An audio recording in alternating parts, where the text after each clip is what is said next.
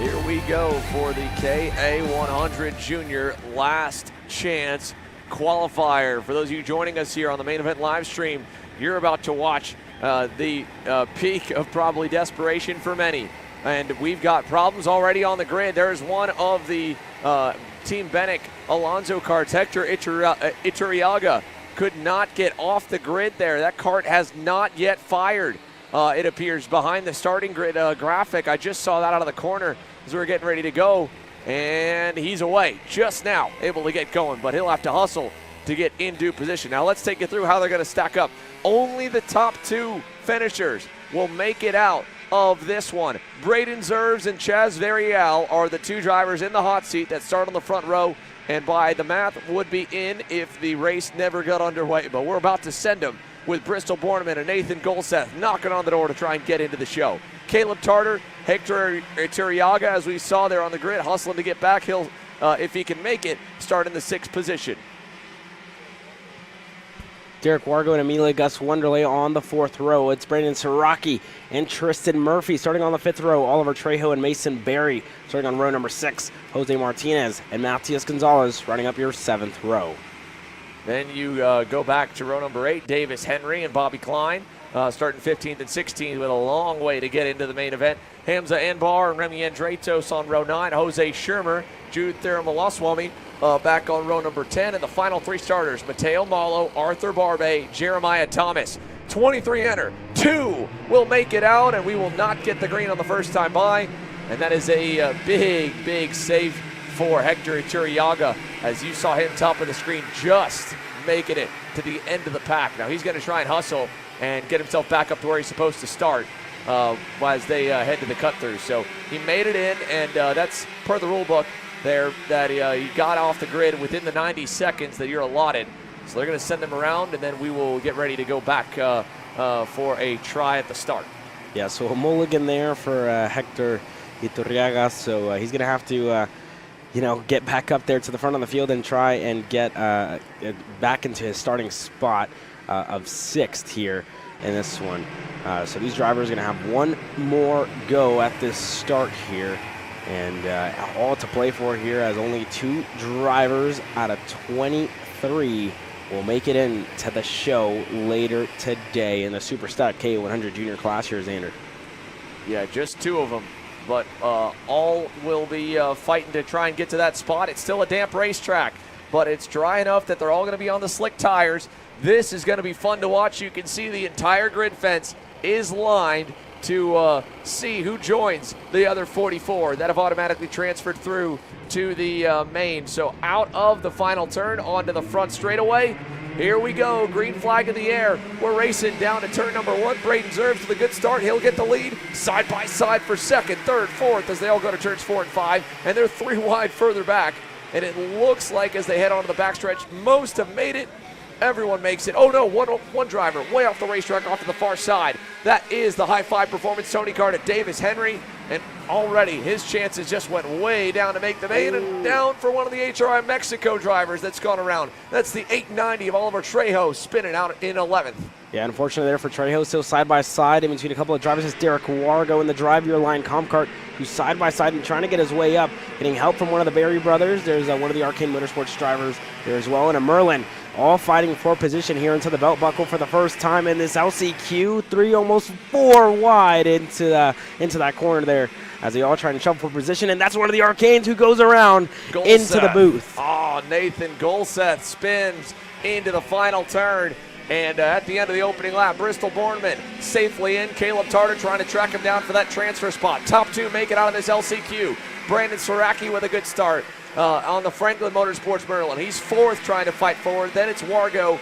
You saw Chaz Varial, who started up front. He's back to the 6th position there as well. Another one of the Franklin Merlins. So here's Tartar. Caleb Tartar on the MPG Motorsports Kart Republic, trying to chase down the 2 leaders and punch his ticket to the main. He's the first man out, the odd man out right now, in 3rd, outside looking in with enough time to hopefully make it through as they head into the belt buckle. Yeah, Bristol Borneman currently the driver who sits on the hot seat here in this one. Zerves already with a pretty good gap to Bornemann in second. So at the moment, it's Zerves and Bornemann who are going to transfer into the main event later today. But Tartar wants to challenge and wants to compete and wants to get into the show later here in this one. So two laps complete as we work lap number 3 now. Bristol Bornemann already chasing Braden Zerves. So the top 3 closing up here in this fight to make it in to the show. Brandon Siraki trying to hunt them down. He said he just needed that kart to have a little more grip later on in the run. Was starting to lose the rear as the heats went on yesterday. He's picked up a little bit, down from 2.2 to 2 seconds away from the top drivers. So through turns 8 and 9 we go. Zerves with about 2 car lengths, maybe 3, but Bristol Bornemann has already lost the gap back to Tartar. Here comes Caleb looking inside for the transfer. Tartar over under from Bornemann. He gets back clear. Yeah, so Bornemann, she's able to get clear on Caleb Tartar there. So Bornemann going to be up into second and back into the transfer spot, but there goes Tartar on the inside of the boot. He's able to get it done, but not for long. Bornemann, she's playing this out perfectly, and there's the 857 who's out of this one. And Jeremiah Thomas started tail end of the field. 17th was as high as he got. He ends up out.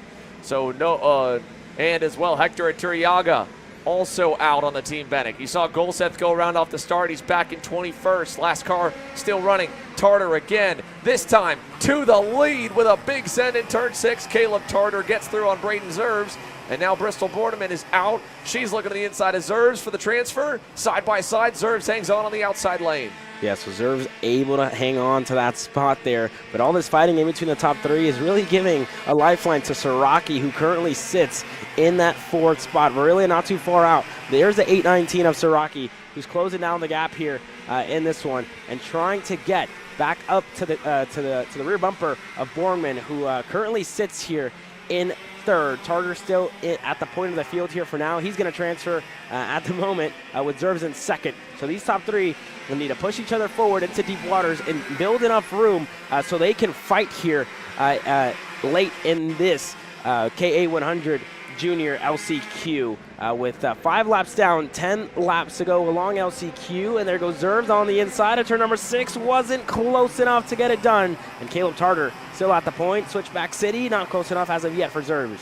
He was defending there from Bristol. Bristol now again to the inside, and again Zerves closes the door in turn 7 and 8.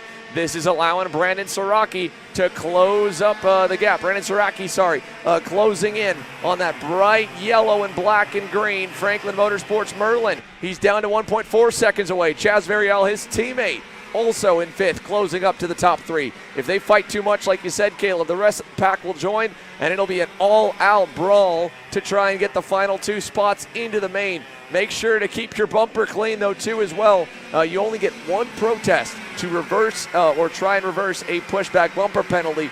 A 3-second penalty would absolutely take you out of transferring to the main event. Any other penalties as well could factor in. So the first 2 across the line, it's all unofficial from our feed of who would get the 45th and 46th place starting spots. Now, this Jr LCQ, again, 15 laps, basically a B main is what they're calling it, because they wanted to make sure that these drivers that don't transfer to the final main event still feel like they got a good amount of racing in here this weekend. Here's Bristol trying the inside again. This time, nothing Braden Zerves can do.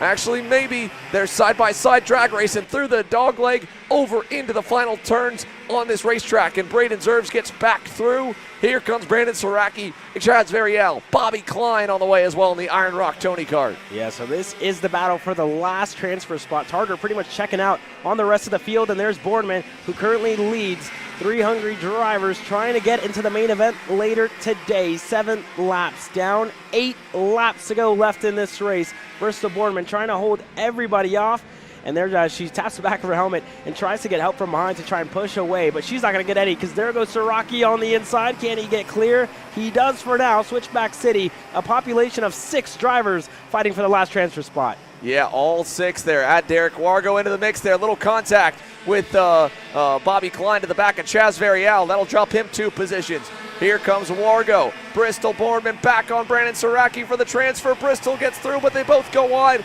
Here comes Braden Zerves. New life for the LN kart. He's got a nose ahead. This transfer battle is phenomenal right now. Final turn. There goes Bristol to the inside, over under. Here comes Bobby Klein. He'll get to third as they head onto the front stretch. Tarter long gone and safely through. This pack still fighting here, and now it's about 9 carts deep.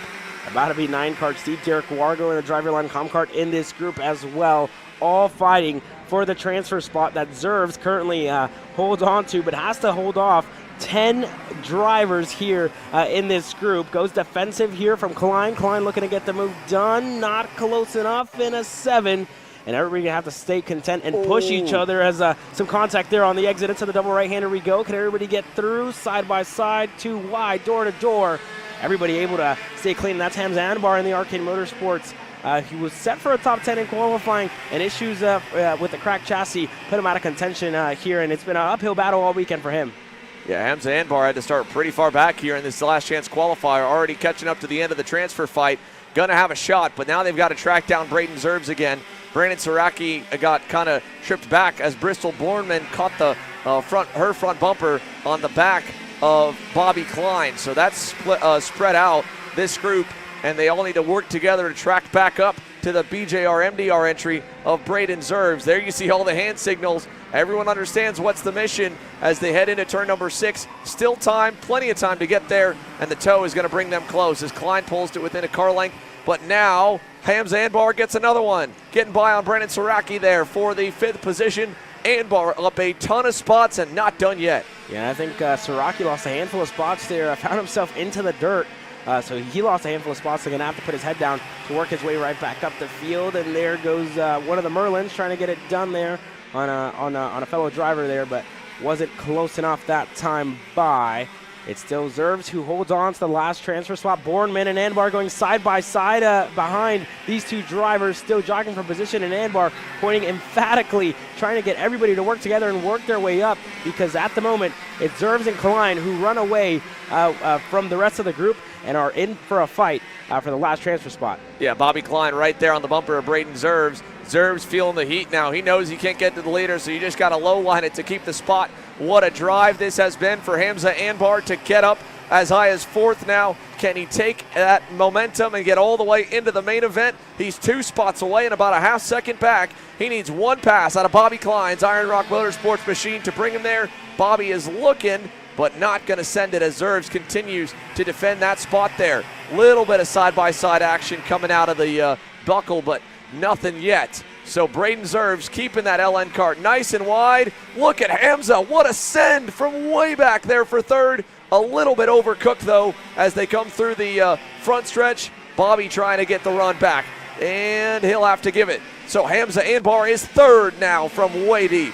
Yeah, so all the defense from Zerbs has really brought everybody right back into play. Mason Berry and Bornman going side by side. Bornman, she's able to stay ahead of Mason Berry there, and they go side by side still. Zerbs still going defensive. Anbar around the outside. What a move into turn number 6. He gets it done around the outside. Last of the late breakers and into the transfer spot for Hamza Anbar. 17th on the grid for Anbar to 2nd, and now staring down a ticket to the main event. 5 seconds up the road for Caleb Tarter. He's long gone, and unfortunately Braden Zerbs, who started on the pole and was the first one on points to not automatically go through to the final, is on the outside looking in. Bobby Klein right behind him as they've now stopped the defensive driving and are trying to hang on to the coattails of Anbar. Hamza Anbar there getting a big wave from one of the dads and mechanics on the fence line to keep going and get away, because there's only 4 laps left. Any mistake now could trigger a big fight, and then it's anyone's guess who gets through. That gap is growing here, almost at 3 kart lengths in between Zerbs and Anbar,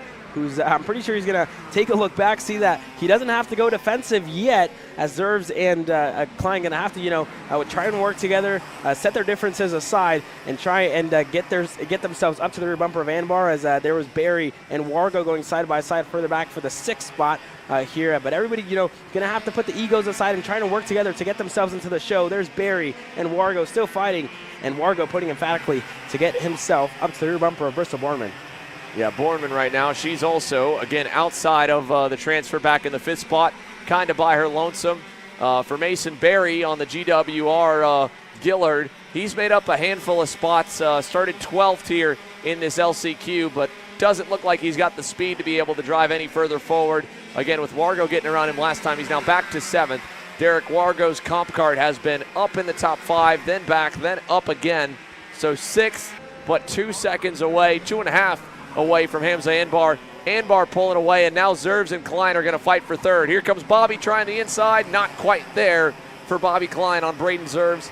And all they can bank on at this point is maybe a penalty of some kind or an issue in tech to bring either one of them into the main event, because Caleb Tarter 5 seconds out, he'll outrun any pushback penalty. Hamza Anbar almost far enough away he could run a half pushback. 3 seconds, I believe, is half, or 6 for the full. So Anbar still needs to keep going and to stay safe, and this will help open that margin. Bobby Klein to 3rd, Bornman to 4th, 2 laps to go here at the line. Hamza Anbar ahead by about 2 seconds. Yeah, about 2 seconds here for Hamza Anbar, and I think Klein knew that with Zerves leading their group, they weren't catching to Hamza Anbar, so kind of just running out of time here for Bobby Klein to get into the show later today. There's Bristol Borman on the inside of turn number 6. Can she get clear? Side by side in between the two of them. Borman ahead at the moment here, and she's able to hold on to that 3rd spot here for a podium place in this LCQ. There goes Zerves on the inside of turn number 8. Moves Klein to the outside there, and Klein going to lose that spot to Zerves, who moves up in a P4. Yeah, he's going to go back in on him. Zerves tried to shut the door, couldn't do it. Over-under from Zerves, not going to be enough. And now Derek Wargo's going to have a shot. Good fight here outside the top 5, or outside the top couple, just inside the top 5. As the white flag waves for Caleb Tarter, 1 lap to go. Hamza Anbar next, and then this gap back to 3rd with Bristol Bornman. 4th for Bobby Klein. 5th, Braden Zerves. 6th, Derek Wargo on the DYL Kart Sport Comp Cart. Yeah, 4th there, 6th there for Derek Wargo, and a great drive up the field by Tarter, who did not look back from the start, let all the fighting play out. He got shuffled back early in this one, but made himself, got himself right back up to the lead to put himself in one of the transfer spots into the show. Hamza Anbar as well, a climb up the field the entire race, and a great move on the outside of turn number 6 has put him in to the transfer spot, and he's set to start in the show later today. And Bristol Bornman going to be good, but she's going to fall just short, putting herself in the best spot to hopefully and maybe pull something out of the bag to transfer in. But Caleb Tarter getting set to win the KA100 Jr LCQ, and he's into the show. Hamza Anbar looks to the heavens there, and he is fired up, and I would be too after coming from 17th to get through. There's the rest of the top 10 coming across the line. Bornman, like you said, she's the first one out. Can only hope for issues in the tech room for post-race scrutineering or a penalty that would take either Anbar or Tarter away. But I think Hamza Anbar kept his nose clean. It looked good there across the line. There's unfortunately Nathan Golseth. He just got to the end of the group at the last couple laps. The same for Davis Henry. Those two spun on the first lap out and will not join us later on this morning. Caleb Tarter, Hamza Anbar, unofficially the two that have raced their way into the main event for KA100 Jr. Bristol Bornman, Bobby Klein, Braden Zerves, the rest of the top 5 here in this KA Junior B main. Then Derek Wargo, Mason Berry, Brandon Saraki, Chaz Varial, Jose Martinez, the top 10. Remy Andratos, Oliver Trejo, Mateo Malo, Drew Thuramalaswamy, Matias Gonzalez, the top 15. And the final few from this B main, of course, we saw Jose Schirmer there on the Sodi, Davis Henry, Nathan Golseth. They rebound to 17th and 18th, but a heartbreaking end for the two of them. The same for the other DNFs, unfortunately. Amelia Gus Wondurl with issues on the final lap. Tristan Murphy, Jeremiah Thomas, Hector Iturriaga. That's got to burn as well. Engine issues was late getting off the grid, and I don't know if that was the problem for him that took him out of this one. But that's one of the two last chance qualifiers. A couple less, but still 17 drivers deep for the last chance qualifier in KA100 Senior here in just a moment. So we'll take a look at the starting grid, and let's see how they line up. JD Lamping has had a weekend of frustration, to say the least. He will be the first one to lead us to green. Alongside him will be the Franklin Motorsports Merlin of Charles Roedke. Yeah, Kingston Himes and Ruben Asensio the fourth, starting on that second row. It's been gone in the Team Ferris Racing Kart Republic, starting on row 3, alongside the Speedsportz Motorsports OTK of Max Altman on that third row. On row number 4, it's Lydia Small and her Sodi Racing USA machine, and Sawyer Roussel starting alongside her. Then you go back from Sawyer Roussel, and you'll find Quentin McPherson in the 979 RPG Cosmic starting 9th. Gabby Selden on the Arcane Motorsports X-Prix starts in 10th. Valen Venkatesh on the SpeedSense X-Prix in 11th. Jack Small on the Nash Motorsports Machine starts 12th. Yeah, and then it's Gavin Wardle in his Nash Motorsports EOS kart starting in the 7th row alongside Chase Suplee. And then it's Luca Quattaromano on row 8 alongside Fernando Molina. And then Shotgun Charlie on the field is Autumn Fisher here for this KA100 Senior LCQ. And only 2 will transfer into the show later today on what's been an action-packed weekend of racing for these KA100 seniors and an absolutely stacked class here this weekend.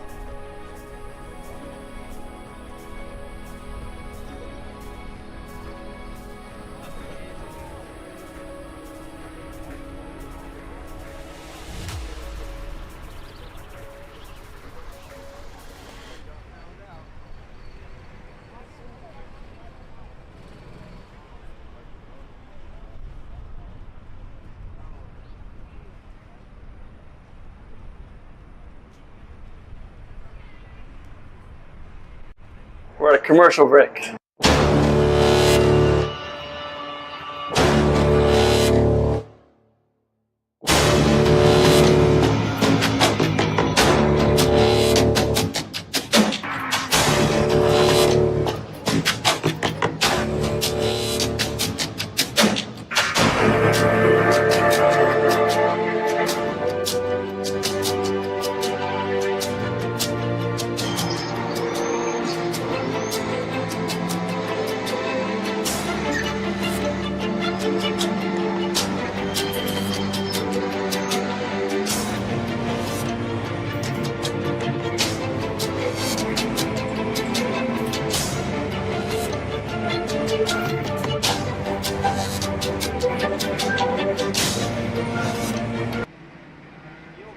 Well, as the engines come to life, your LCQ starters get set to go green here for maybe some of their final times here this weekend. JD Lamping looking to race his way into the show later today. Roepke starting alongside him on that front row. Anybody's game to get into the show later today with 15 laps getting set to go underway here. And JD Lamping, the driver who's going to lead them away. A lot of drivers and a lot of action-packed racing getting set to go here shortly. So they'll slowly begin to form on up towards the boot as we begin to get double file for this KA100 Senior B main. 15 laps for them as well. Out of the final turn for JD Lamping on the outside in that high five Performance Cosmic on the inside lane, but outside of that corner, you're starting to see finally those dry patches. The lap times are close, but it's still very damp offline when you have to make some moves. Let's see what this start looks like. Who are the 2 drivers that will join us along with the 44 into the KA main? Oh, too much of a jump start there for the front row, so they're going to wave it off. You saw Lamping put his hand in the air saying, hey man, we're not supposed to accelerate yet, so no green on the first time by. Porter Wiesensenzel is going to send him around, and we'll try a second run at getting this race underway. Yeah, so one more try for these drivers to go green here in this one. JD Lamping, has been almost a weekend to forget here. Just hasn't had the pace so far this weekend, and then finding himself in bad situations, right? Crashes and what's a very stacked KA100 senior field where the margins are very, very minimal. Right, so it's just been struggling for JD Lamping. We're not used to seeing him so far back in the field here. So unfortunate for him, and he's going to look to race his way into the show later today. So tent number 2, you can see that red light there on the right-hand side of the screen from the start shot. That thing needs to go out to let these guys and girls know that it's time to go. Max Altman will be another driver to keep your eye on, along with Kingston Himes. I think both of them might have the speed to drive forward It all just comes down to the start. Can they all survive, and where do they shake out by the time we hit the back straightaway and get up to full speed into the tram lines? Attempt number 2 for K. Senior this time looks good. It is gonna be good. We're green, and a bit of a nose ahead for Ropke, but JD Lamping will get the lead. Kingston Himes into second as they go to turns 4 and 5. Yeah, turns 4 and 5. Looks like everybody's gonna make it through here at the start, and JD Lamping already to a good start. Kingston Himes sees them. They want to work together to get ahead, and just as I say that, I get proven wrong because Kingston Himes look for the move there on the inside of turn number 6, and Lamping already falling under fire here early in this one. Asensio already up into that. Sorry, it's Ropke who's in that 3rd spot, and Lydia Small up in a P4 here early in this one. Lamping still kind of keeping it a bit narrow. Let's see if he leaves the door open. He does into the buckle. Himes going to get through. Ropke trying to get his elbows out. Not going to happen. Kingston Himes, our new leader here in this K Junior B main, over to the boot for the first time. Lamping going to go back in just barely, kind of halfway there. Kingston hanging on the outside. And the 2 Texans lead the way as a good move from further back for Lydia Small. She's all the way up to 3rd now. Yeah, so Lydia Small making moves here early in this one. Started just outside of the top 4 for Lydia Small, but she's already with a good start so far in her Sr Racing USA machine. A move further back, it's one of the Speedsportz drivers. That's Max Altman there trying to go to the inside of Ropke. And cleared in turn number 6 for 4th. Yeah, so Altman able to get the move done, up in a P4 for him, and trying to work his way up to the rear bumper of Lydia Small, who's a cart length in between her and JD Lamping here at the moment. I'm interested to see if they're going to want to work together or just fight it out for that 2nd spot. As one of the RPG Cosmics there looks to make the move. That's McPherson who gets the move on the Merlin. On the Franklin Motorsports driver, who just kind of confused about the move. They want to work together and try and get up to the field because the transfer spots are running away from them. Yeah, you saw Lydia Small try to go to the inside for 2nd. Cut P2, a big break. Lamping slammed the door shut on the outside. Max Altman then gets the same treatment from Lydia for 3rd. And it stays even. So 1, 2, 3, 4 now with a little bit of a gap between them all.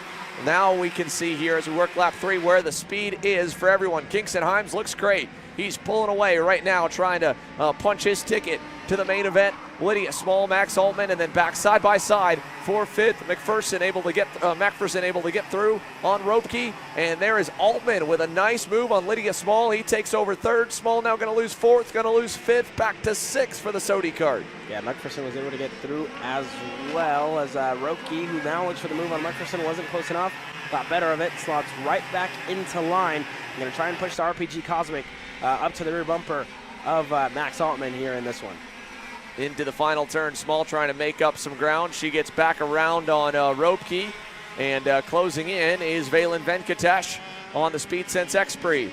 Big gap for JD Lamping, back to Max Altman in 3rd. McPherson, Small, and then this group. Sawyer Roussel in the middle of it, trying to make something happen. He gets through on Venkatesh. Next up is Charles Ropke for the 7th position for Roussel. Although going back further, looked like a pass made. Ben Gaunt getting shuffled around with Quattromano and Ruben Ascencio as Roussel gets through now on Ropke. Brings Venkatesh with him. Sawyer Roussel into 6th. Yeah, so Roussel up in a 6th, and now going to work his way up to the rear bumper of Lydia Small here, who's losing touch a little bit with McPherson, who sits in 4th. So for Roussel, going to try and make quick work of Lydia Small to try and get himself up closer to Altman, maybe even JD Lamping here to try and get himself into the show later today. Out of the final turn onto the front stretch. Still early, a lot of time left. Lamping struggling for speed. It looks like Max Altman has tracked him down for the transfer spot. And if Lamping drives the way he did earlier, fighting hard to hang on to it, we could see McPherson and Lydia Small get some new life. Already to the low side. Altman follows, goes even lower into 6. Over under from Lamping, not going to happen. Max Altman into the show now through 7. Yeah, so Max Altman, a great move by him. JD Lamping went low, but Altman went even lower than that and got the move done in turn number 6. Who finds himself in that 2nd spot. For JD Lamping, you said he was struggling for pace. Let's see if he can stay with the Speedsportz X-Prix of Altman to try and transfer into the show in a couple of hours' time. Whoa, wow. What a send for JD. Lamping with a big move down the inside from 3 cars back in the last turn. to try and get himself back up there. That's what you have to do right now in this LCQ to get to the main event, is keep on fighting. Never give up. He's now brought Macpherson and Small into it. 4 cars all together. Lamping going to take him to the low side on the back straightaway. Anybody's fight here. Macpherson goes to the outside. JD Lamping goes low. Lydia Small on the outside there as well. JD Lamping able to stay ahead and switch back City. Altman still not close enough. Lamping still defensive, side by side. A little bit of contact in between them. Macpherson with a great run out of turn number 7. Altman a little bit sideways there. Macpherson going to go through in his Cosmic. And Lydia Small looked to go through, but wasn't able to squeeze her way in there. And there goes Macpherson defensive again from Altman, who moves him out of the way. And Altman up in a P3 here. JD Lamping still running away. And Roussel, welcome to the party, with a lot of other drivers joining here shortly. Yeah, Max Altman was not happy with the way he got roughed up with Macpherson. Macpherson kind of got into his right rear tire. He was on the inside as Lydia Small gets the third. That's a borderline deal, but back and forth between the two of them. Altman, like you said, kind of gave it right back in the buckle. Either way, JD Lamping still doing what he needs to do to get into this main event and giving Kingston Himes a lot of cushion time. It's up to 4 seconds as Lamping is fighting with everything he's got down to 6. Altman, little love tap, little move, side by side through 7. Now he's on the outside. Small trying to get in line as well as Lamping keeps on parking the bus and holding on. It's now about 8 cars deep here in this pack. 8 cars deep in this one as more and more drivers going side by side. Altman to the bottom of the racetrack, gets through into the belt buckle. So can JD Lamping get the over-under move? Not close enough. Roussel looking to go on Macpherson, who loses a spot to Small. Wow, Roussel driven off the racetrack there. Small able to stay ahead, and Sawyer Roussel with a lot of work to do if he wants to get back up to top 5 in this group. JD Lamping back around Max Altman there in the last turn. This is an all-out brawl for JD Lamping to just try and force his way, make something happen here. How about it from, oh wow, off the racetrack, Max Altman giving the boot there to Lamping in turns 4 and 5. And now Lamping way back on the leaderboard. He'll drop all the way to 10th or 12th as Altman goes defensive from a great run forward for the Nash Motorsports driver that has gotten into the mix of this. Yeah, and I'm going to be interested to see what the bumpers look like after this race as Macpherson looked for the move there on Lydia Small. Wasn't close enough to get clear into turn number 8. Altman still leads us away, and that's one of the Nash Motorsports drivers who currently sits there, looked for the move. Wasn't close enough that time by Macpherson. Still looking to get through on Lydia Small, but just hasn't been close enough and hasn't had the run that he needs to get ahead.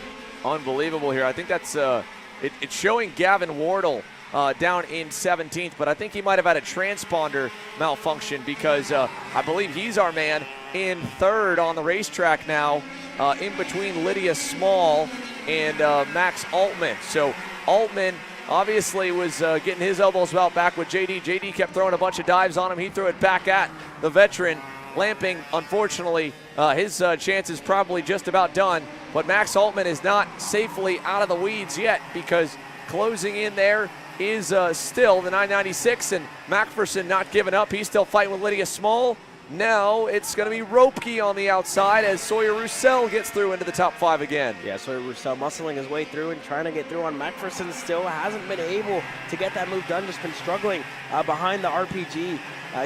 He was off the racetrack, all 4 tires going into the ditch, was able to make his way out and safely. There goes Macpherson on Lydia Small, a deep dive and able to get clear there on Small. It's Wardo who currently sits in that 3rd spot. Altman currently in the last of the transfer spots here in this one, but this group is not working together, and that gap to Altman and Wardo, who are working together, just opening up here a little bit, almost 10 kart lengths in between the 3 of them. Sawyer Roussel able to get around Lydia Small. Here comes Ropke. Here comes Valen Venkatesh to the inside of Ropke. It is no friends left here in the top 10, and now Venkatesh and Small get tagged together in turn 6. Lamping back on the inside of Ropke. He'll pick up a couple spots, move JD Lamping back closer to the transfer as he pulls up to the rear bumper of Lydia Small.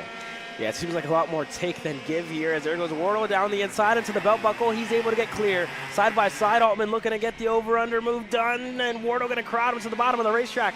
Not close enough for Altman. Oh, they get together, and the last of the transfer spot switches hands to Macpherson, who leads us away here, and an absolutely destroyed National Motorsports go-kart here in this one. Gavin Wardle and Max Altman door banging on the straightaway, and now it's up to Sawyer Roussel to try and run down Quentin Macpherson. Last time by, Macpherson had a 2nd gap, so he's able to drive normally, but Max Altman side by side in contact with Gavin Wardle, who is still driving with an absolutely destroyed EOS kart. Altman out, Wardle out, and it is McPherson first man in if it holds. Back to Sawyer Roussel, and Chase Suplee on the Iron Rock Motorsports Tony kart has driven from nearly dead last into fourth. Yeah, almost dead last to fourth here for Chase Suplee, who's now looking to chase down Sawyer Roussel there. And it wasn't close enough that time by. Gonna get a good draft to Roussel here in this one and try and push him up to the rear bumper of the RPG Cosmic of McPherson, who's running away here at the moment from Roussel a little bit. Is Small gonna attempt the move? Not close enough as of yet. So these three have found each other. They're gonna have to work together if they wanna get into the show later today. McPherson with a big gap in between them, because obviously we saw the contact a lap before in between the Natural Motorsports and the Speed Sense there, so a lot of work for Roussel to do if he wants to get into the show here, Xander. And by the way, Kingston Himes, he's still on the racetrack, Caleb. 9 seconds up the road for McPherson as Sawyer Roussel going to lose out on third. To the inside and clear for Chase Suplee. Unfortunately, it won't be a Cinderella story like what we saw in the Jr LCQ, as Lamping gets through now on Roussel into the fifth position. It was a 14th place starting spot of the 17 for Chase Suplee. Now into third. First man out as Roussel getting the boot there from Ropke and company, and Quattromano was right there as well. But Chase Suplee, Lydia Small trying to fight here in the last few laps. At this point, it's just banking on maybe a penalty for Quentin McPherson or something else to change to put them into the show, as JD Lamping back into the top 5 and maybe with a chance to get as high as third before it's all over. Yeah, a lot of hard racing, so you want to find yourself in that third spot in case there is any penalties here in this one. For JD Lamping, he found himself up at the lead of the race here at one point, and now he finds himself even outside of the transfer spot. So for him, he's going to want to put his go-kart up into that third spot as one of the interim S drivers there. That's Quattromano, who puts himself ahead of Ropke here in this one. Yeah, Luca Quattromano on the interim S pink and chrome machine right there in 6th. Charles Ropke back in 7th. And then back to Sawyer Roussel and Valen Venkatesh battling for 8th. Here's Quattromano trying the inside of Lydia Small, and they're going to get stuck together. Small all the way out to the edge of the racetrack into the marbles. She'll drop back to 9th. White flag up the road for Kingston Himes. Quentin McPherson well ahead of Chase Suplee there in 3rd. Then it is going to be JD Lamping in the 4th spot. Charles Ropke now 5th. Quattromano 6th. Venkatesh 7th.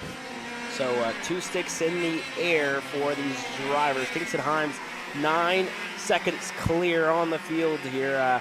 The gap in between McPherson currently sits at 3 seconds there, and you see it's a lot of work. Gonna need a Hail Mary for Chase Suplee if he wants to make it into the show. And there goes Quattromano on the inside again of Ropke as they continue to fight and jockey for that position. That's the battle for P5. They're on your screen as Roussel. He's going to try and go through there as well. He was able to get clearance. So that's McPherson. And you see the gap back to Chase Suplee and JD Lamping, who look to get clear. And there goes Ropke on the inside of Roussel, getting back in the belt buckle. Roussel not the best run out of there. But white flag in the air this time by for Kingston Himes, who has been perfect all race long and hasn't looked back since the first lap. White flag as well for McPherson. There's a look at Kingston Himes.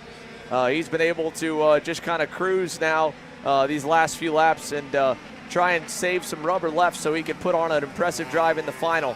A smooth and controlled race, getting to the lead early from starting in the first couple rows has given him a well-deserved run to 9 seconds ahead of the field.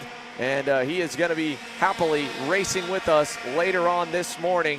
And hopefully we can say the same for Quentin McPherson. He's now up to over 3 seconds ahead of Chase Suplee, so that should put him safely in. One last look over the shoulder for Kingston Himes.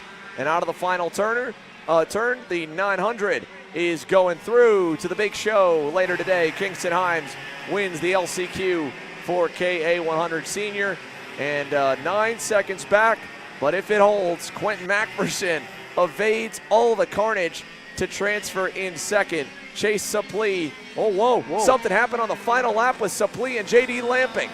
JD Lamping and Chase Suplee were 3rd and 4th, and they have both crashed on the final lap here in the last turn and up and over. That's what it is. Suplee flipped in the final turn, and JD Lamping must have sent it for P3, knowing that was his last effort, last chance to get in.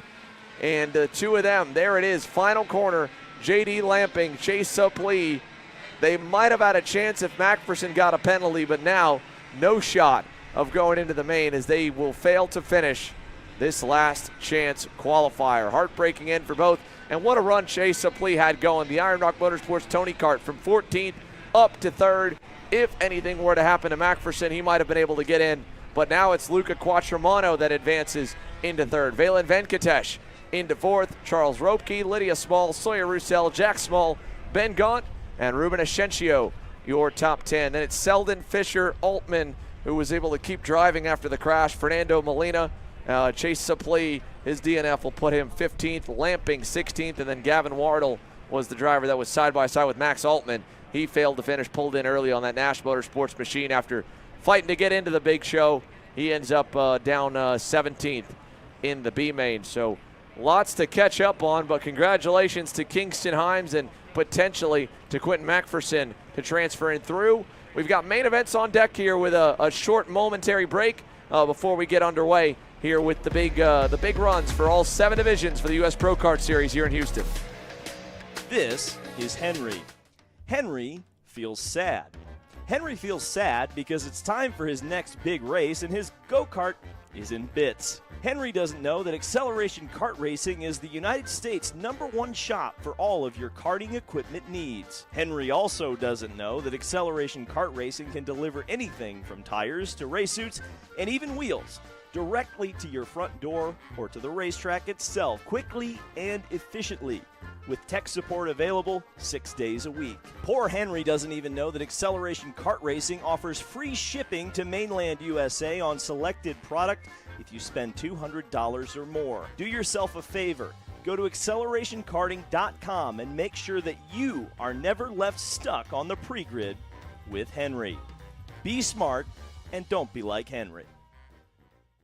Studies show that even the best current generation of simulators only convince 50% of the human brain that they are real. Here at SimCraft, that just isn't realistic enough. Developed to offer the most realistic karting sim experience in the world, all testing has shown that the physics engine used in SimCraft's Grid 1 model convinces 90% of the human brain that you are actually on track. Now that is the real deal. So you finally want to get behind the wheel, huh? Yeah, I've been shooting for 3 years and I've never got to drive. Well, you're gonna need some more gear than just your helmet. Why don't you go to shopakr.com. They got their inventory online and they'll ship it the same day if you order before 5:30 p.m. Eastern. They got shoes? Yep. Gloves? Yep. Rip protectors? Got those too. Can they make me go fast? No. Here at Acceleration Kart Racing, we've got everything you need to get on track. What happens next? Well, that's on you. Check us out online at shopakr.com. Here at MPG Motorsports, our main goal is to provide the best pathway into professional motorsports for our entire team, drivers and mechanics alike.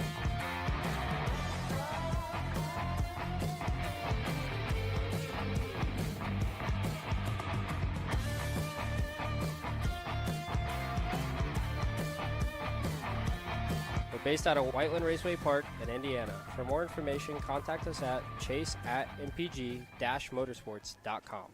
Hey guys, and welcome to Speedsportz Racing Park in Houston, Texas. The circuit here offers both tight and technical section, but also fast and flowing sweepers that lead into long straights. We're here to show you guys the fastest way around the racetrack.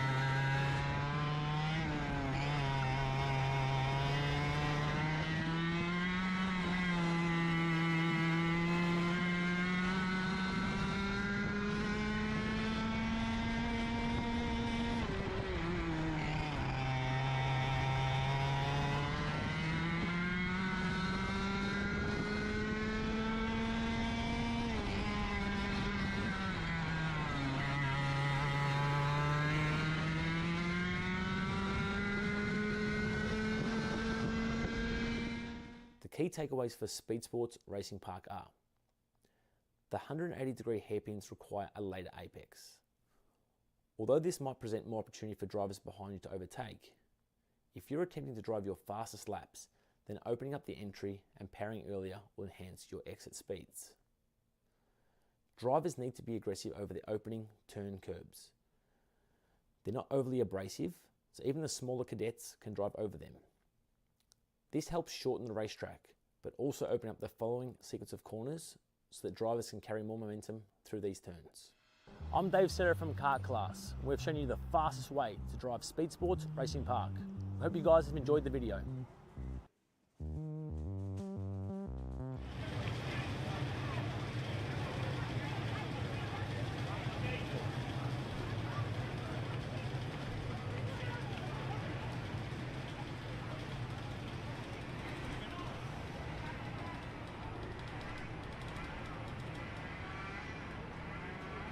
Before we get started with main events here in the paddock, we'd like to ask that everyone please rise and remove your hats for the playing of our national anthem.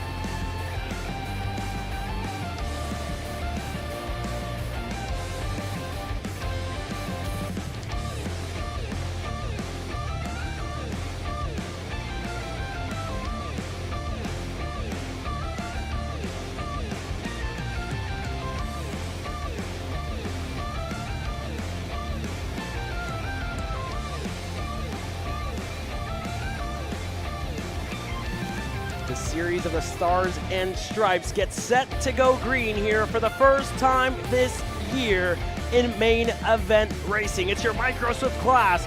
Who's going to start the season here? Your starting grid. It's Win Gottschalk on the pole position. The kid from Curacao, the island boy, starting alongside Miguel Suarez on the front row. The Jamaican sensation on the second row alongside Mikey Collins. Marcelo Flores, the young Mexican, starting on the third row alongside Anthony Malzaculo, starting Mulata from Washington, D.C., alongside the young Egyptian. On the 4th row, it's Jake Manalio and Lawrence Perriman. Lining up your 5th row, Angelia Anastasio and his Alan Rudolph Racing Academy machine. Starting on row number 6, alongside Sebastian Piemonte. It's Santiago Orioli, the young Venezuelan, starting on row number 7, alongside Easton Kubinski. It's Westbrook, Johnson, Gottschalk, Simone, Salazar, and Stoffel, rounding up your top 10 rows. The rest of your field here is Bourneman, Luca Bessero, Wonderley, Ho, Nario, Go, Garcia, Harold, Katowski, Gomez, For, Pena, Carney, Capitan Garduno, Canache, Hale, Lopez, Blackwood, and Rodolfo Garza. Getting set to go green here in this Micro Swift class for the first time this weekend in main event racing. We get set to kick it off, and Wynn Gottschalk, who has had a good weekend so far, when passes in happy hour in one heat race number 3 with the best average out of anyone, gets set to go green on the front row alongside Suarez here. Orioli, after a good qualifying and a bad first heat, put him further back the field with a lot of work to do if he wants to get right back up to the front. But it's anybody's game here in an absolutely stacked Micro Swift class. For the first time in the United States Pro Kart Series and main event racing, we go into the tram lines here for the first time today and this Sunday. We get set to go green. The lights are out and we are racing here in Micro Swift. Gottschalk with a good start. Suarez looks to go through. Zane Burgess already up to second here, looking to get through, and he's able to get clear. So Zane Burgess, the flying Jamaican, up to P2. Flores in P3 here at the moment, and Suarez already falling under fire further back. And there goes a lot of side-by-side action. There goes Burgess, a little bit defensive from Flores, and Gottschalk with a good lead so far. There's Mulata, who looked for the move, able to get clear for a second. Can he stay ahead here in Switchback City with a lot of racing action going on here in this one? Side-by-side, Ahmad looking to get clear on another driver. He's able to get ahead of one of the Team Ferris racing machines. That was either Masakulu or Manalio, I believe that was. So a lot of action here early on in this one, where Mulata looks to get up to the rear bumper of his teammate, and Gottschalk further up the field. Flores continuing to push the Zane Burgess up to try and get to the rear bumper of the young kid from Curacao. With only a population of 150, and this kid has put himself into the top, and one of the best kids in the U.S. here at the moment. There goes Burgess, stuck on the inside of turn number 1, not going to get the best run out of there. Flores and Suarez going to go through, who looked to make the move there on Flores into the 4th corner. Wasn't close enough that time by, as for all these drivers going to try and get the draft and stay in line to push each other up to Wynn Gottschalk, who has a pretty good gap further back. It's Kimo Ahmad looking for the move on Santiago Orioli. Side-by-side action all the way through. There's Sterling Mulata side-by-side with the Team Ferris Racing Kart Republic of Jake Manalio. Mulata able to stay ahead for the 7th spot. Manalio currently sits in 8th, and Kimo Ahmad up into the 9th spot with Santiago Orioli right behind him. And there goes Manalio again on Sterling Mulata into the belt buckle. And for him, he's able to stay ahead. So Manalio already making good gains here in this one. Ahmad, not the best qualifying for him yesterday, but he finds himself up there here in this one, and looking to get further and further up the field for the young Egyptian here, who finds himself inside of the top 10 for the first time this weekend. Flores trying to hold off Suarez here. The both of them just looking to get ahead of each other and try and push each other up to Wynn Gottschalk, who has a healthy gap here at the moment. 5 kart lengths in between Flores and Gottschalk here at the moment. Side by side further back, that's one of the Paralins and Zane Burgess, who goes side by side there. One of the U-Race, sorry, that's Collins. Mikey Collins went side by side with Burgess there into that turn, but he wasn't close enough to get the move done in a Switchback City. There's Lawrence Perriman and his BJR MDR LN kart, who's working with Jake Manalio here at the moment. Ahmad fell back to 10th in that lap, and Gottschalk, welcome to the party. Marcelo Flores and Miguel Suarez will have all caught up to Gottschalk, and now gonna battle it out for the lead. This is Perriman looking to get stay ahead of Jake Manalio here in this one. And Flores already looking for a way around Gottschalk, just not close enough that time by into the boot. And going to have to stay content with Miguel Suarez and company pushing him. Zane Burgess doesn't have the pace at the moment to get to the rear bumper of Suarez and Flores, but trying his best to get up there side by side. Collins thinks he's faster than Burgess, going to go ahead into the double right-hander. A good move by the U-Race of Collins to get ahead. and try and get up further up the field. There go first switch for the lead. Marcelo Flores, a young kid from Monterrey, Mexico, goes to the point of the field here in this one. And Gottschalk in second, still very much in tow here in this one. Suarez still in third. It's Burgess who fell back to fifth that lap. And with Collins now going to lead that second group, and Burgess just wasn't able to hold on to that front group there. I don't know if he has some sort of issues here in this one. We saw him raise his hand earlier in this race, and now he's still losing some spots. It's Simone and Burgess going side by side further back in the field. Is Gottschalk close enough to retake the lead here in this one? Not as of yet. And Manalio and Collins are side by side there and still fighting down the main straightaway. You see the front bumper of Manalio that's kind of pushed in here in this one. So some sort of contact from Manalio at one point in this race at one point in this race who made contact here in this one with a driver out there on the racetrack. Zane Burgess there. It's going to get the move done on him by Santiago Orioli, and an unfortunate race so far by Burgess, who just hasn't had the pace to really contend for anything. So, you know, it's been difficult for Burgess so far. And this one has a change for the lead here. Miguel Suarez, for the first time in this main event, is going to lead us away here. Gottschalk looking to get the move done, and Suarez to the outside of the racetrack into the belt buckle. And still leading us away here in this one. Gottschalk going to try and retake the lead here into the boot. Is he going to be close enough? Flores was the driver who lost a little bit of touch. A kart length in between the Benek, the RPG, and the Kart Republic SLA machine of Marcelo Flores. Jake Manalio not too far back, so it's anybody's game, and a lot of fighting further back where Zane Burgess keeps falling further and further back in the field. Issues here in this one for Zane Burgess. No idea what's going on with that Saudi Racing USA machine as Kimo Ahmad goes around into the double right-hander. The hometown kid. Heartbreak for Kimo Ahmad. Unfortunate end to his race here in this one.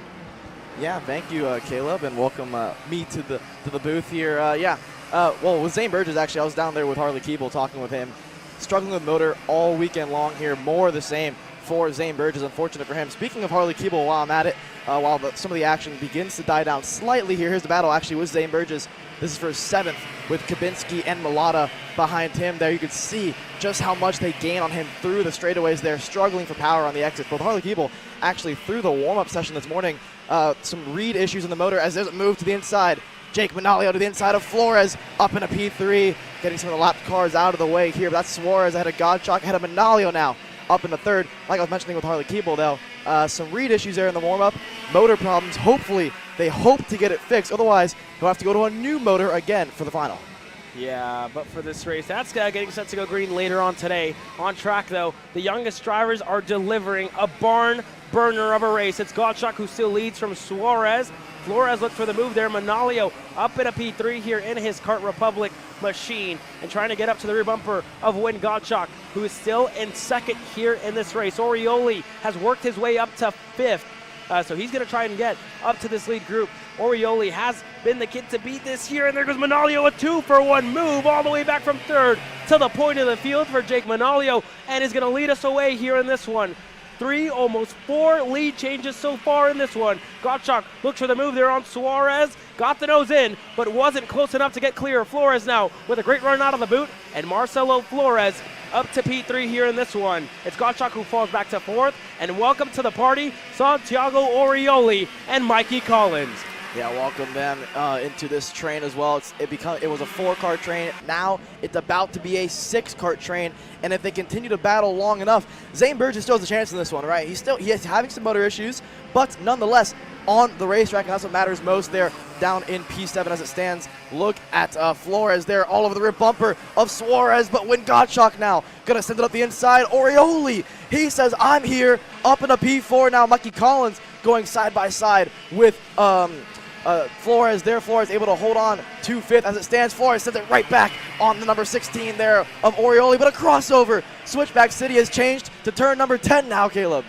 Yeah, so that's the belt buckle there in turn number 11, where he was able to get the move done. And there goes Gottschalk on the inside. A little bit of side-by-side, door-to-door contact in between Gottschalk and Suarez. And Santiago Orioli taking what he's being given here for the young Venezuelan, who's already up to P3 here in this one. Now onto the rear bumper of Gottschalk, and Jake Manalio, still the driver who leads us away. A bunch of fighting from second on back. Nobody working together here in this one. Everybody wanting to lead, everybody wanting to be ahead. And at the moment, let's see if Orioli decides to push or pass here in this one. Going to continue to push when Gottschalk there as a move further back. That's Collins on the inside of Flores. Switchback City there. And Marcelo Flores able to get it done. That's Pasha Ali. That's one of the CRGs of Rodolfo Garza, who's out of the race here in this one. So the CRG Nordum driver out early in this one. Gottschalk now trying to close down the gap to Manalio, but Orioli, this is not going to help them out. But Orioli thinks he's faster, going to go up to P2 and try and get up to the rear bumper of that Team Ferris Racing Kart Republic here. Orioli's charge continues through the field after a poor Heat 1. He was very quick in Heat 2 and Heat 3 yesterday. Set him up in about an outside the top 10 starting spot, up to P2 now, leading this train up to the Team Ferris Racing. Jake Manalio, 10 laps into an 18-lap main event. Still a long ways to go here, just past halfway distance now, and Gottschalk there with a bad exit out of turn 5 is all under fire from Miguel Suarez there in fourth to the inside. Not going to happen. The RPG driver just didn't have enough straightaway speed to make it happen. But if these three begin to work together, they're starting to pull away now from Flores and Mikey Collins in the distance. It's becoming a 4-car breakaway out front with Flores falling off. And I tell you what, they're catching up to Jake Manalio in the lead here in this one. So, you know, the fighting has kind of calmed down. It's been pretty tame the last 2 laps. With all that, I mean, very mature driving so far by these young drivers. They battled early on, but now they're working together and trying to get up to the Team Ferris Racing machine of Jake Manalio to fight it out for the lead. We're 11 laps in when they cross the stripe this time by, with 7 laps to go left in this one. Anybody's game. That's been an absolute barn burner all the way through. We've seen so many lead changes. Santiago Orioli started almost outside of the top 10 here in this one and looks to go back up to the point. He qualified on pole for all 3 of the heat races. A bad heat race number 1 put him out of contention, made him start further back in the field, and he looks to go up to the front of the field now on the inside of turn number 6. Oh, a little bit of contact there. Gottschalk up to P2. Manalio gets moved to the wayside and loses 3 spots almost in Switchback City. Falls back to P4. Gottschalk up to second. Suarez in third, and trying to close down the gap to Santiago Orioli, who has been the kid to beat all year long, has put on this Microsoft class on tear with Zane Burgess, who isn't going to be a factor here in this one because he's far back in the field, just struggling with issues here in this one and struggling for pace. But Santiago Orioli is leading us away here in Houston. Yeah, Orioli leads ahead of Win Gottschalk, ahead of Suarez. I'll be curious to see if these top 3 decide to work together or continue to battle up front, because if they stay line astern here through these next couple of laps, they might be able to pull away from Manalio, Flores, and Collins, who, like you said, Manalio got pushed wide there by Flores and Gottschalk, making the move to the inside. Nonetheless, on the back straightaway here, up on the bumper is Gottschalk to Orioli. No moves being made by any of the top 6. There goes Flores, inside and through on Manalio. Look at Mikey Collins, potentially going to make a move here. Look for the crossover on Manalio. Not going to happen. Manalio falls back to 5th. Here comes Mikey Collins. Make it 6th now for Manalio, and that's going to let these 3 pull away even more. Yeah, so Win Gottschalk and Miguel Suarez looking to take Santiago Orioli into deep waters and create a big enough gap so they can battle, because Manalio and Collins continue to go side by side into the belt buckle, and they're going to lose some time there to Marcelo Flores, who's going to have no help and no push to work himself up to the rear bumper of the top 3. Win Gottschalk still pushing Santiago Orioli further and further away from the rest of the field here. So for the 3 behind this front 3 group, they're going to have to work together, put their differences aside, if they want to challenge for some Texas hardware here today. What can Win Gottschalk do? What can he throw at Santiago Orioli to try and deny him from a Texas Grand Prix victory? There's Manalio and Collins still going side by side here, not going to help them out. But Manalio and Collins still side by side and fighting it out for this 5th position here in this one, and it's Collins who's able to stay ahead. Collins ahead of Manalio, but like you mentioned, them fighting is going to let Mikey Collins, or Flores, sorry, get away. But the problem with Flores, he has nobody behind him to help and nobody in front of him to chase. And there goes Manalio inside and through on Mikey Collins. They continue to battle for this 5th place spot. You see Manalio there putting his hand in the air saying, let's work together. but of course he wants Mikey Collins to push him back up to the front. Nonetheless, they're going to try to get up to Flores now and see if those three can work together, because these three up front, lap 14 of 18 in the books, 4.5 laps to go. Nobody's making a move up on the top three, and I expect it to stay this way for the next couple of laps. These are three of the brightest young stars we have in the micro Swift category, and they know what it takes to win around here. You saw Suarez look over his shoulder. He sees nobody behind him that can challenge as it stands. Look at the gap further back. There's Kubinski there leading this huge train of go-karts. Behind him, Mulata. There goes Cam Johnson, one of the Team Ferris drivers ahead of Burgess now. And there's Burgess's teammates behind him as well. Burgess falling back even more outside your top 10 now. Yeah, so Bertie Stoffel going to get the move done on Zane Burgess. This is the battle for the lead. This is the battle just on the edge of the top 10. That's Sterling Mulata there on your screen, and Kubinski who are working together. There goes Stoffel, and with help, that's Stoffel and Burgess who work together to get ahead of the 66 here. In this one, that was the move they made on the Team Ferris Racing machine of Anthony Mazzucchello. There goes Stoffel on Zane Burgess. Stoffel, your hard charger so far in this one, already making up 10 spots in this main event. But that second group is all led by Kubinski and Sterling Mulata, who continue to push themselves further and further up the field. The top three have stayed stagnant. They continue to work together here in this one. Your battle for the lead hasn't changed. But this battle is still ramping up as more and more passing, and just issues for Zane Burgess there as one of the Orslin drivers looks to go through as well. Burgess started third here, and just engine issues that put him out of contention as the Orslin, the 77, gets shoved to the wayside there in this one. That was Piemonte who gets moved to the wayside, and Burgess going to be able to stay ahead. Yeah, Burgess doing everything he can to finish as high up as possible, even with the engine issues. I mean, you could even see it on the straightaways, like you mentioned, Caleb, having to defend middle of the racetrack just because of how, the lack of power that he has on that Micro Swift go-kart. Nonetheless, here's your three leaders out front. Lap 15 just got completed. 3 to go here in Micro Swift. It's Orioli ahead of Gottschalk, ahead of Suarez. Behind them, Manalio just made a move on Flores, but all that fighting for fourth puts them 2.5 seconds back from the lead. Yeah, so this is about to get to crunch time here. The next time by, and there goes Win Gottschalk passing for the lead. He's going to have help from the RPG Cosmic of Suarez, and both of them able to get clear on Santiago Orioli. For the young Curaçaoan, looks for his first national race victory. He's only been racing for just over a year, maybe even a year here, and he's leading a national race here in Houston, Texas, in his Team Benek machine. Suarez currently second, and Santiago Orioli looks to get back up to the top of the national podium here, but at the moment is being denied from Win Gottschalk and Miguel Suarez, who lead us away here. When they cross the line, they're going to have 2 laps to go. The 2 sticks are going to be in the air, and it's officially going to be crunch time. This time by Win Gottschalk still leads us away. Anybody's battle here in this one. Gottschalk trying to defend with everything that he's got from Miguel Suarez to try and keep him behind here in this one. To the back straightaway we go for the second and last time this weekend for your Micro Swift class. Gottschalk with a good run there out of the double right-hander, able to stay ahead. Suarez there as well, content to push Gottschalk, and a gap to Orioli at a kart length at the moment, keeping him behind. What can Miguel Suarez do behind the Benek driver of Win Gottschalk? Like you mentioned, these two up front starting to pull away slightly over Orioli. I don't expect it to maintain like that with 1.5 to go. They're only going to cross the stripe one last time this weekend for your Micro Swift drivers. It looks good so far for Win Gottschalk, but Suarez has a run here through 13 and into 14. Potential late breaking opportunity for the RPG driver. Not going to happen through 14. One more time around, Caleb. White flag in the air. It's Win Gottschalk versus Suarez versus Orioli.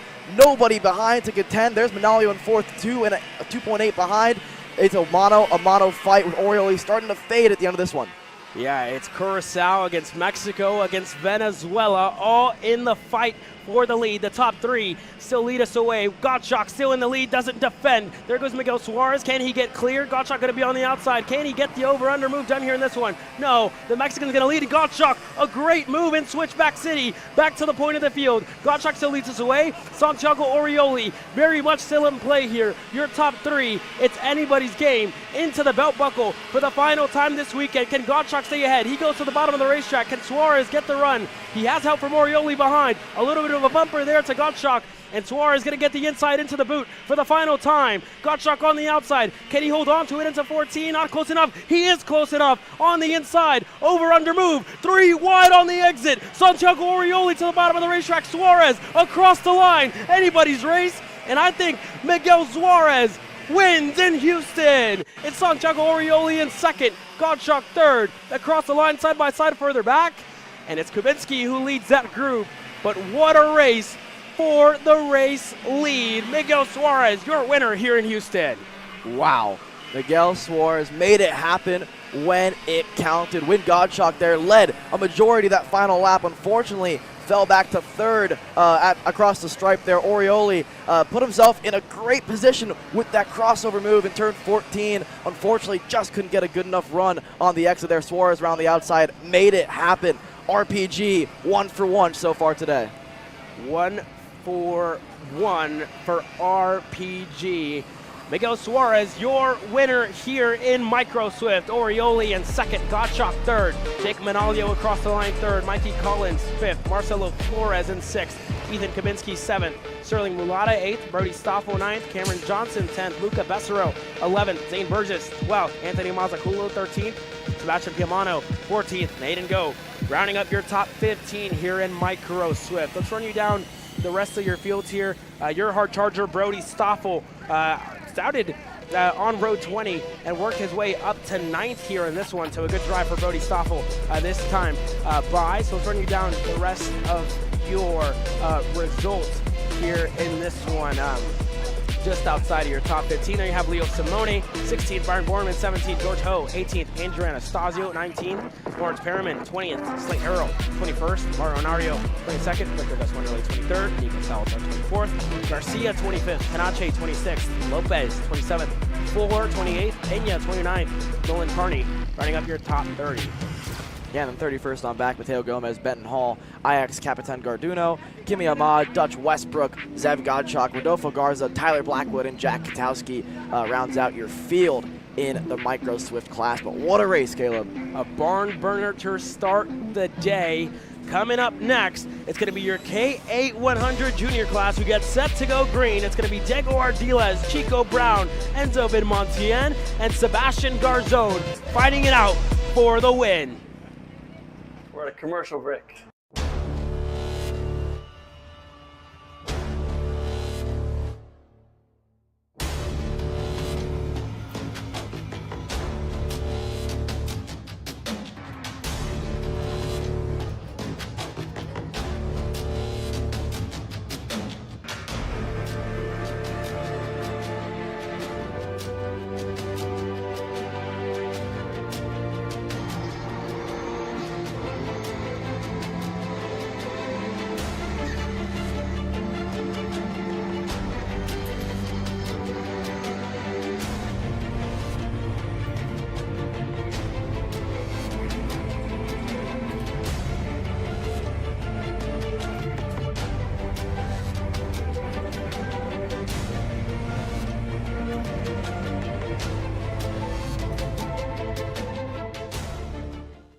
Are you looking for an advantage in your competition? Well, Car Class has done the hard work for you. We've traveled to your racetracks to give you the inside knowledge. So what does Car Class offer? We've got drone footage that captures the racing lines, visual markers for your braking points, acceleration zones, and the best overtake opportunities on your racetrack. Pedal cam to show you where to brake and when to accelerate, and 360-degree footage to make sure you don't miss any parts on the racetrack. We've covered 13 racetracks in the United States, and Australia, you're up next. So visit carclass.com to get your track information. Are you ready to get behind the wheel? From Formula One to NASCAR and IndyCar, all the pros start here.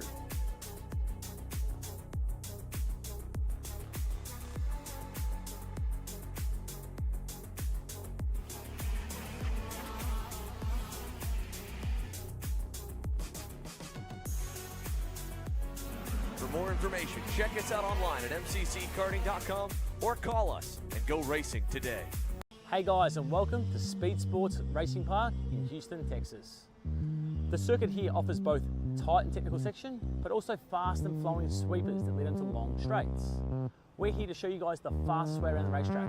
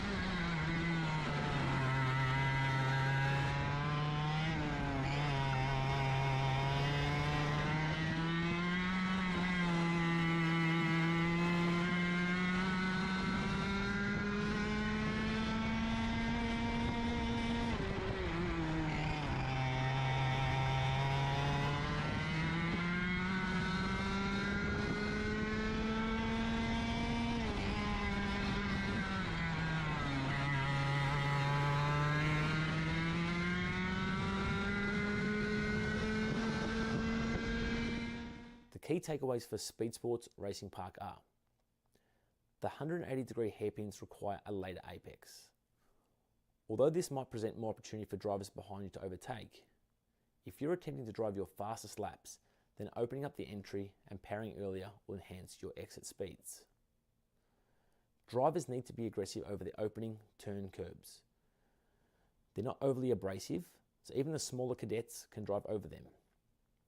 This helps shorten the racetrack, but also open up the following sequence of corners so that drivers can carry more momentum through these turns. I'm Dave Serra from Kart Class. We've shown you the fastest way to drive Speedsportz Racing Park. I hope you guys have enjoyed the video.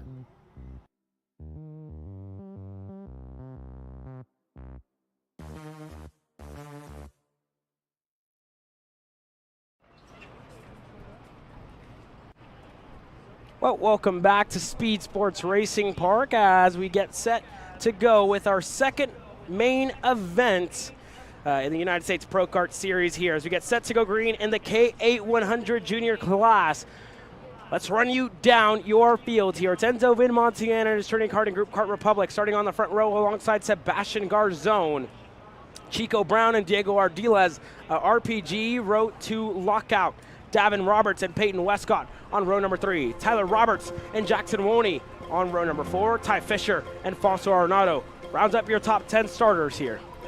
Yeah, 11th on back, Luke Tall, Amador Martinez, Carson Weinberg, Juan Jose Paramo, Jackson Young, Ethan Toville, Gage Bailey, Javier Herrera, Martin Amarillo, Chase Gassi lead. That's your top 20 for KA Junior. That's your first 10 rows. On row number 11 is Robert Rendero starting alongside David Ibarra. Alexander Ranchev and Marco Romero with a lot of work to do here in this one, starting 23rd and 24th, respectively. Eric Dona and Tyrone Kemper Jr. starting on the 13th row. Graham Tremmel and Cash Perkins on row 14. Dean Peterson and Mateo Calderon on row number 14. Yeah, and then row 16 on back, Nathan Dupuy, Michael McGoy, Comodero, Salvador, Della Vecchia, Jackson Dial, Venom Abernathy, Max Christe, Matthew Cagle, Lillian Scarborough, Bronson Kaustis. That's going to be your 40 kart field in KA100 Junior. Yeah, and so the final 6 here in this one. Santiago Duran is Iron Rock Winter Sports. Tony Cart, Saquon Albrook starting alongside him. It's Travis Pettit with a lot of work to do here in this one. Luis Fernunez in row number 22, and your 2 transfers, Caleb Charter, who took a commanding lead in that LCQ, alongside Hamza Anbar, who had a great run there. Both of them, they start Shotgun Charlie on the field. 46 drivers getting set to take the green flag here in this KA100 Junior main event, but it's Enzo Vinmontian, the Brazilian, against the Colombian of Sebastian Garzone. Yeah, and we are beginning to be fired there. GoPros going on for your top 4 drivers. Vidmontien and Garzone on your front row. Then there's an RPG lockout on the second row there with Turner Brown and Diego Ardiles there. We saw them warming up this morning. We asked Turner, why were you out there for the X30 Jr warm-up? He said, I wanted to test for KA. I wonder how much they learned with that. Obviously, different tires, different motor package, but nonetheless, wanted to see what the track was like. Track seems to be fully dry here. It's a green racetrack, but nonetheless, lap times similar to what they were running yesterday, obviously here. But for Vidmontien and Garzone, they've been the 2 that everyone's been trying to chase. Nonetheless, we've seen the likes of Davin Roberts, Peyton West got there 5th and 6th. Tyler Roberts on that GFC chassis looked really, really good yesterday. Jackson Wolning had an up and down day. I talked to him yesterday. He said, feel really, really quick. Unfortunately, sometimes the luck isn't on your side in 3 heat races there, but he has 7 spots to make up to see if he can get to that top spot. Then it's Ty Fisher in 9th on the TV kart chassis. He's running double duty, just like most of the drivers on this grid, I would say. Ty feels pretty good in the KA. Still working on some things in the X30 chassis, but the KA is more relevant right now, and he seems to be pretty quick. He was quick in warm-up, but obviously not all the guys went out there for practice. But Caleb, looking at this grid, all 46 of them, who are you looking at to make an impression in this race? It's anybody's game here in this one. I wouldn't be surprised to see Fausto Arnaudo starting 10th here, make some impressions. Luke Tall as well, in his Todi Racing USA machine. A lot of drivers who are going to make impressions here. Fisher as well. Anybody's game here in this one, really. Enzo Vidmontien going to have to keep Chico Brown and Diego Ardiles behind here in this one. Those 2 kids have been almost perfect all year long. Vidmontien as well. So it's really anybody's game. And if I had to take, my dark horse in this one, I think Ty Fisher and the TB kart, has been kind of quiet under the radar, missing a couple of 10s. But I think he's gotten it figured out here for this main event as we get set to go into the tram lines for the final time this weekend in KA100 Junior. It's Enzo Vidmontien and Sebastian Garzone who are going to lead us away to green here in this one. Lights are out and we are racing here in K100 Junior. Vidmontien with a great start so far. Chico Brown, a great run for him, up in a P2 already. Garzone to 3rd. Davin Roberts up in a 4th. And Diego Ardiles losing a couple of spots. Westcott, she's side by side with Roberts there further back. Carnage further back in the field. A Dorsalin, a Nash Motorsports, a Speedsportz, and a lot of drivers off the racetrack here early in this one. Side by side for 2nd. Garzone and Chico already finding it out for the lead here in this one. Anybody's game so far, side by side in Switchback City. And everybody, most drivers able to stay clean with a couple out here early. Yeah, inside row got a great start with Vidmontien up into P3. There's Davin Roberts making a move, or Vidmontien to P1. Davin Roberts to P3, started in 5th. How about it for Gage Bailey up into 5th? He started 7th. So that inside row looking to make some moves here in the opening couple laps. There's Chico Brown back on the inside for 3rd place there. His teammate Ardiles right there in 5th as well. It's an RPG. 3, 5, and 7 with Westcott there down in P7 where she started. Yeah, so Peyton Westcott down in P7 and trying to make moves to get herself further and further up the field. There on your screen is Davin Roberts and his Ryan Perry Motorsports OTK, who leads us from Diego Ardiles in this second group. Ardiles going to get the move, going to try to go to the rear bumper of his teammate in Chico Brown. So Ardiles up into P4 here in this one. Chico Brown so 3rd. Roberts looked to go through on Roberts as well, but wasn't close enough that time behind a Switchback City. Westcott still going to have to work with Roberts to try and push themselves up into the top 5 here in this one. There goes Westcott on the inside of Roberts. Can she get clear? She does. So the RPG Cosmic ahead of the Trackside Karting Services GFC. And hello, Ty Fisher up a couple of spots there into P8 now for the TB kart driver. And there goes Gage Bailey back on the inside of Westcott. Look who follows through. It's Ty Fisher up into P7. Has a run now on the GFC driver. Fisher has been, climbing up the leaderboard every single race thus far this weekend. Consistently 4th in his heat races. Put him, obviously, inside of a top 10 starting position. He looks racy early on up into P7. But now, with all that battling, the gap from these 4 up to Davin Roberts in 5th is starting to grow. Ty Fisher notices that. He's going to go through. So too does Westcott side by side. Roberts holds on for 6th.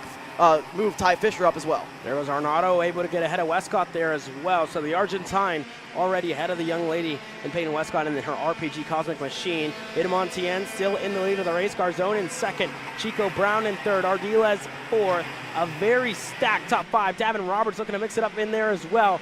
He's currently fifth. Can Garzone get clear? Oh, he can. On the inside into the boot. Garzone able to take the lead. Vidamontien to second. Chico Brown looked to go through as well. It wasn't close enough that time by. Ardiles looked to go through on his teammate, but wasn't able to get it done. So the top five still stacked and packed, but a change for the lead. Sebastian Garzone, your new leader. Vidamontien, no idea what happened. A little sideways there on the exit of the double right-hander. Lost a little bit of time to Sebastian Garzone, who has a healthy gap there. And just as I say that, 3 wide in a switchback city.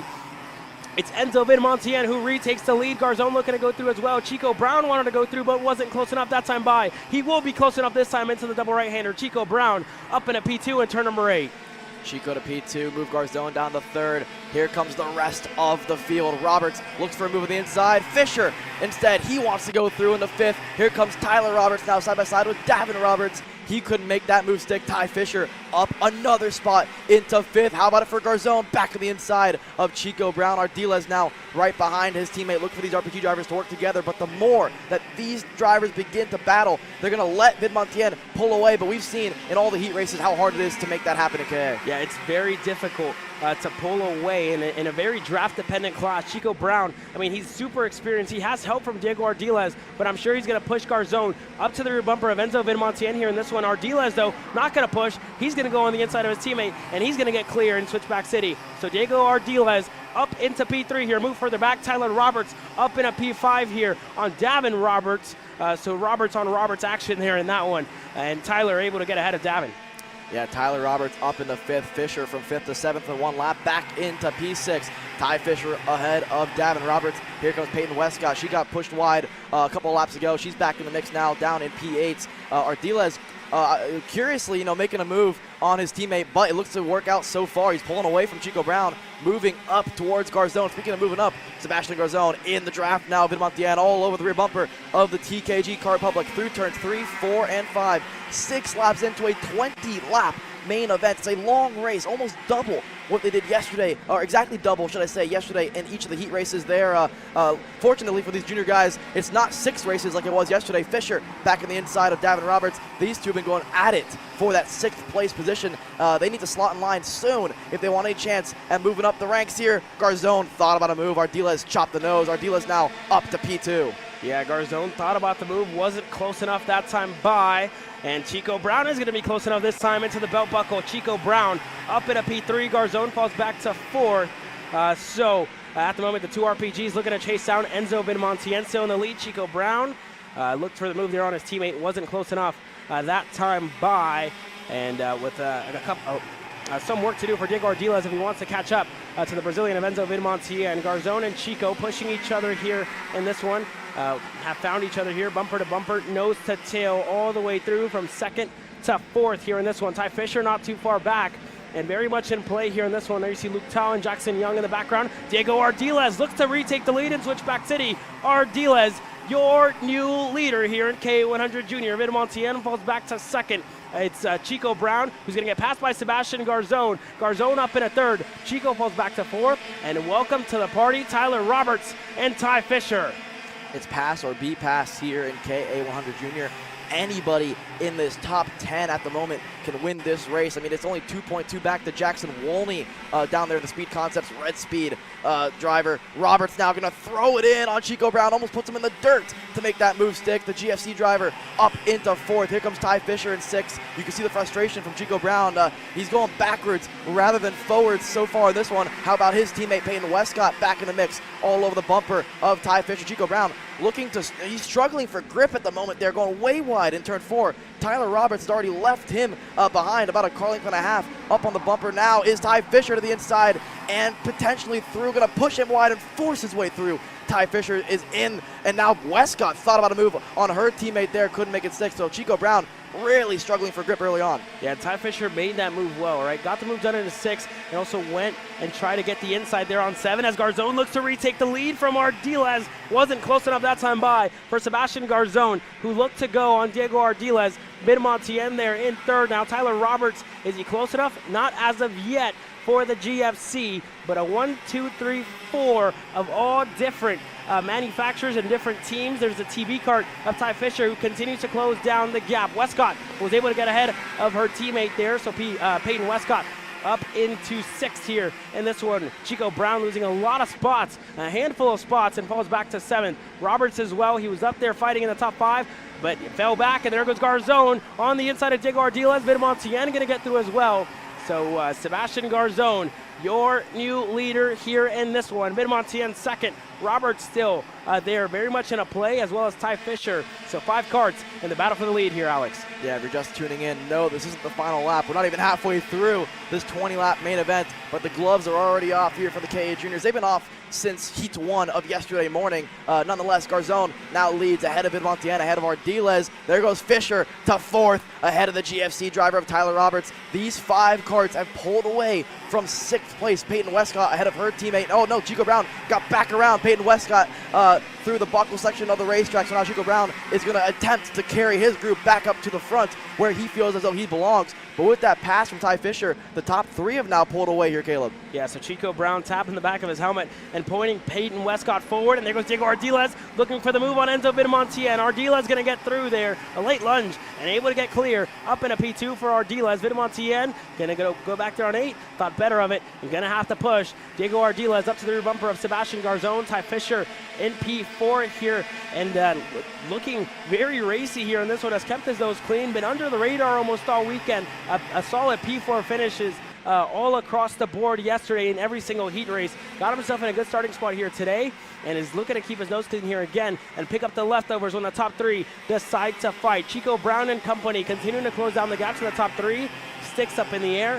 Halfway through. 10 laps to go in this race.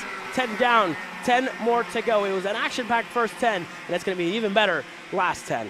I will say this much, as I thought that Chico Brown was struggling for grip, last time by goes purple. Must have tire pressure set for later on in the race. Speaking of which, Ardiles through, Enzo through, Garzone from 1st to 3rd. Ty Fisher back in the mix now. Ardiles starting to defend early, but he has to because he has a group of go-karts behind him, 4 to be exact. There's one of the MPG Motorsports drivers off the racetrack and out through Switchback City. Here's your leaders. It's a 4-car breakaway out front with Roberts now getting caught by Chico Brown, who's left his teammate Peyton Westcott there behind him. So it's the top 4, and then it's Roberts and Chico Brown working together. Look for a potential move here in a 14 by any of these drivers. There it goes. Chico Brown inside and through. Oh, Tyler Roberts got to the rear bumper there on the exit. Chico Brown able to hold on and not put himself in the dirt.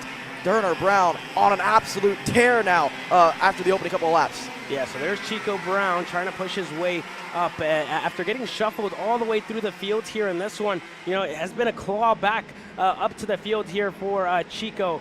Who looks to try and work his way up the field. There's Davin Roberts and company further back who have, as well. Roberts was up in the top 5 at one point here in this race and fell all the way back. There goes Ty Fisher for the first time this weekend. Up into the top 3 for Ty Fisher in the Race Lab TB kart there.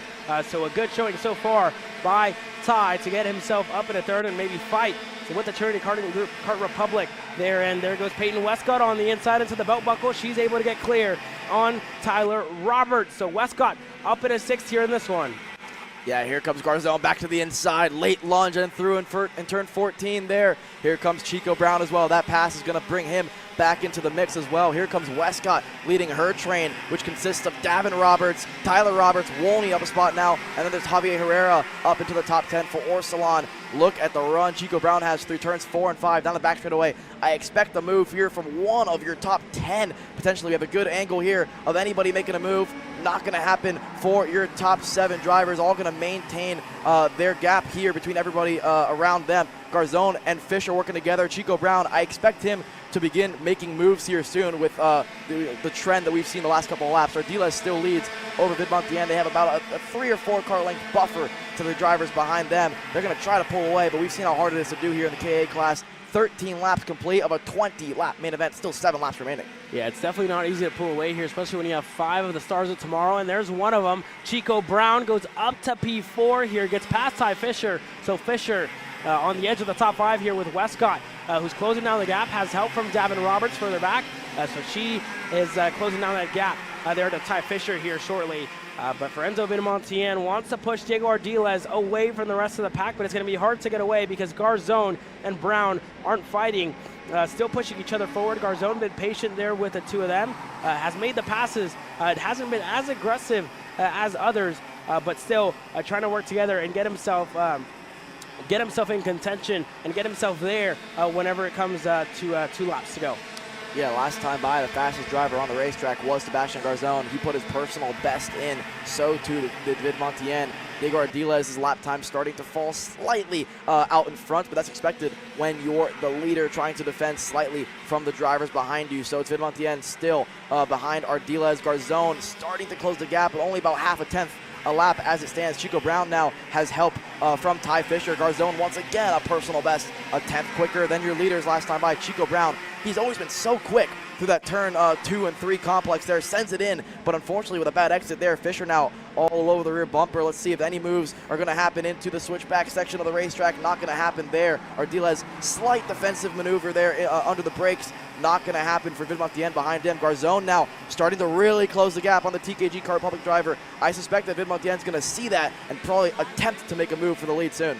Yeah, so very tame racing so far by these K100 juniors. I should say so far. Midway through this race has been pretty much tame. Everybody just trying to hold on to their equipment when it gets to the end of the race here. What can Enzo Vidamontien throw? He knows that Garzone is close. Garzone is close, and he looks for the move on Vidamontien. A little bit of contact in between the two of them, and Garzone going to lose time to flying Chico Brown here in this one, who looks to make the move on Garzone. Can Chico get clear into turn number 3? Not close enough that time by. Into the double right-hander, and Chico still staying patient and in fourth there, but Garzone losing a little bit of time, a kart length in between himself and Enzo Vidamontien here at the moment. Everybody staying stagnant, and as I say that, Enzo Vidamontien wants to take the lead, is tired of being second, goes to the point of the field. Ardiles back to second. Garzone looked to go through as well, wasn't close enough that time by, but still in third for Chico, still in fourth there.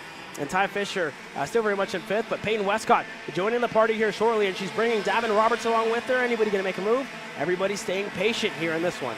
Yeah, here comes the 889 of Peyton Westcott with no help behind her. Roberts having to defend from a hard-charging Jackson Wolney now coming through the field slightly. How about it for Ty Fisher inside and through on Chico Brown. He's going to force his way through. Ardiles went way wide in turn 14. Sebastian Garzone, a nice crossover move there. 4 laps to go here in this one. Ends up at the end.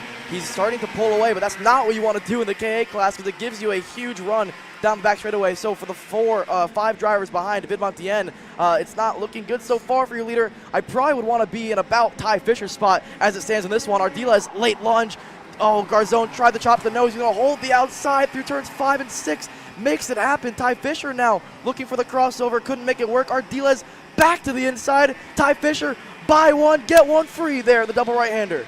Yeah, but all of that battling has released Enzo Vidamontien. Ardiles not going to work with Fisher. Ardiles on the inside of the belt buckle. Ardiles, is he able to get clear? Fisher having to keep that go-kart on the racetrack there and pushing and pointing emphatically forward. Enzo Vidamontien with a monster gap. Ty Fisher goes for the move. Garzone makes it 3 wide. Is able to get there on the inside of Chico Brown, and Ardiles losing 3 spots in the boot. But Enzo Vidamontien, a heaven-sent gift with a commanding lead, a 2.5 seconds in between Enzo Vidamontien and Ty Fisher here at the moment.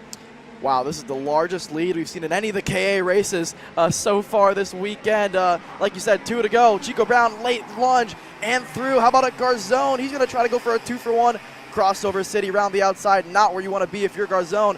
Now it's Chico Brown back up into second place, starting to defend from Fisher, Garzone, Ardiles behind. Davin Roberts now up into the top 6. All this defensive driving is giving Vidamontien basically the victory as it stands, at least 2.5 seconds now. It was 1.5 when they crossed the stripe last time by. This time around, they're going to see the 2 to go signal. 2 sticks in the air.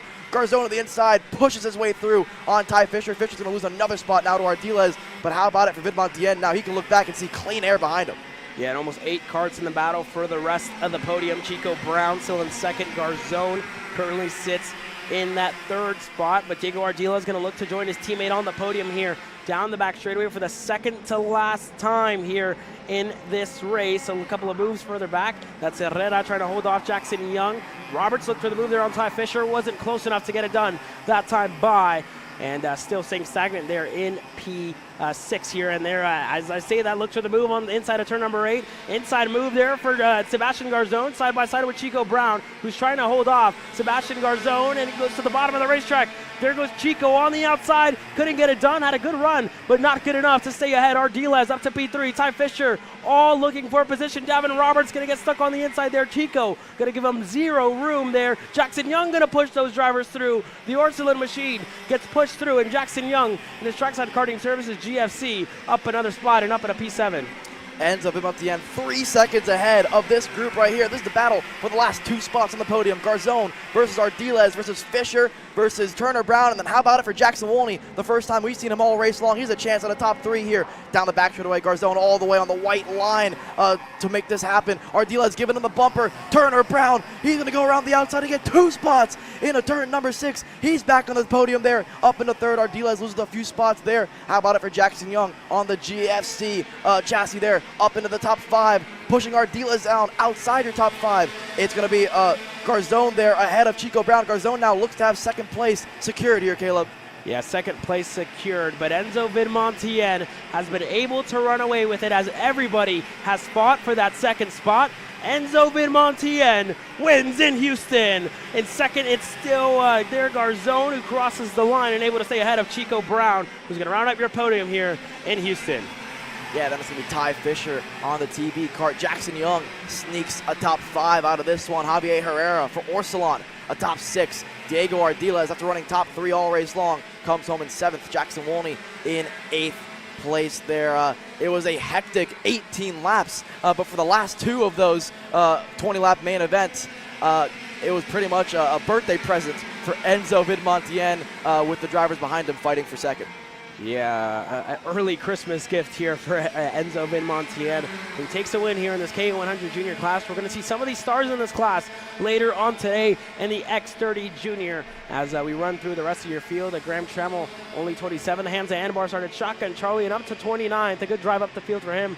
More and more drivers here in what was a stacked field here in this one. So that's going to be it for your KA100 Juniors, where Enzo Vimontienne was victorious. You're watching Kart Chasers live coverage of the United States Pro Kart Series with pickup getting underway. We take a quick break, but when we come back, it's KA100 Seniors who fight for glory here in Houston. We're at a commercial break.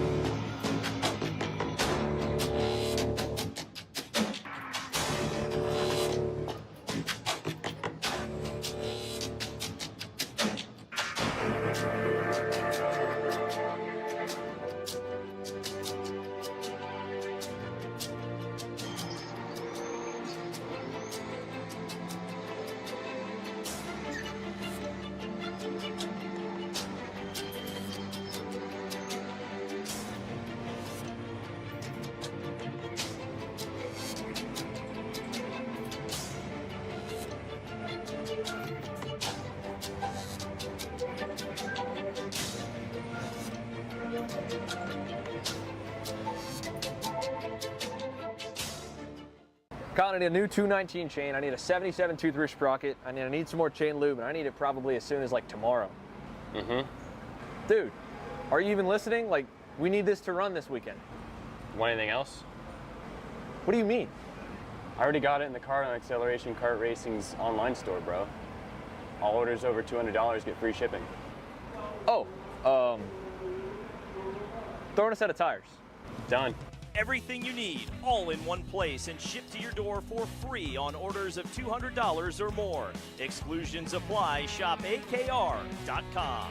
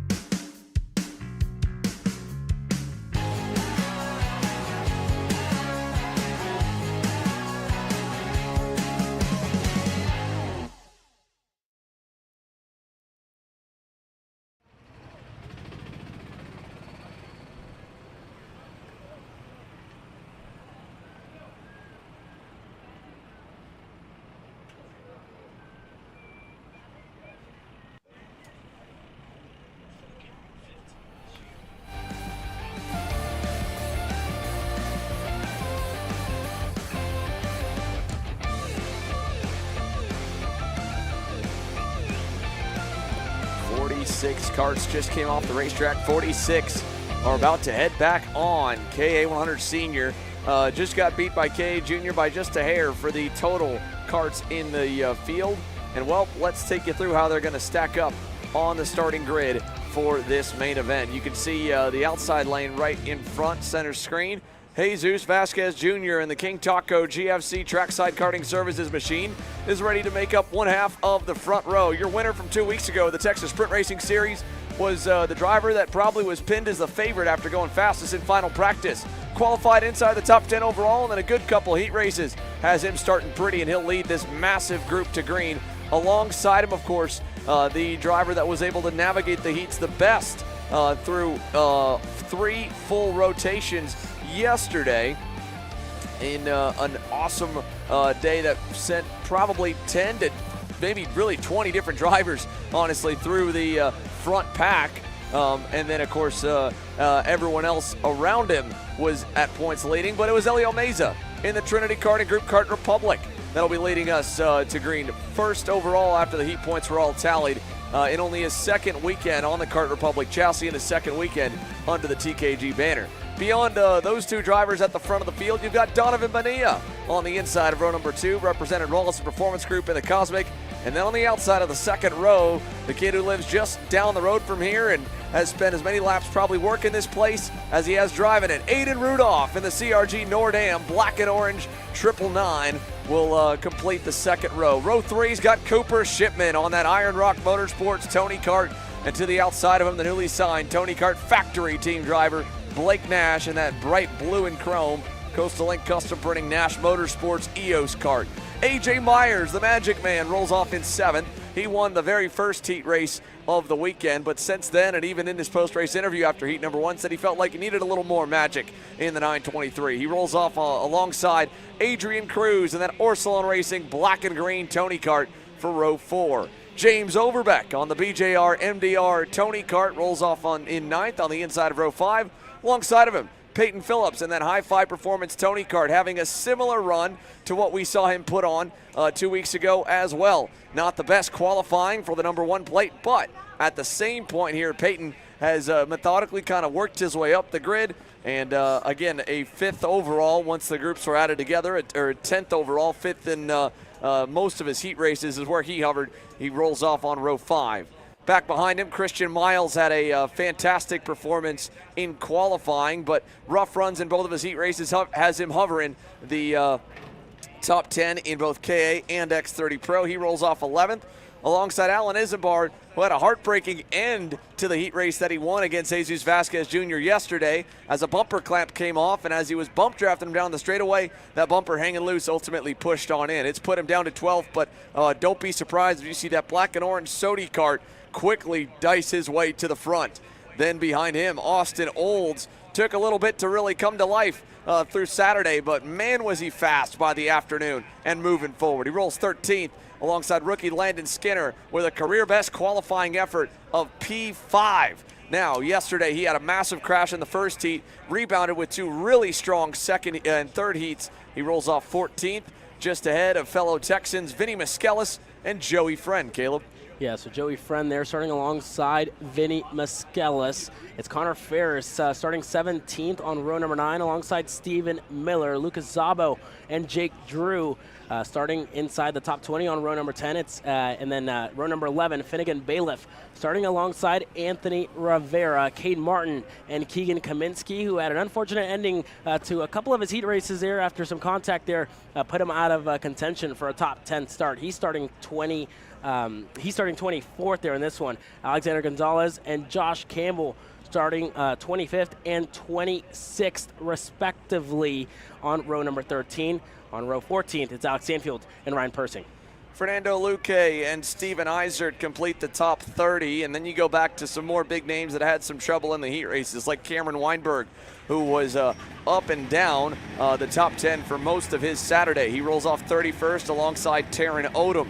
Beckett Friesen finally making some waves to move back up the grid after what he described as probably one of the worst days he's had at the racetrack from 33rd. There's a look at all the teams and everyone's lined up for the first 10 rows back to 20th. And again, remember Jake Drew starting 20th? That was your top qualifier. That's how crazy the heats have been and how close this field is. Then back to the back 10 rows. You go back from Taron Odom and Beckett Friesen to find Dallas Dunlaps, Race Lab Karting TB, Kart South TB in 34th. Seamus McKendry, Eli Warren on row 18. Alex Feldstein and Justin Music's got his Arcane Motorsports Tony Kart in the show. Rolls off in the 38th position. Then Chase Buscalia, Emery Lida, your top 40 starters so far. And we get to the final 6 rows here, or final 3 rows on the grid. The final couple that transferred directly, and then of course those 2 that made it out of the LCQ. You have Chris Martin and Mason Surgener, David Martinez. Colin Lloyd was the last driver to point his way into the race. And Kingston Himes, Quentin Macpherson, we saw them earlier today. They had to race their way in. They start 45th and 46th, but unfortunately 15 laps probably added on to their tires. 1 full warm-up lap as the sun shines down here on New Caney, Texas. 2 more races to go here before we hit our lunch break with KA100 Senior and X30 Jr. A 30-minute gap to allow the hardworking US Pro Kart Series officials to get something to eat and get some extra water. And then we'll go into 3 more mains to close out the afternoon with Mini Swift, KA100 Master, and then X30 Pro Senior. But started with 65 total, now down to the best 46 in the country. An absolutely stacked field. Jesus Vasquez Jr.'s got that bright yellow helmet on the outside in the black and white Trackside Karting Services supported GFC. Elio Meza easy to spot in that white, orange, and green Trinity Karting Group Kart Republic on the inside. This one will be entertaining, and that's why the fences are lined, the stands are full. And the final few drivers, as they make their way around the boot, complete this massive 23-row grid. It's one heck of a shot, it's one heck of an advertisement, and it's about to be one heck of a race. 20 laps. Boys and girls, KA100 Senior is underway on the first try through the S's, and a great jump for the inside lane. Bonilla to second, Shipman to third. Here comes AJ Myers trying to get fourth away from Vasquez. He'll eventually give way, and now Aiden Rudolph trying to take back a spot closer to the top 5 as they bang tires and rocket down the back straightaway. Elio Meza going to take the field down low to defend as Vasquez gets around Shipman, and AJ Myers nearly turned in front of the field as Aiden Rudolph kind of got shoved through him. And they're 3 wide behind Christian Miles on the outside. Now the inside trying to get in with Adrian Cruz, and somehow, some way, Caleb, we've made it and survived the opening half lap. Everybody making it through here in the first couple of laps. You see Adrian Cruz low lining it there into the belt buckle.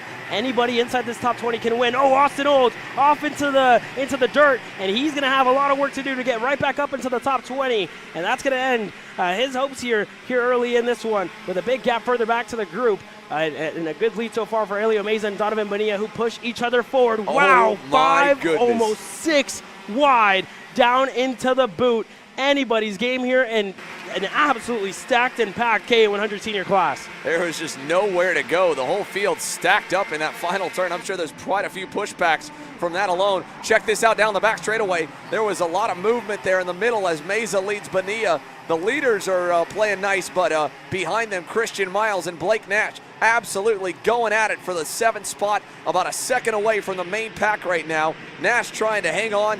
Miles wants to get through. Let's see if he sends it on him here in the buckle. He will. And, oh, contact, and it got the bumper behind the tire. Christian Miles trying to shake free. He's frustrated as Nash was throwing it low, and Christian Miles loses a bunch. Nash loses a bunch. It's Peyton Phillips now ahead, and Miles getting his elbows out to Vinny Miskelis to get through. Elbows out racing all the way through the field. Peyton Phillips, the reigning Texas champion here, trying to lead Adrian Cruz forward here, pointing emphatically, let's work together, let's try and get up the field because the top 5 are running away here in this one. A change for the lead, Donovan Bonilla on the inside of Elio Meza. Vasquez going to look to go through as well in turn number 6. Bonilla, your new leader here. Meza in second, getting pressured by Vasquez Jr. There goes Cooper Shipman on the inside of Vasquez. Rudolph going to go through as well. Vasquez on the inside. Can he get the move done again? Not close enough, and an over-under move there by Aiden Rudolph to get up into the top 5. Slick move from Aiden. Here comes AJ Myers back at him as well as Rudolph protects in the buckle. Hangs on out of 11 with a decent run, and the top 3 get a little bit of a cushion now, but just that one movement there for Christian Miles and Blake Nash cost them 3 seconds. 2 seconds alone off the move, and there's Vasquez with a big send on the inside of Rudolph to take back 4th. It's allowed the top 3 to get further away as Meza goes to work to push with Donovan Bonilla. I mentioned Alan Isambard. Don't be surprised if he starts clawing his way forward. He picked up 4/10 on the leaders that time by, getting around Cruz and Phillips. That Sodi cart is moving. He's got a long road ahead thanks to all the shuffling for 7th on lap 2, but there's a chance to get there. He needs some more fighting, though. Let's see if maybe he can get it, because there's that 3-car group with Vasquez and Rudolph that are about a half second away from the leaders. And once they get there, maybe they'll start to fight, because I don't think you'll see anything from Elio Meza early. And he's got his former teammate Cooper Shipman in line. This 3-car group is probably, if they have it their way, going to stay exactly like this in this order for the next 16 laps. Yeah, and it's the reigning Supernats champion who leads. And second, it's the reigning US PKS champion, Elio Meza, in second. And there's a reigning podium finisher in the US PKS Championship last year, Cooper Shipman, in third. Vasquez Jr., the amount of race wins in this top 6 is absolutely crazy. The best drivers in the nation fighting for the Texas Grand Prix hardware here this weekend, and a 5-round championship with no drops. So you need to be almost perfect, because you can't make any mistakes here with an absolutely packed field here in this K100 senior class. So you've got 2 packs of 3 up at the front of the field here, checking the lap times. Isambard knocked another 2/10 off of Bonilla. He's flying, but he needs some help to bring him back to him. Even this early, 2/10 a lap won't put Allen there until it's too late. Adrian Cruz behind him's even losing a little bit of touch. So that Sodi kart, fastest on the racetrack right now. Looks like that bumper, unfortunately, might be pushed in for Allen. That's pretty low on the 953, if I do say so myself. So I'm not sure if he had it get knocked in or not. If not, maybe just a low front ride height for the black, white, and orange machine. But we'll keep a look at it to see if Isambard did indeed get that thing pushed in on the first lap. It looks not super loose, so maybe a little bit, maybe not. And maybe he's got his protest still left in him to try and get that penalty reversed. As behind him again, you got Cruz there on the Orsolone machine. Christian Miles just got around Peyton Phillips.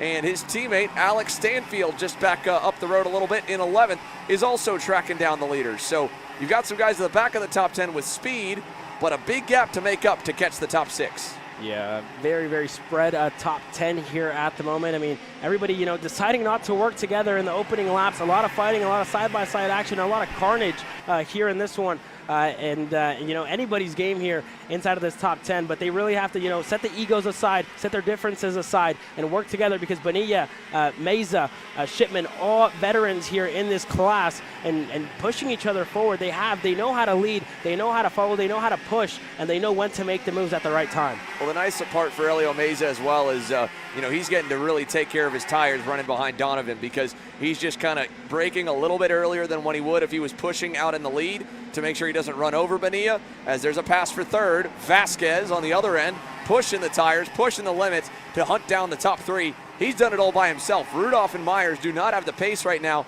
to hang with the lead group. Jesus Vasquez Jr. absolutely does. He is closing in to the top 2 as they head into the buckle, turn 11. We'll see if Elio Meza decides to pull the trigger, or if he's going to be the next one on the chopping block for the 977. Behind the gap now from Shipman is sitting around a second, maybe call it 8/10.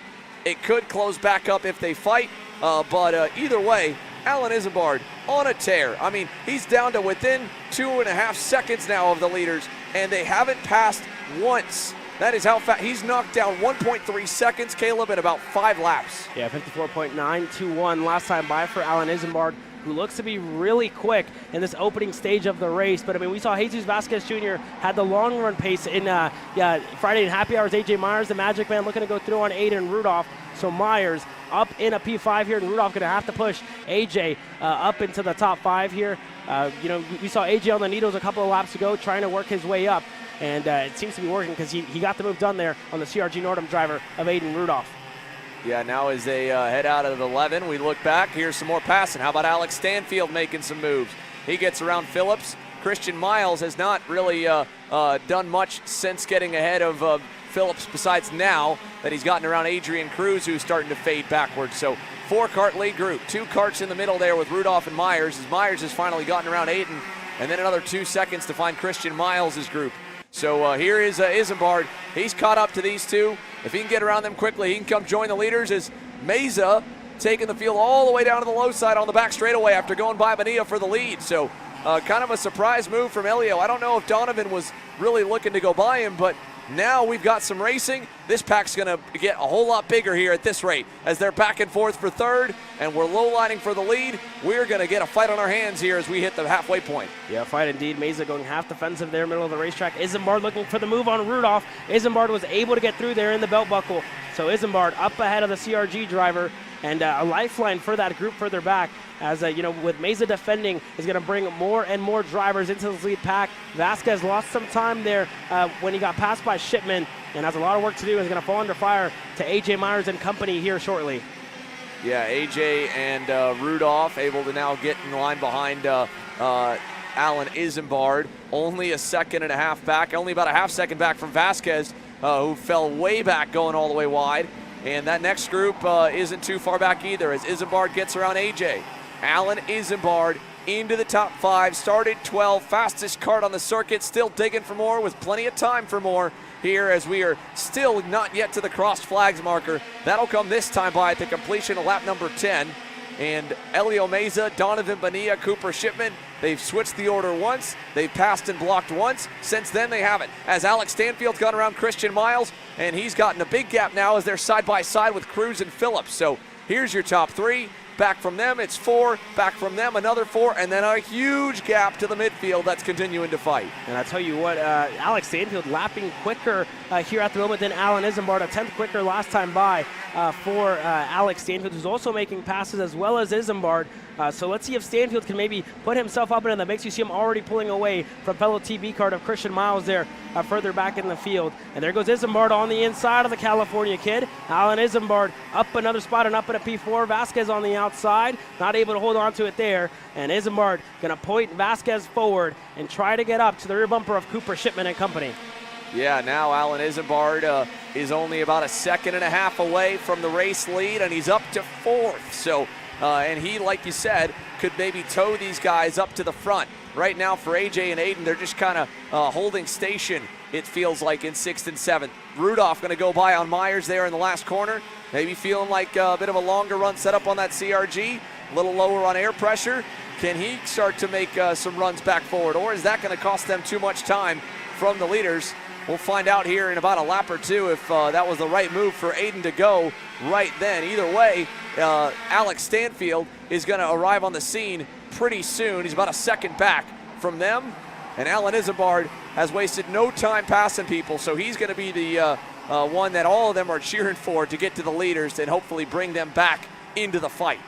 Yeah, so Meza was going defensive early on, has decided to take the normal racing line here, and gonna keep towing Bonilla and company forward. But Alan Isambard lapping quickly and closing that gap by the second here, pushing with everything that he's got to get up into the podium places and hopefully try and get himself into a fight for the lead here for Alan Isambard. Aiden Rudolph and company, like you said, it could be different setups around here, right? They haven't been the quickest here in this early stage. They got a good start, but they want to be there in the last 5 laps to try and fight for a race win here.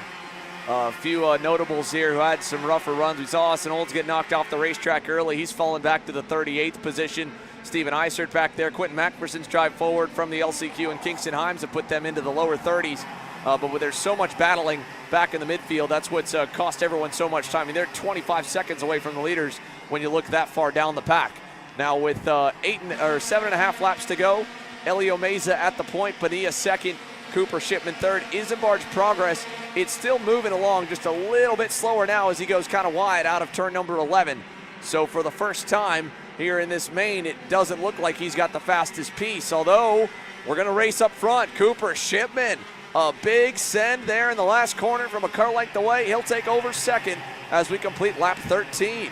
Yeah, Shipman thinking he's faster than Bonilla here, but these two have to be careful. I mean, we saw this last year, right? Meza was leading, and the drivers in second and third crashed and gave the win to Elio Meza, who didn't look back there. That was last year. This year, these guys have to keep it clean and stay there and stay patient, but Cooper Shipman going to go for the lead here. Down the inside on 6th, Bonilla looking to go through there as well on Meza. Wasn't close enough, and officially, welcome to the party here, Alan Isambard and Jesus Vasquez Jr. Mark at 5 drivers in the lead group, and only about a second back to the next 2 of Aiden Rudolph and AJ Myers, who are hoping for some more of that racing to bring them into the fight. The same for Alex Stanfield, Christian Miles, Peyton Phillips, and Adrian Cruz, who are just about 3 seconds away. Fighting for the lead, we're going to get it. Meza in on Shipman. Bonilla, Isambard shoving him through there, and Shipman goes all the way back to 5th. And we've got Meza back at the front of the pack. Bonilla 2nd. Allen Isambard from 12th up to 3rd now as they run through the S's. And he's not done. Half a kart length back from Bonilla. If Donovan doesn't go in turn 6, I bet you'll see Allen try something. Down the backstretch, Meza knows it. He's going to take him to the low side. All the way low. Isambard sends it around the outside on Bonilla.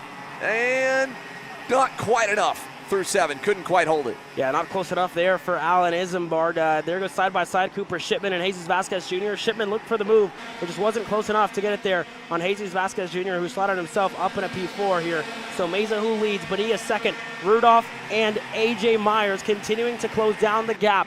The more and more that the top 5 fight, this is going to become a 7-kart train and maybe even 10 with Alex Stanfield and company closing down. There goes Cooper Shipman on the inside of Jesus Vasquez Jr. into the boot. Shipman able to get clear and up at a P4.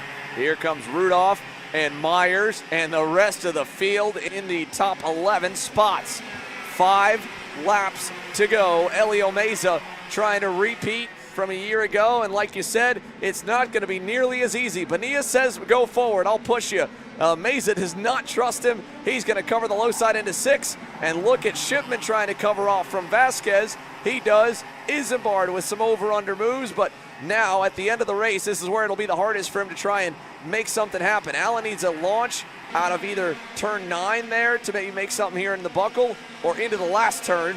And we're going to go low in the buckle, so nothing he can do there as Shipman still trying to hang on. They're 3 wide now. Aiden Rudolph into the dirty stuff trying to get around Vasquez, and they're all stacking up now here at the end of this race. Yeah, so defensive here for Meza, and there you see all the carts beginning to come into picture. Alex Stanfield has joined as well. Christian Miles is being towed forward. Peyton Phillips there is going to be the last cart. Adrian Cruz just losing touch a little bit with Phillips, but I'm sure he'll be there in the end. And so Meza who leads from Bonilla. A lot of action all the way through the field. Everybody wanting to be in the top 5 when it comes to the last 2 laps. Meza to the bottom of the racetrack again, not leaving any room for anybody to attempt to move on the inside there. And oh wow, Jesus Vasquez Jr. gets all out of shape into turn number 6 and falls back to the tail end of that group. Aiden Rudolph looking for a move around the outside on the double right-hander. 3 wide. Allen Isambard able to stay ahead. Myers, Stanfield out of nowhere in the TB cart up into the top 5 here. Alex Stanfield versus AJ Myers now. Stanfield on the outside.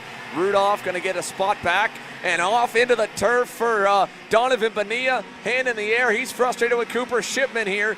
Myers going to send it on Bonilla, and he's going to fall to the wayside. Rudolph through. Stanfield trying to go. Miles is lined up as well as they come onto the front straightaway, and Dono's going to go back another 2 spots before he finds a hole. Cooper Shipman 3rd, and Allen Isambard now needs to track down Elio Meza over the final 3 laps. He's got 5 car lengths ahead of him to try and get there. 3 laps to go left in this KA Senior main event. 40 of the best drivers here in the nation. There goes Aiden Rudolph on the inside of the Magic Man. A little bit of contact in between the 2 of them. The 2 TB carts on the outside in Switchback City. Can Alex Stanfield stay ahead? He can. AJ Myers able to get through. Miles is going to get it back though. Over under move. Moves AJ Myers to the wayside and is not happy with Christian Miles here in this one. Yeah, that move there we've seen a lot over the years, guys, an over under through turns 8 and 9, and it ends up in carnage at the end of the corner because Miles wasn't clear, wanted to clear himself, and AJ frustrated with that. Vasquez to the inside of Miles. He'll clear himself through the final turn. 2 laps to go. Isambard is there, knocking on the door of Elio Meza now. He cracked him down and cut that gap to a car length away, and he's maybe going to even have a run at him at the end of this back straightaway. This is going to get close. Cooper Shipman, Aiden Rudolph, Alex Stanfield trying to close in. Meza's going to go to the low side to block into turn number 6. Yeah, low side for Elio Meza, who saw Allen Isambard was coming. He was 3/10 quicker than Meza last time by. Can Isambard throw something here in the turn number 8? Not close enough. Meza still going defensive in the double right-hander. Over under move for Allen Isambard, who takes the lead of the race. Very well timed and a very mature move for the shifter driver who was expecting a run there this weekend. A last-minute call up to K100 Senior finds himself here battling for a race win. What a move for Allen. Now he's got to do the same thing, kind of low line it a bit, but he's had the speed. 1 lap to go. Allen Isambard's got the Sodi crew on their feet cheering here on the fence line. Through the S's we go. Final time. Cooper Shipman. Is he going to help his former teammate, or is he going to try and take a win for himself? As Meza all over the rear bumper of Isambard. And here we go down the back straightaway. Isambard looks back, and the race to the bottom side. Isambard gets there first. Meza to the high side. Isambard's got to be careful with how much he moves out for the corner. For now, it's clean over to turn number 7. Clean in turn number 7, double right-handers. Meza close enough, over, under. Same move that Allen Isambard did on the inside for Meza. They're side by side, door to door, bumper to bumper. Isambard drops the tire there into the belt buckle for the final time. Meza not close enough to get the move, and Isambard still defensive, over, under for Elio Meza. Final time to the boot here. 2 corners to go. Isambard, Meza, Shipman. Last turn, Isambard low. Meza can only follow him out of the final corner. It is Allen Isambard from P12 that drives to the win in KA Senior. And behind him, look at Stanfield, Vasquez, Rudolph. Stanfield ends up with the win at the line, or the win of the group really. He gets 4th, Rudolph 5th, Cooper Shipman 3rd, Elio Meza P2 at the end of it all. Vasquez Jr. 7th, Peyton Phillips 8th, Donovan Bonilla 9th, Jake Drew joined that group at the last possible second. He drives all the way up to P10 at the drop of the checkered flag. A good run and recovery for the top qualifier from Friday afternoon. And as the rest of the pack cycles on by the line, a moment to catch our breath after that one. Allen Isambard, picture perfect drive through the field. He carved everyone up perfectly. And I tell you what, Xander, I could barely sit down for that race. Action-packed. Green a checkered the entire way through. I mean, Meza looked to hold off Allen Isambard. Allen Isambard timed the move perfectly, was in the lead, in control in the second lap, and took the race away here in this one. I mean, a great drive by Allen Isambard. This one where Isambard was able to stay ahead. Meza tried to throw everything he had at Allen Isambard, just wasn't close enough there, and there was battling all the way through.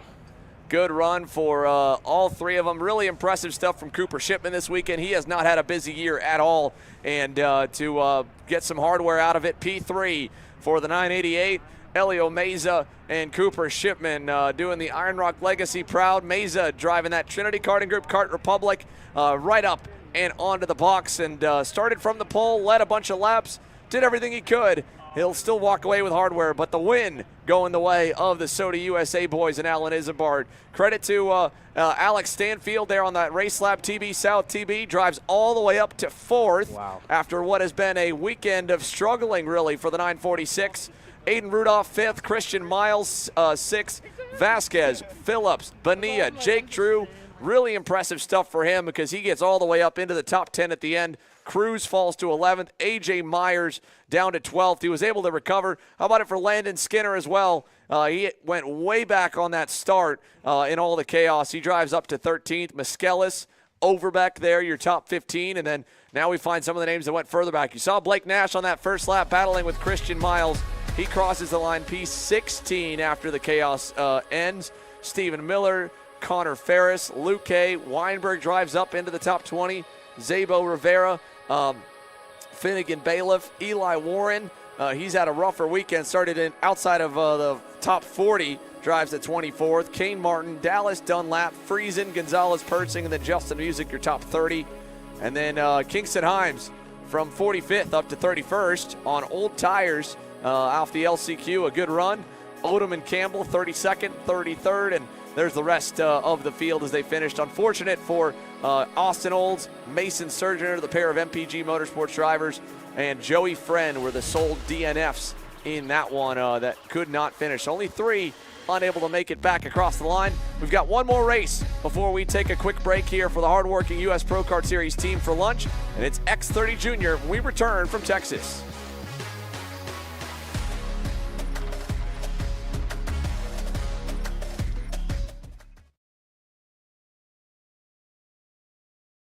Colin, I need a new 219 chain. I need a 77 tooth sprocket. I need some more chain lube, and I need it probably as soon as like tomorrow. Dude, are you even listening? Like, we need this to run this weekend. Want anything else? What do you mean? I already got it in the car on Acceleration Kart Racing's online store, bro. All orders over $200 get free shipping. Oh, throw in a set of tires. Done. Everything you need, all in one place and shipped to your door for free on orders of $200 or more. Exclusions apply. Shop akr.com.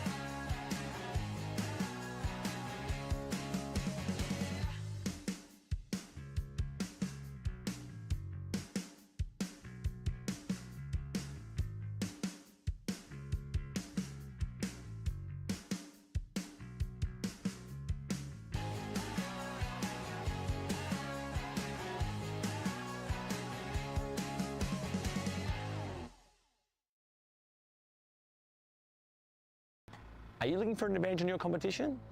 Well, Car Class has done the hard work for you. We've traveled to your racetracks to give you the inside knowledge.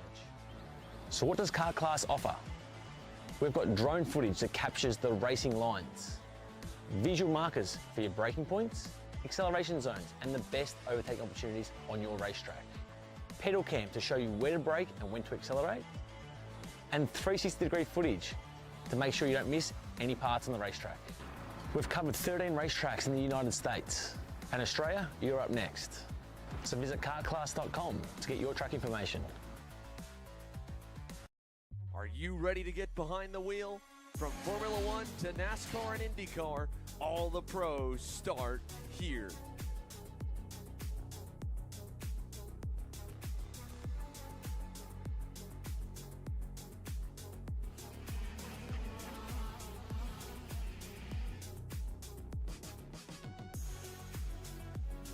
For more information, check us out online at mcckarting.com or call us and go racing today.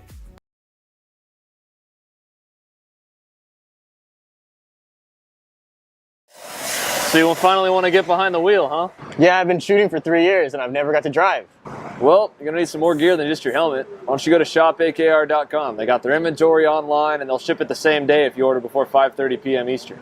They got shoes? Yep. Gloves? Yep. Rib protectors? Got those too. Can they make me go fast? No. Here at Acceleration Kart Racing, we've got everything you need to get on track. What happens next? Well, that's on you. Check us out online at shopakr.com.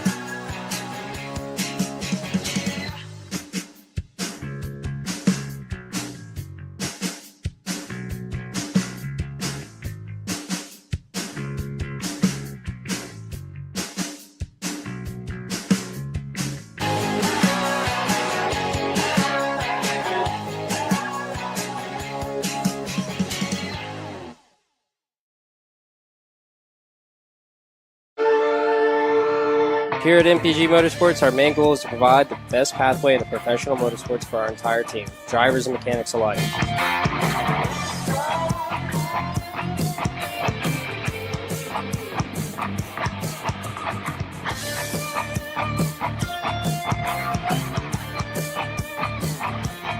We're based out of Whiteland Raceway Park in Indiana. For more information, contact us at chase@mpg-motorsports.com. We're at a commercial break.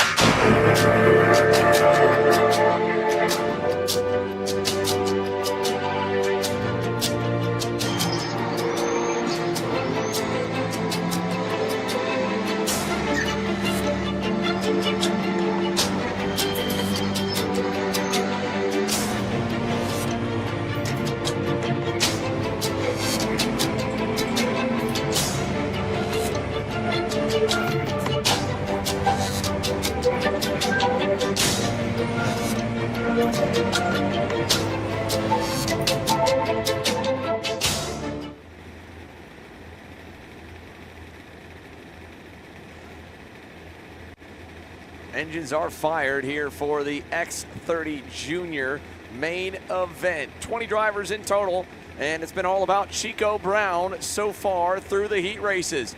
He had a good time in warm-up, ended up quickest there on the slick tires. Starts alongside Diego Ardiles for a Rollison Performance Group lockout of row 1. Jackson Wolney's got that Speed Lab engine, Speed Concepts Racing Red Speed, ready to go. He starts on the inside of Enzo Vidmontien's BN TKG Kart Republic on row 2. Then it's the Ryan Perry Motorsport entry of Davin Roberts on row 3 alongside Victor Day Allen car. Then Sarah Bradley and Alexander Vanchev, Edgar Rodriguez, and Chase Cassie at Lee on the Coastal Link Custom Printing number 711. Yeah, and it's Michael McGoy in the 761 on row 6 alongside the Race Lab TV card of Ty Fisher, Comaderos, and William Kim. Rounding up your 7th row, Jose Scrimmer and Eduardo Peralta on row number 8. Matias Gonzalez and Fernando Zapata, row number 9, and Nathan Dupuis, Shotgun Charlie on the field here, Xander. Yeah, Nathan Dupuis ready to go on the Super Tune USA Tony kart. And as the field completes the outlap, they'll do one full lap here for these water-cooled motors to get the engines up to temp, and then make their way over through the cut-through to line up for the greens. So one full lap, extra half lap to get the tires up to temperature. The sun's out here. The temp is definitely rising in the air, and you can feel as the excitement gets better on the racetrack that we are well into the main events here. For those of you just joining us now, this is our final main event before a 30-minute break, and then we will return after the lunch break with 3 more finals before the podium ceremony presented by Studio 52 Photography. Of course, if you haven't already, grab your official US Pro Kart Series on-track and off-track photo package from Studio 52. They're still available online and at their booth on site. And again, huge thanks to them for presenting our podium ceremonies for 2024 with the US Pro Kart Series. As they make their way through the Odenthal Racing Products cut-through, they'll begin to form up when they hit the final turn for an all-purple and pink front row in X30 Jr. Now, it's kind of been a flip of the script, Caleb. If we think back to Homestead, Chico Brown was maybe a little bit off on pace to Diego Ardiles, but he was able to outrace him. Can Ardiles kind of turn it around after Chico's had his numbers so far through the heats? Yeah, Ardiles has kept his nose clean and been up there with Chico Brown all weekend long. I mean, if he can stay with him here at the start, if Chico can stay in the draft, it could be one to watch here, Xander. Yeah, so Chico's had the edge on speed. Diego might be able to stay with them and fight. Let's find out. Through the boxes, we go to the lights. No green that time by, a little too antsy. And oh, we got problems for the back. Check that out. Enzo Vidmontien's got an issue. The 795 is slowing on the front straightaway. Heartbreak for Enzo and the Trinity Karting Group Kart Republic that was slated to start in 4th. He's off in the marbles on the outside. He's trying to work on the wiring as that motor has completely turned off. And I think this is going to be the end of his day here. Porter Wiesensenzel, the head flagman, checking out everything for Enzo. Any other thing he can look for to get that thing refired. He's pointing over at the side of the motor like he's thinking it's the plug wire. Yeah, and I think he's trying to park, make sure the plug on the spark plug is just really all the way in and trying to get it started. So just issues for Enzo Vidmontien, who I think is going to have to park it here in this one. Unfortunate. Yeah, well, the field's already the last turn. Porter's like, look, man, we got to get you out of here. We got to get you to a safe spot. So he's going to bring him off the side, and sadly, that does it. That is it for Enzo Vidmontien and his hopes at being able to try and get a second win on the day after dominating the second half of that KA Junior main. So we're going to have a different junior winner. Who's it going to be? To the lights we go. We're racing, and a great start for Turner Brown. Jackson Wolney trying to follow him through. He'll get to second. Ardiles still side by side with Davin Roberts. Roberts gets through into third with a good run through turn number 4. Yeah, good run so far by Davin Roberts, up at a P3 here already. In this one, you see Gassia Lee looking back, going defensive. Ardiles looking to go on Davin Roberts on the inside. He's able to get clear. Victor De Allen car as well, up into the top 5 here. Roberts falling back, and for Ty Fisher losing a couple of spots here on the start. Yeah, good first few corners, then lost it all and then some in turn number 6. Let's see what Jackson Wolney is made of here as he's charging to the lead, right to the rear bumper of Turner Brown through the buckle, and he's all over him early here in this 20-lap main event. plenty of time of when he wants to make that move for the lead, but I think he's going to go now. Jackson Wolney deep in the last turn, a little bit overdone, and Turner Brown back to the lead and completes that RPG sandwich as that one crossover move has brought Diego back into the mix. Yeah, so Diego Ardiles back into the mix here, and Wolney looked for the move at the first lap, just wasn't close enough, wasn't able to get it done, and you see Chico already with a great run out of the double right-hander with a good gap. Ardiles now on the inside of Jackson Wolney. Can he get clear? Looks to go on his teammate as well. Side by side, door to door. Ardiles not able to get clear. Wolney looking to get the move done as well, but not close enough as of yet. And wow, what could have been for Diego Ardiles, a 2-for-1 special almost. Well, it looks to me like Turner Brown might be a little bit lower on air pressure than the other two around him, because he was gonna lose the lead through the buckle, but he was braking so early. I don't think Diego meant to get into the side of Turner or try to go and get two karts in one corner, but he just was braking deep enough to get alongside Jackson and overdid it. And now Brown, an over-under on Jackson Wolney. They're going to bang tires onto the front straightaway. He throws his hand up. He's like, fine, all right, you go get him, but don't let him get away. Wolney into second. Diego Ardiles with the lead as they go through turns 4 and 5. Here comes Victor de Alencar, Sarah Bradley, and the rest of the main pack to the edge of this front group. And Chico's going to go right back on Wolney here down the back straightaway. Yeah, you see Chico struggling for grip. He's able to get that move done, though. De Alencar on the inside there of Wolney, still side by side. Wolney able to stay ahead. De Alencar off into the wayside, still side by side. Bradley looking to get the move done as well. Davin Roberts looking to go through on Bradley, but not close enough there for Davin. And that gap already opening up here a little bit to Diego Ardiles. Bradley looking for the move on De Alencar on the inside of the buckle. Bradley gets ahead of Victor De Alencar, who's just been struggling for pace all weekend long here, Xander. Yeah, Victor de Alencar not as quick as Turner Brown and Diego Ardiles, but he's definitely racy. A nice move there in the last turn sends Sarah Bradley to the wayside. Roberts able to slip through as well. So de Alencar back to 4th. Roberts into the top 5. Bradley back to 6th. Then Vanchev and Chase Gassiet Lee headed through turns 4 and 5. Ty Fisher got up as high as 7th or 8th. He was in this group. He's dropped back to 9th. Just ahead of Cole Medeiros, who had that massive off in qualifying or warm-up, as Turner Brown trying to go back on Ardiles. They're side by side, banging side pods, and it is going to stay with Ardiles for the moment. But Chico trying to get something done for the lead. He looked a little slow to start, but he's definitely faster now, as Ardiles low line and through 11 has brought Jackson Wolney back up to the bumper. Yeah, Jackson Wolney back up to the bumper and a lifeline there where the two RPGs are fighting and not getting away from him here. Wolney down the inside there on Chico. Brown able to get clear around the outside. What a run for Turner Brown. A 2-for-1 move, almost got passed by Wolney, and around the outside on everybody on the exit of the boot. Gets the move done and to the point of the field here. Yeah, Chico was setting up Diego for an over-under. Jackson sent it in, so Turner said, all right, release the brake, picked up the throttle, and ripped the top side. Turner Brown, your leader once again. Passing further back now, Alexander Vanchev on the Zanella Racing black and yellow Tony kart to the point of this middle group. Getting around Davin Roberts, move Vanchev into 6th, and look at this for the lead. Side by side, Ardiles trying to get back around Chico. He knows how fast his teammate has been, trying to not let him get away, and this is going to bring everybody into the mix. And just, it honestly looks a bit like deja vu to that third heat race in Mini, Caleb. We can't have this many in a pack. It's going to explode at some point, because it is way too hectic right now. 8, 9, 10 karts all together coming onto the front straightaway. A lot of passing and everybody trying to get themselves up into the top 5. Gassiet Lee further back, and as National Motorsports was seen dropping a tire there on the exit of the boot. Jackson Wolney still in 3rd here, and with a good run, they're out of turn number 4. Let's see if he can get a run to Diego Ardiles here down the back straightaway. Ardiles, though, going to get the run there on Chico Brown, and all the fighting going to bring more and more drivers, more and more karts, more and more teams into the battle for the lead here. Out of turn number 7, Wolney still following Brown and Ardiles, and we saw the camera was zoomed in on the penalty board, the message board that Porter has on the front stretch. So there was a warning flag or penalty flag given to someone in that lead group. I'm not sure who it was. We were zoomed in on Wolney, so it might have been on the 703. Indeed, Jackson Wolney with a warning flag, while the leaders are definitely still racing hard. Brown back through the lead in the kink before the last turn. He takes it over. Ardiles 2nd, and Jackson Wolney staying in line there in 3rd with Victor de Alencar and Bradley, and off the racetrack for Michael McGoy. William Kim way off there.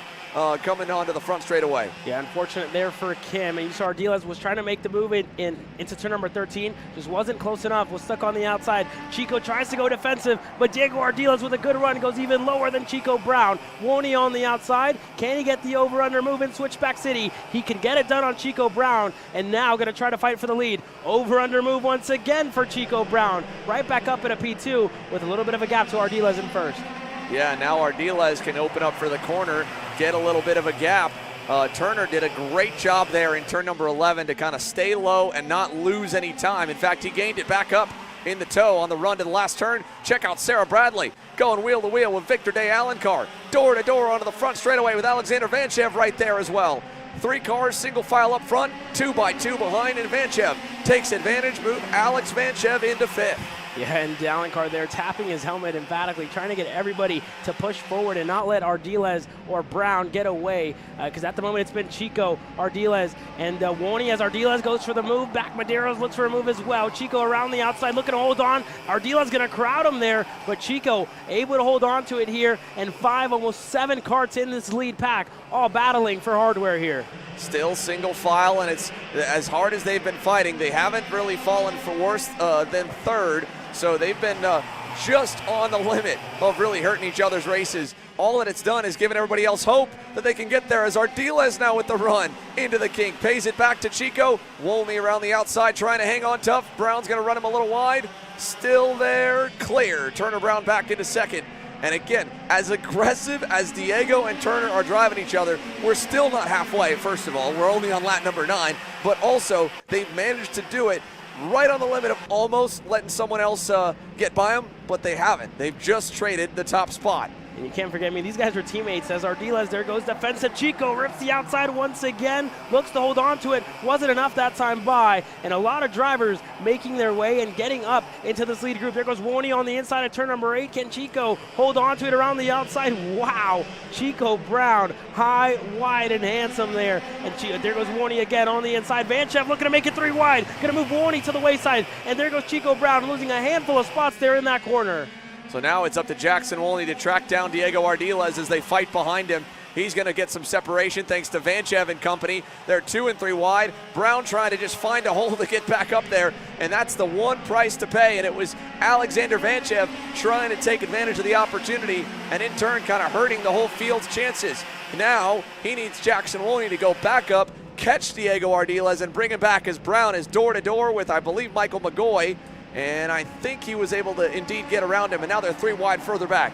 De Alencar on Vanchev. That's 3rd, changing hands. Chase Gassiet Lee, a good drive forward into the top 5 now for the Nash Motorsports machine. And Cole Medeiros in the mix, in the picture there on that dark red and black helmet. He's 6th.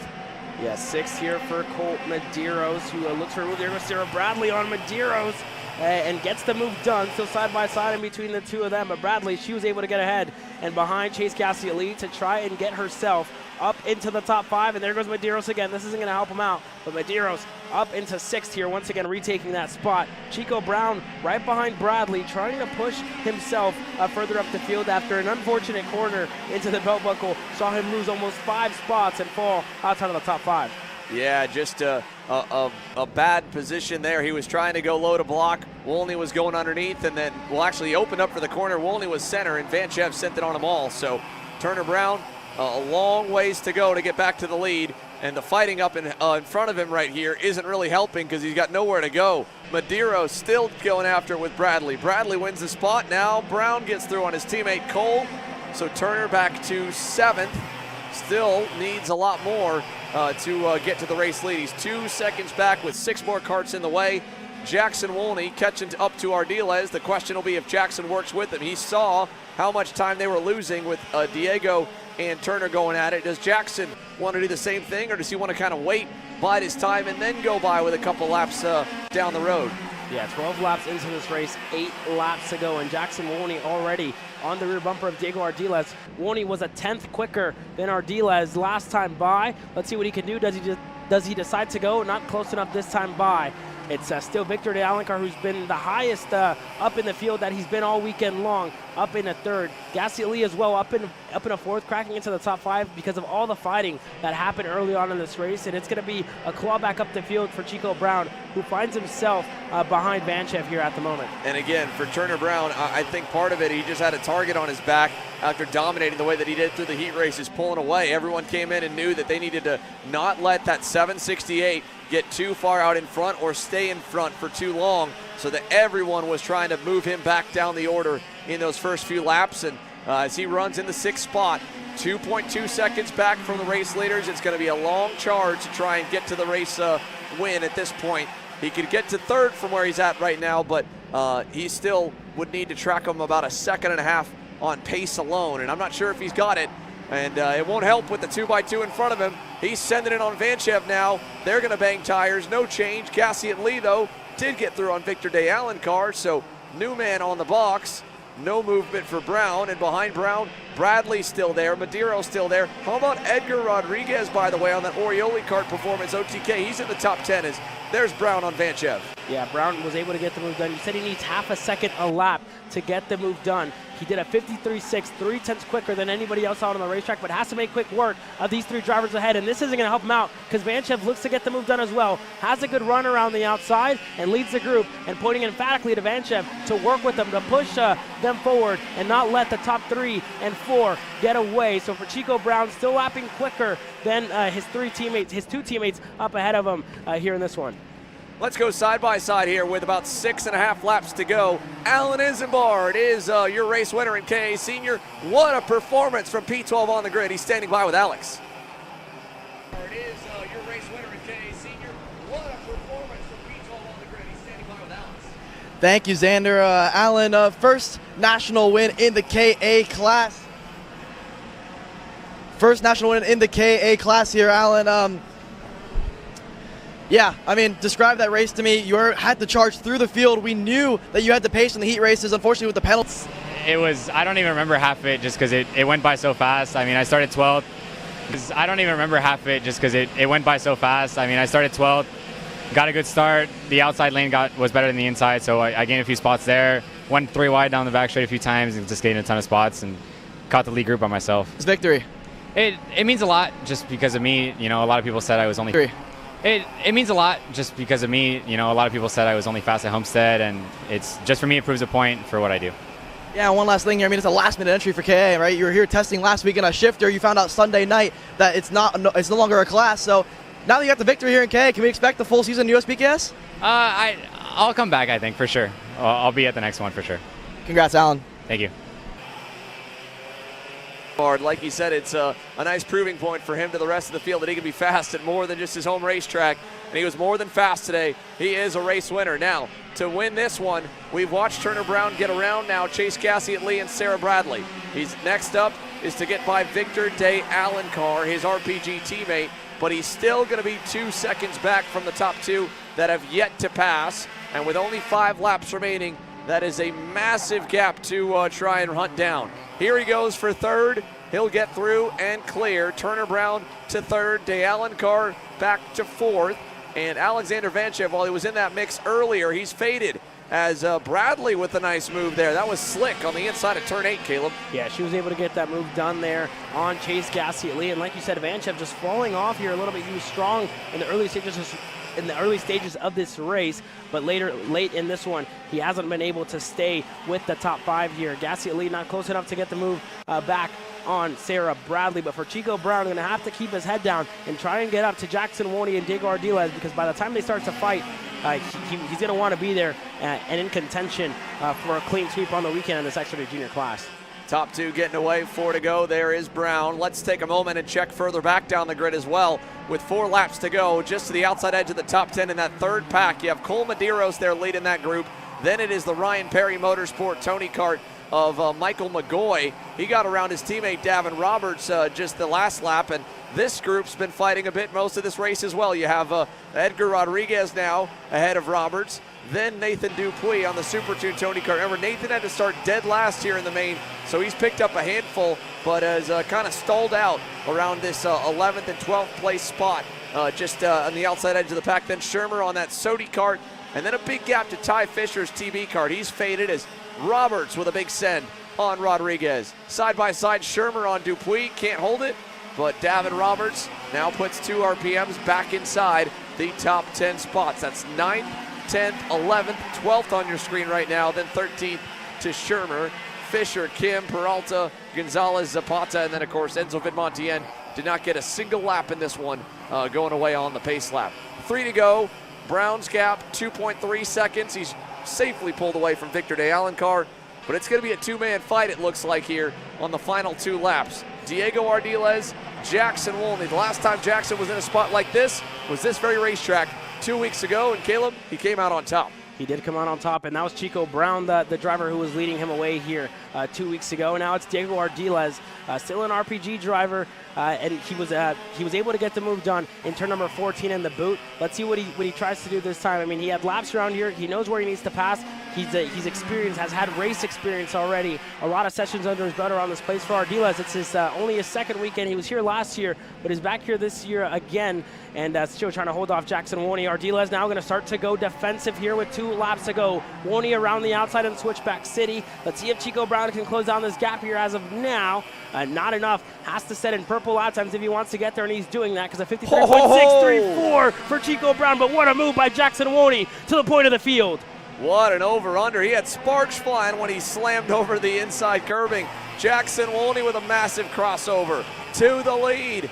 Now coming to the white flag, Wolney has to keep that kart pinned on the low side. He'll block in the last turn. Ardiles not able to get an over-under. Here comes Turner. He's getting bigger and bigger into frame.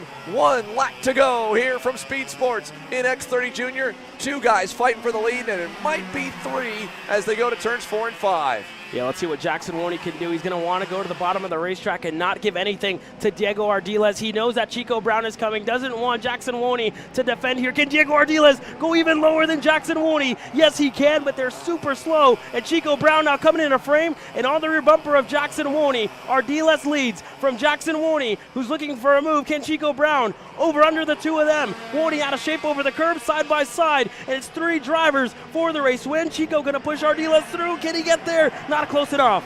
No, but he is going to get alongside for a moment. Ardiles back to the lead. Final 2 turns. Jackson Wolney knows he's got to be careful about Chico. He finds a hold of the inside. Here comes Brown with a big run. Side by side for the lead and the win. The teammates across the line. Diego Ardiles. No. Did they tie? You have got to be kidding me here. Timing and scoring. What is it showing?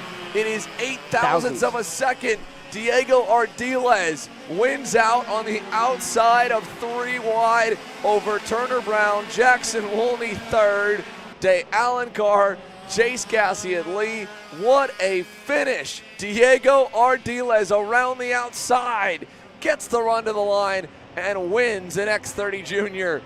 What a run there. It has confused our timing and scoring for the top 2. That was almost too close to call. What a finish. Wow. What a barn burner of a race the entire way through. Chico kept his head down. A monster gap to close. He conquered it, got there in the end. Ardiles and Wolney, the gloves were off.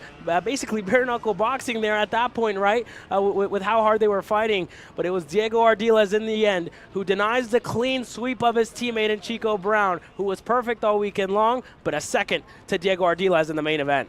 And Jackson Wolney from the lead and then back down to 3rd ultimately on that final lap. A bit of a heartbreaker, but still some hardware to walk away from Texas and some good points there for him. On the flip side, of course, you feel bad for Enzo Vidmontien.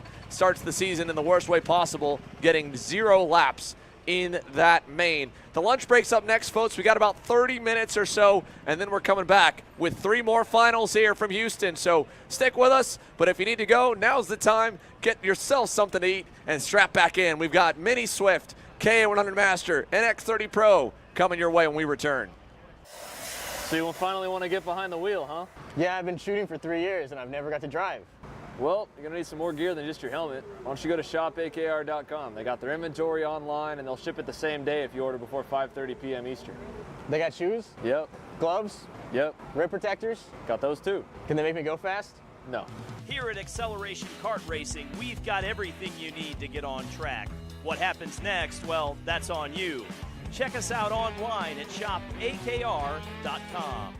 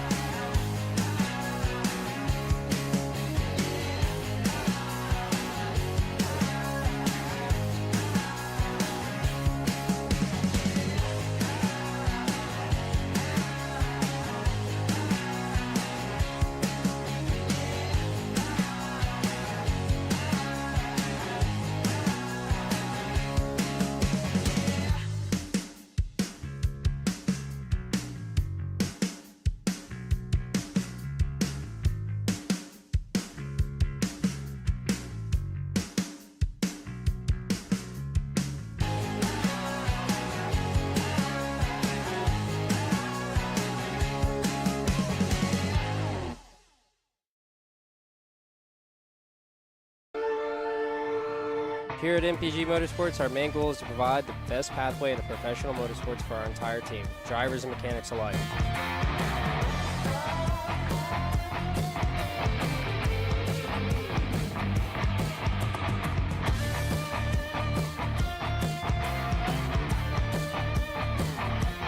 We're based out of Whiteland Raceway Park in Indiana. For more information, contact us at chase@mpg-motorsports.com.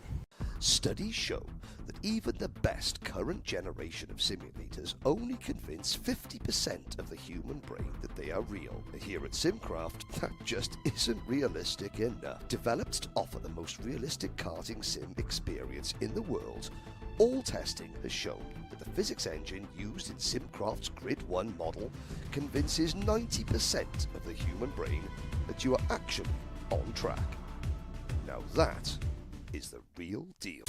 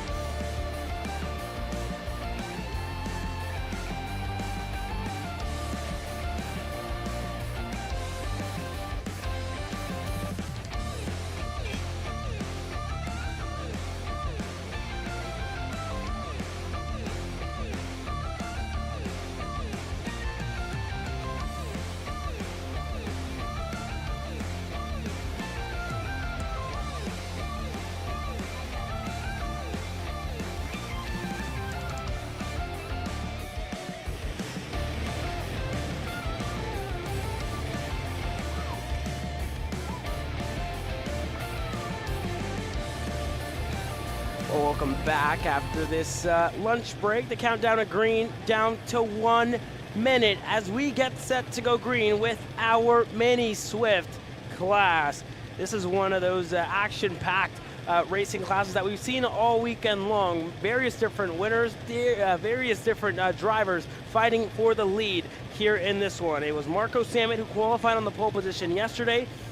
It was Nico Orbezo who took away heat race number 1. Royce Vega took the second heat, and Ashton Moon, who's starting on the outside, he was the heat number 3 race winner. As we try and run you through your field here in this one, it's your Mini Swift class presented by Sony Kart Racing USA, and one of the most action-packed and tight-knit classes all weekend long. 1 minute to go, and these drivers roll out. It's Nico Orbezo starting on the pole position alongside Ashton Woon. Santillan and Sammet on the second row. Fernandez, Rivera, row number 3. Emerson Lane and Wyatt starting on the row 4 to lock out in all Texas. 4th row. De Janeiro and Katowski, row 5. Wagner and Vega on row 6. Baruch and Barella, row 7. Ives and Bergman, row number 8. Alex Chandler and Grayson Wolcott, row number 9. It's Murad and Macha starting on the 10th row after an unfortunate end to Macha's heat race yesterday. The rest of your field, Pasha Ali, 11, starting on row number 11 with Giglio, Quinto, Klein, Chambers, Payne, Malo, Schniegenberg, Jensen, Jimenez, Pavan, Wonderlay, Trebe, McClellan, Majeski, Westfall, Lavin, Iturriaga, Glempin, Nacho Wadi, your 40 drivers that get set to go green here in this one. It's anybody's game on what's been an action-packed weekend of racing all weekend long in this Mini Swift class. Look for Royce Vega, who's been quick all weekend long. He's starting 12th. Look for him to work his way up to the front and try and fight for the lead. A hometown kid as well, Aston Wyatt, Sawyer Chambers, all drivers who can contend here for this one. Into the tram lines we go for the final time this weekend in your Mini Swift class. Lights out, and we are racing here in Mini Swift. A good start so far by the Rawlson Performance Group driver of Nico Orbezo to the point. Santillan going to follow through, and a good start so far by that SLA driver there to work his way up. That's Benja Fernandez in his SLA Kart Republic, as well as Emerson Lane. Oh, wow! A lot of carnage towards the back of the field. Drivers collected here, and that's a lot of carnage. That's the 179. Is that Bergman? No, that's not Bergman. It's just another Trinity Karting Group. Kart Republic, more carnage. That's Lorenko Varela, Schniegenberg off the racetrack, and that was Bergman. Ali gets together. Carnage here in this one, Alex. Yeah, it's getting wild on the opening lap of Mini Swift here. Nico Orbezo has escaped the fray behind him there with a bunch of other drivers, one of them being Valentino Santillan. He was one of the drivers that was moving up through the field, had to start outside the top 10 in every single heat race yesterday, but with a bunch of great results up in a P2. Up in a P2 for Valentino Santillan. A good start so far by the Sony Racing USA driver to work his way further up the field. And a lot of guys, just trying to find their time, trying to find their space on the racetrack here to really look for moves. Marco Sammet, he was your fastest qualifier yesterday. He finds himself further back in the field. There goes the Team Ferris Racing Kart Republic of De Janeiro, who looked for the move and is able to get it done there on Benja Fernandez. So Fernandez losing the spot there. Ashton Woon going to go on Fernandez as well as Rivera, who gets the move done. Sammet going to go through as well. An unfortunate couple of corners there for Benja Fernandez in Switchback City, who lost almost 5 spots in the span of 2 corners. Super easy to make that happen there. Send it to the inside and through there on Julian Rivera. How about that for Mika Barreau on Benja Fernandez? They've actually raced together quite a bit down there at the AMR Club Series in Homestead. They're going at it here in Houston, Texas. How about that? Ashton Woon going at it there with Enzo De Janeiro as well. So Woon started up towards the top 4, back in the top 4 now. Santillan giving the signal to Emerson Lane, saying, let's work together, push me. We need to catch up to Nico Orbezo, who yesterday, although he started outside your top 5 in every single heat race, Parker Ives throws one down the inside and makes that one stick. He's up into the top 8 now, Caleb. Yeah, top 8 for Parker Ives, who has been, an uphill battle all weekend long. You see moves for the back of Sawyer Chambers. Royce Vega there further back in the field, who's making moves in his Bennick machine. There you see him, Aston White and more. That's Royce Vega, who leads Maxwell Macha and company we saw Macha and Vega, who were in the fight for the lead yesterday. They ended up on the bad end of the stick with a lot of work to do here in this main event to get themselves further up the field. That's Chandler and Aston Wyatt, two hometown local kids, heroes around this place with a lot of race wins and a lot of laps led, but they haven't been able to show their pace so far in this national race. There goes Macha looking for the move, a little sideways there. Sawyer Chambers out of this race. He was one of the quicker ones yesterday. An early end to his Iron Rock Motorsports Intrepid machine. Unfortunate end for Sawyer Chambers. Ives looking to get the move done there on Mika Baruch. Not close enough as of yet. Looks for the move side by side further back. That's Fernandez there and Wyatt who goes side by side, and Wyatt able to stay ahead. Wyatt staying ahead. How about this? Emerson Lane going defensive there on Ashton Woon, trying to hold on to that third place spot. That battle for third is going to heat up here with Emerson Lane continuing to defend through Switchback City. Woon to the inside. Here comes Samet, going to force his way through. Now we're going to go 3 wide for a moment there. Enzo De Janeiro sneaks through. So Emerson Lane from third to 6th in a matter of 1 corner. Make it 5th now as he's back to the inside. A 2-for-1 potentially. He's going to make it stick on Marco Samet. There's Julian Rivera, the 124, the RPG driver. Couldn't sneak through there. He's going to have to hold on to that 7th place spot as it stands. All of his battling out for 4th has given Ashton Woon the chance to go out for that top 2 spot, but it's Santillan and Orbezo out front working together, only 5 laps into an 18-lap main event.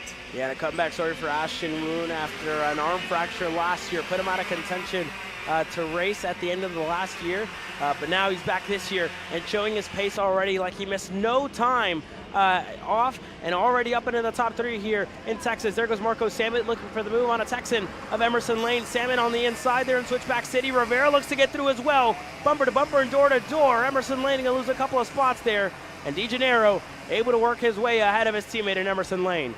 Look who's knocking on the door. Parker Ives, the 148 RPM driver, up in the 8th position there, all up on the bumper now of Emerson Lane shortly here through the belt buckle section of the racetrack. Aston Wyatt now on Mika Baruch. That's for 9th. You see him give the helmet tap. Let's work together. Let's catch up to that group in front of us that continues the battle for 4th place. Here's the look at Marco Samet there. This is for 5th on back. It's Samet, De Janeiro, Julian Rivera, Parker Ives all on the bumper now, side by side with Emerson Lane. Couldn't make it stick, but Parker Ives, one of the quickest drivers on the racetrack as it stands. Yeah, Parker Ives absolutely flying here, setting in his personal best lap time last time by a 59.080, lapping almost a little bit, lapping almost a 10th quicker than Emerson Lane ahead of him there. And there you see Chandler looking for a move there on Braden Wagner. He's able to get it done. So Chandler up into the top 10 here and going to push a very familiar face of Aston Wyatt up into the battle further ahead. But this is the battle for the lead. Orbezo, Santillan, and Ashton Woon, Marco Samet and company not too far back. Parker Ives in that group as well and looking to have a breakout mini Swift. We saw him, he was super quick all of last year in the Micro Swift class and in this class. So let's see what Parker Ives can do here this year. Yeah, Parker Ives looking good here in his freshman year in the mini Swift category out front. It's Santillan ahead of Orbezo now. Ashton Woon has caught up to the top 2 here, and if they start the battle, the likes of Samet, De Janeiro, and Rivera behind are only a second in the distance. But right now, 3-car breakaway out front. It looks as though Ashton Woon is the quickest. Last time by was purple, so he is coming here inside and potentially clear and clear. Orbezo back to the point. Woon side by side forcefully makes it stick, and now wow, what a lunge up the inside. Ashton Woon got 1 in turn 5, 1 in turn 6. He's to the point.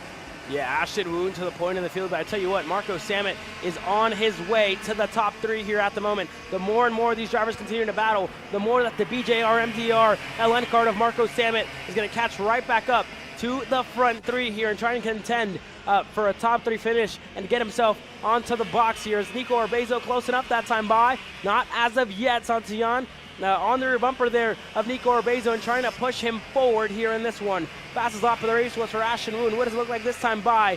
Enzo De Janeiro and his Team Ferris Racing Kart Republic, who's currently fastest on the racetrack here at the moment. He's behind Marco Samet and trying to push each other forward and get to the rear bumper here of the top 3 of Valentino Santillan, who has been really good all weekend long. Hasn't been able to take a heat race win, but has been super quick.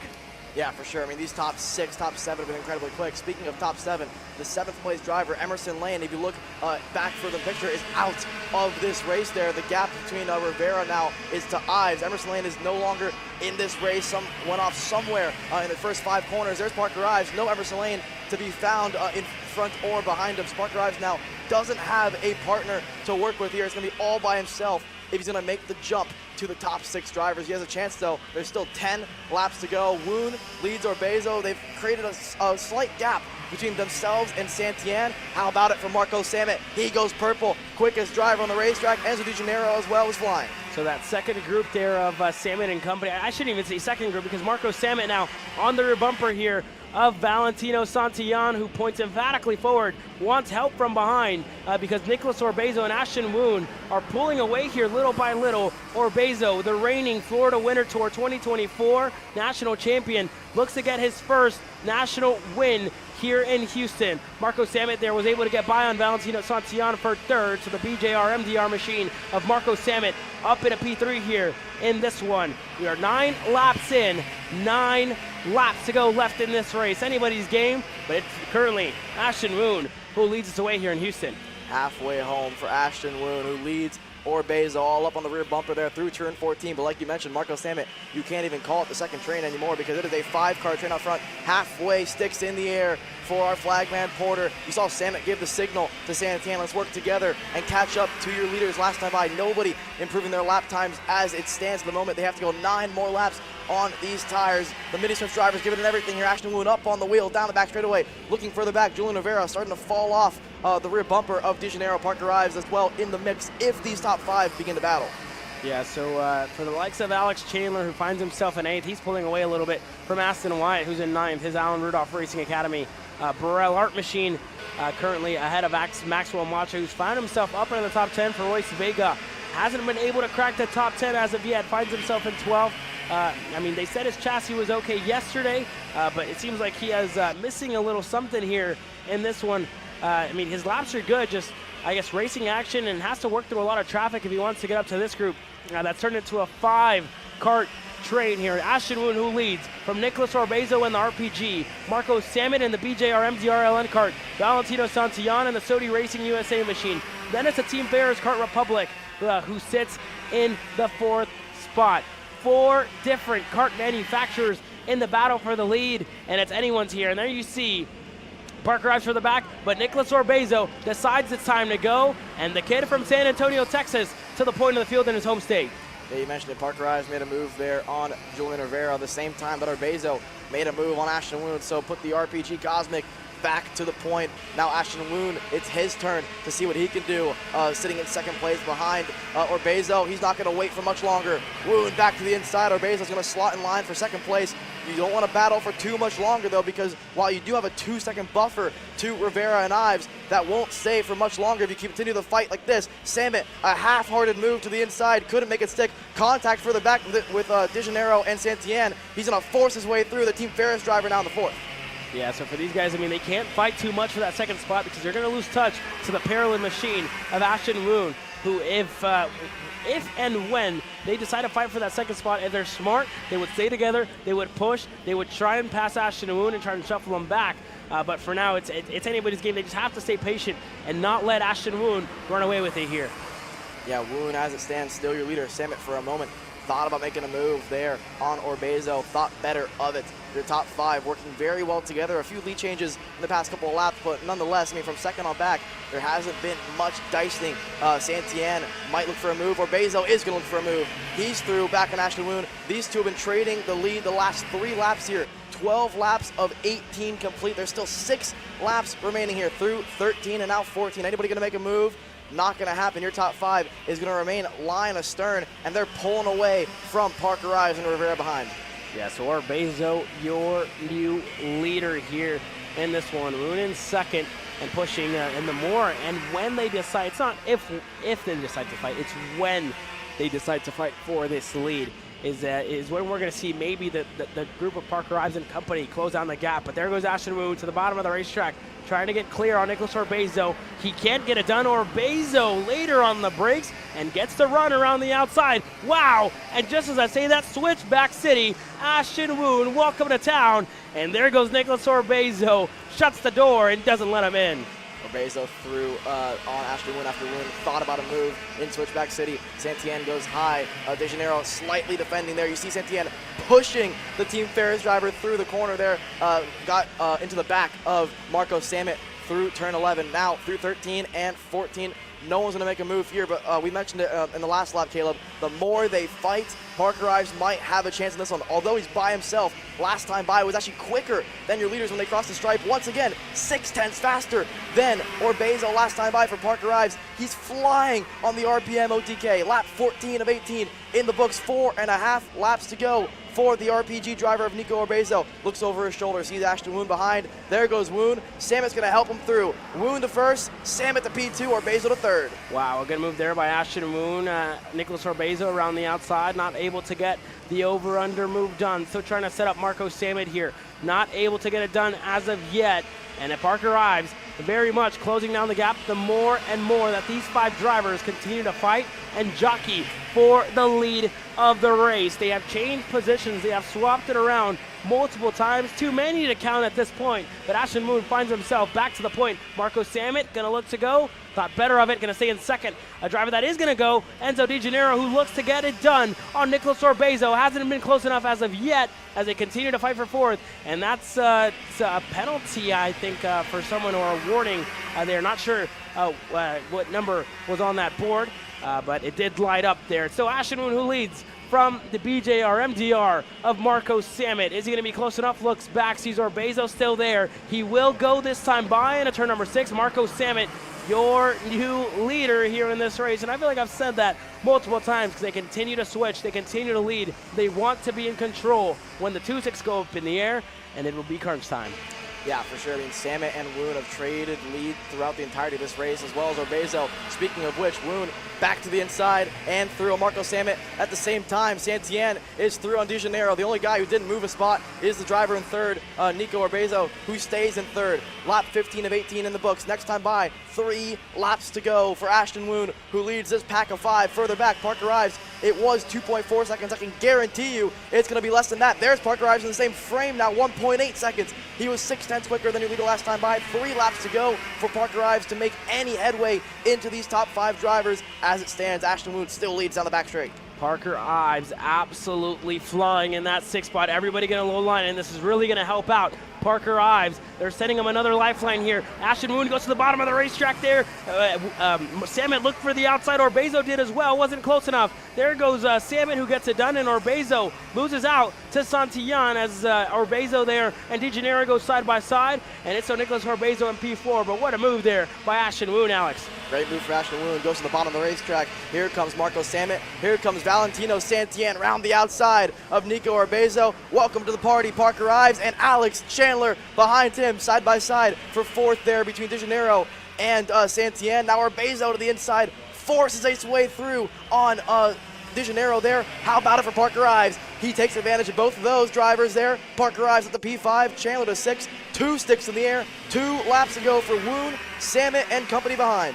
2 laps to go and officially crunch time, but it's felt like it's been that way since the green flag dropped. Ashton Woon to the bottom of the racetrack, going defensive here in this one. A lot of drivers that are working their way. Parker Ives gets a little bit out of shape there and into the rear bumper of Nicholas Orbezo. Santillan around the outside looking for the move on Woon. Not close enough. Chandler has joined the party in his Iron Rock Motorsports Tony Kart, has gotten into the top 5 here out of nowhere, side by side in between Orbezo and Santillan. They need to sort it out. If not, Woon will get away here, who still leads, goes defensive. Santillan to the bottom of the racetrack, 7, almost 8 karts in this battle for the lead.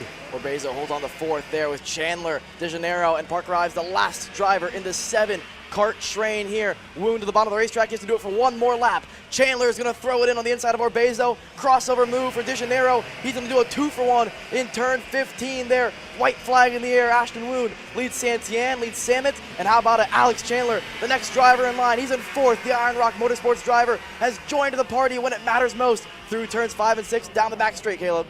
Down the back straightaway for the final time this weekend for the Mini Swifts. Parker Ives in the middle of the racetrack. Woon still low lining it. Santillan looking to go. Not close enough. Orbezo wants it over under. Almost 5 drivers here. Wasn't close enough. Santillan still defending from Marco Samet. And 2 kart lengths in between. Your leader, Ashton Woon, and Valentino Santillan in a Sony Racing USA machine. He seems to be getting away because Samet and Santillan continuing to fight here. Santillan still going defensive. And this is going to give it to Ashton Woon here in this one. Royce Vega joining the top 5. Parker Ives in there as well. Everybody fighting, but they've allowed Ashton Woon in his comeback race to get away, and he's set to cross the line and take the win in Houston for Ashton Woon. Across the line, side by side, Santillan finishing second, Marco Samet third, Chandler across the line, a good recovery drive on fourth, and Nico Orbezo rounding up your top 5. What a run for Ashton Woon. Every single lap that he was passed, he'd go right back to the lead. That strategy worked out for him. For Valentino Santillan, able to hold off Marco Samet. Alex Chandler was outside your top 8 for most of that race with 2 to go. When they started battling, he got around Ives and Rivera and found himself in a 4th place spot ahead of Nico Orbezo, who was arguably the quickest driver for a majority of that race. Rivera, his teammate, in 6th. There's a few other drivers across the line. That was Emerson Lane just now crossing the line. He was in the top 5 for a majority of this race. We saw halfway through him and Ives. He went off in front of Parker Ives there, which gave Ives, the chance to go chase after the top 5 there. Wow. What a race for our second youngest drivers that we'll see all weekend long. And I mean, these are the stars of tomorrow, right? We'll see these young drivers up in the junior class in 2 or 3 years' time, and they really delivered here today. But Ashton Woon, victorious in Mini Swift. Santillan second, Samet third, Chandler fourth, Orbezo rounding up your top 5. It's Rivera from Vega who had a great recovery drive as well for Maxwell Macha starting on the 20th row. So a good drive up the field for Macha. De Janeiro really good for Parker Ives as well, just couldn't get it done in the end. Aston Wyatt finishing 11th. Benja Fernandez, he was up there, issues for him put him out, but a top 15 finish for him is pretty good. Jimenez across the line 13th. Murad in 14th, and Mateo Quinto rounding up your top 15 here. Yeah, stacked field all the way down here. Here's 16th through 30th. It's Josh Bergman, Luke Gilio, Nico Kotowski, Josh McClellan, Braden Wagner down there in 20th. He was up into the top 10 at one point. Grayson Walcott, 21st. Julian Malo, Tucker Tribe. Jacob Majeski, Colton Schneegerberg down in 25th. Drew Jensen, Isaac Payne, Mika Baruch, Simon Klein, and Oscar Gus Wonderlay is your top 30 here. Yeah, so that was your top 30 for your Mini Swift class. There is some pickup on the racetrack, so when we come back, your K8 Masters are going to get set to go green. It's been the story of Martin Stone and Miguel Mir, who are going to go at it for 20 laps when we return.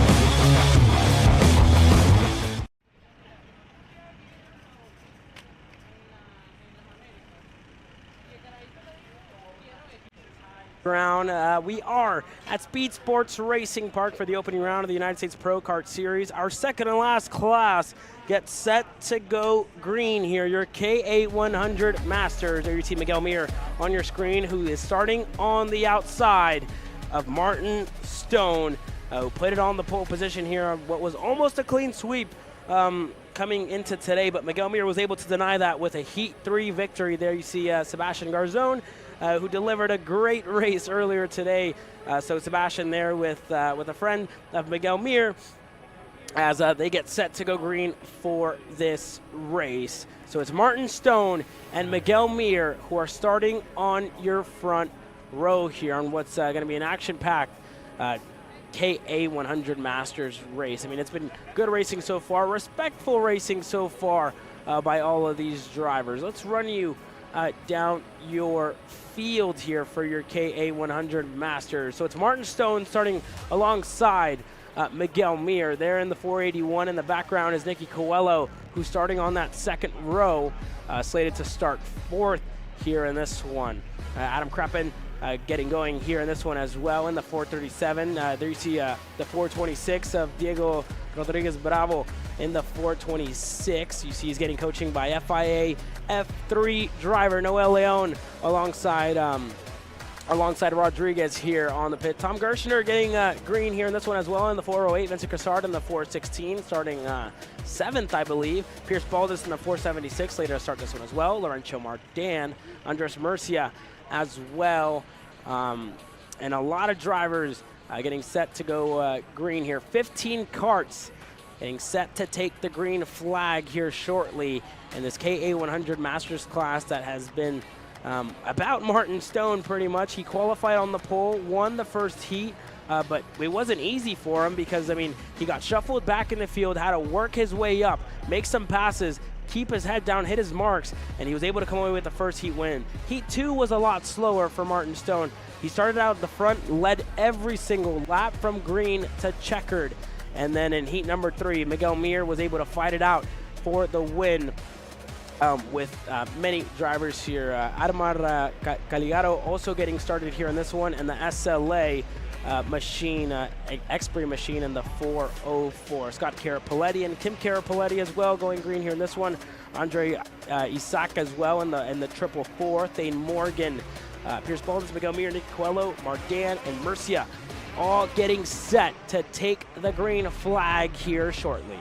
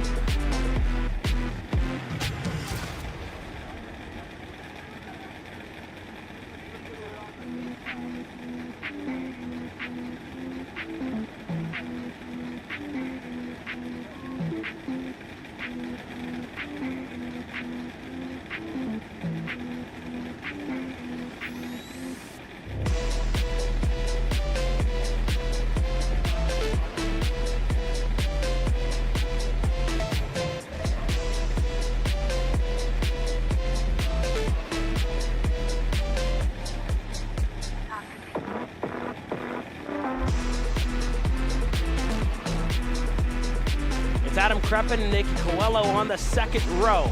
Pierce Baldus and Laurencio Margan on row number 3. The Frenchman Vincent Cassard starting alongside Diego Rodriguez in that fourth row. Ademar Caligaro and the SLA Racing Machine starting on row 5 alongside Thane Morgan. Scott Carapoletti on row 6 alongside Kim Carapoletti. Andres Murcia and his 30 Racing Machine starting alongside the ageless Tom Gershner and his Magic Cart.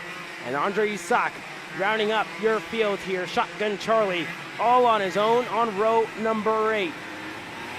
All to play for the first set of hardware in this KA100 Masters class. A lot of hometown heroes, a lot of Texas residents in this one, and looking to take some hardware in this in their home state here. It's Martin Stone and Miguel Muir, two drivers that have fought around this place many times before.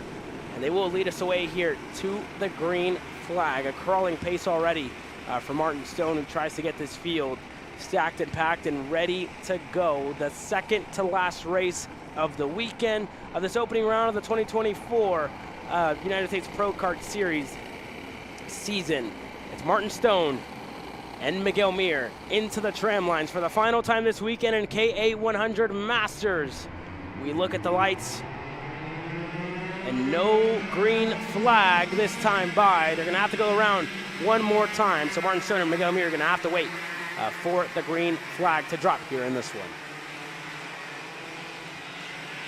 So back around we go here on the formation lap for KA100 Master. We've gone through the grid, we've seen the heat races, and it's been a long wait for these veterans to get out onto the racetrack, and didn't really get much of a read on them because only half of them went out for warm-up. 7 of the 15 only elected to drive, and only one driver from really the pointy end of the grid went out there, and that was Adam Kreppen, who rolls off in third. The rest of the field decided to not go out for the session because it was so damp. They knew the track was going to dry out. It was going to get a lot hotter, so they weren't going to learn anything. And fair play to them all on opting to not go. But from our perspective, we are pretty much flying blind into this KA Master main event. We know yesterday it felt like the third heat. Everyone kind of closed the gap a little to Martin Stone, but I don't know if that was Martin taking it easy or maybe holding a little bit back. Out of the final turn, we don't have to wait any longer though, because we are about to find out. Attempt number 2, the second to last race of the day. KA Master is green here as we head down to turn number 1. Door to door for the lead. Miguel Muir trying to nose his way in front, and he does through turn number 3. Miguel Muir muscles his way through, and Martin Stone losing out to that spot. It's Coelho, who's up in a P2, side by side further back. That's Vincent Cassard and Pierce Baldus, who's into the grass there, kicks up a lot of dirt. Vincent Cassard there gets together with the RPG of Rodriguez, and the two able to stay clean and keep it through. But contact here early on in this one as Vincent Cassard looking to work his way just outside of the top 5, currently sits in 6th. Let's see what Martin Stone can do. Does he decide to go here into the belt buckle for the first time? Not close enough, going to decide to wait and push Miguel Muir into deep waters.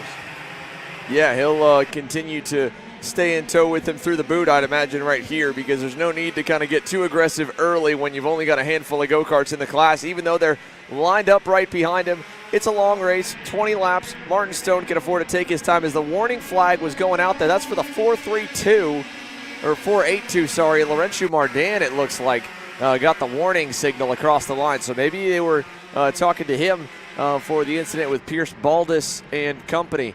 But for your KA Masters, still single file through turn number 6.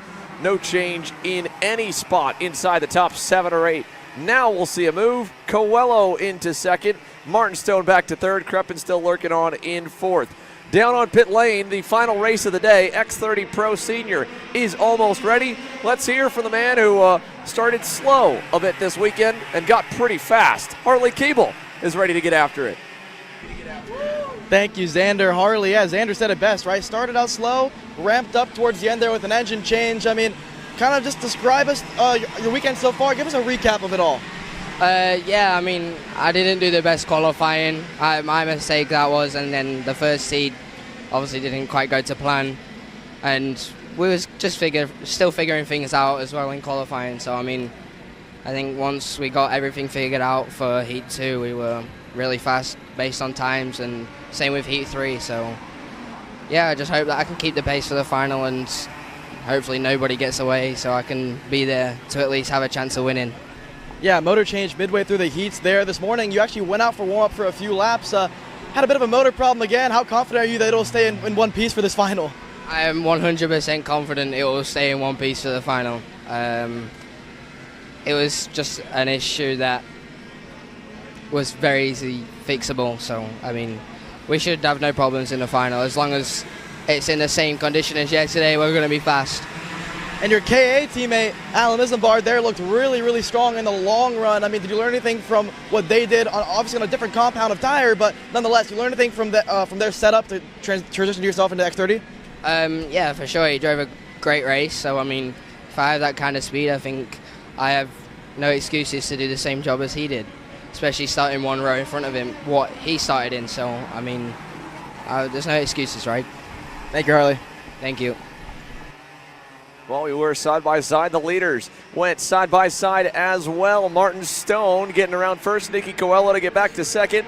And now around Miguel Mir. He leads the way for the first time here in this final. Adam Kreppen still in the mix there in third. Mardan fifth. And really the midfield has stepped up their game in this one. They've gotten a lot closer to the top five pace-wise. And we're just kind of one big, about 9-car train all the way back to Scott Carapalati at the end there behind Thane Morgan. So, and speaking of how close the field is, Alessandro Di Tullio is standing by here, getting ready to take his Inter-MS Kart Republic hopefully to the front, because the last time we saw him, he led us to green. This time he's got to start a little bit further back.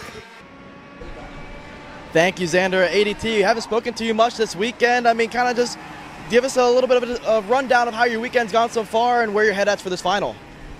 Yeah, the weekend started off really good. We had an amazing pace in practice, topping off some sessions. And then the quality was decent. We didn't really put everything together, but then the first heat was really good. We were second. We were missing a little bit, but it was good. And then second and third heat, we really fell off. There's some things that I felt that we were trying to fix, so let's see if we got it fixed for today. Any concern for this final? I mean, you struggled for pace in a 10-lap heat, now a 24-lap feature race. Brand new tires, how do you feel on the long run? I think on the long run, if we get it right, we know the KR is really good on the long run, and I prefer the long run, so I think if we got the setup right and pressure's right and everything, I think we'll be there. Good luck, Ale. Thank you. And back to our main pack here. Speaking of long run, Martin Stone probably likes it quite a bit as well. He's already starting to pull away from everyone behind. You saw Adam Kreppen while we were side by side there make the move on Miguel Mir to take over second. That was coming at a time where he was watching Martin Stone start to slip away here, Caleb. Yeah, no, for sure. So a good move there by Kreppen. Thought he was faster than Miguel Mir there. Knew he had to make the move, and another guy who knows he has to make the move is Nicky Coelho. Up in a P3 on the inside of Miguel Mir in turn number 14. So Coelho up into the top three here, and for Miguel Mir falling backwards here in this one, who's going to fall under fire to Laurencio Mardan in his Techno Kart. Yeah, Larry's definitely looking a little bit sportier than he has earlier on in the weekend. Vincent Cassard is still hanging on to the end of that main pack, as well as Pierce Baldus has lost some ground to our leading kind of sextet right here. Up to the CRG Nordam entry of Cassard. 2.8 back was Baldus last time by. Lap time checking in. I mean, it's just slowly splitting the field up. He did a 56.69. Your leaders were down on the 56 2s, 3s, and 4s. So lost about 3/10 there. And without any big help from behind or any major battling for the lead, this is probably going to be our main group into the second half of this main, which, again, we're still not there yet. So there's a lot that could change. And we might see a lead change here soon enough, because Adam Kreppen just knocked 2/10 off the gap to Martin Stone. Yeah, so Adam Kreppen absolutely flying here in this main event, and very much in drafting range to Martin Stone. Not close enough to attempt the move as of yet, but is going to have a good run down this back straightaway and try and close on that gap, because we have Martin Stone punching a hole through the air. Kreppen going to be very close. Coelho there in third, not losing touch. Miguel Mir as well has stayed in touch here with Coelho, and getting pushed along by Laurencio Mardan. And for Vincent Cassard, a little ways back there, but 8/10 behind Laurencio Martin here at the moment, but still trying to push his way forward. So while we wait for the battle for the lead to ramp up here as we approach the halfway mark, let's talk about one guy that's going to have a really good shot at trying to get a main event win. Austin Garrison rolls off P3 for the final. Alex? Thank you, Xander. You're right behind Norberg there at the start. I mean, what's it going to take to beat Flying Ryan? I thought our pace and our heats were quite well after we made the adjustment that we did on Saturday morning. For sure, the person who's going to win this race who's, going to be the best on, low tire pressure. Everybody's going to go super low. But I think I have a pretty good chance of, at least being up there to go and fight. Definitely, it's a front row of Ryan and his teammate. So hopefully I can get a good start and come out in second going down to the back straightaway. And then we're going to be blocking, kind of driving kind of aggressive the first few opening laps. But I think I have a pretty good shot. You talk about the low tire pressures. Let's talk about that a little bit, right? 3, medium length heat races, now 1 long feature race. What'd you learn about your tire yesterday? Definitely, for me starting 6th every single time, I had to push just a little bit harder and get the tires a little bit hotter, a little bit quicker. So I feel like in this long race, it should be okay. Definitely, near like lap 20 or so on any tire, you start to have, a lot of wear. The tire's super, super hot. And it all kind of comes down to chassis setup as well. If you're, have a little bit of a push in the front end with this tire on lap 15, you're kind of going to be finished after that. So you got to make sure everything's right. But I think the tire should be okay to go and hold up. Thank you, Austin. All right, thank you. Great point about setup as the race wears on here from Austin Garrison, talking about that critical final stage, that final 25% of a lengthy main event like this where the tires really start to wear and fade away.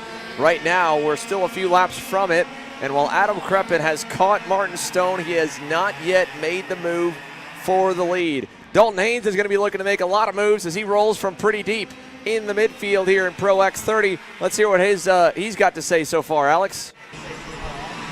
Thank you, Xander. Yeah, you mentioned it best. Dalton, it's been a slow start to the weekend. Really wasn't the pace you would have wanted.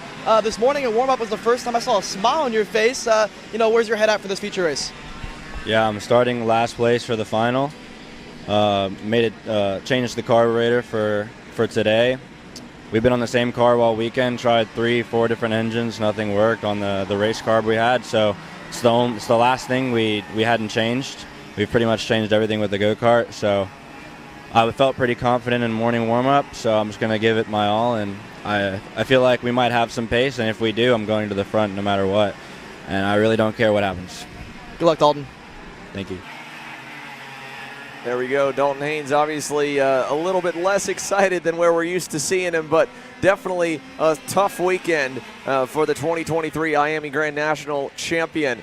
Out of the final turn, 9 laps, count it 9 laps to go, 11 in the books.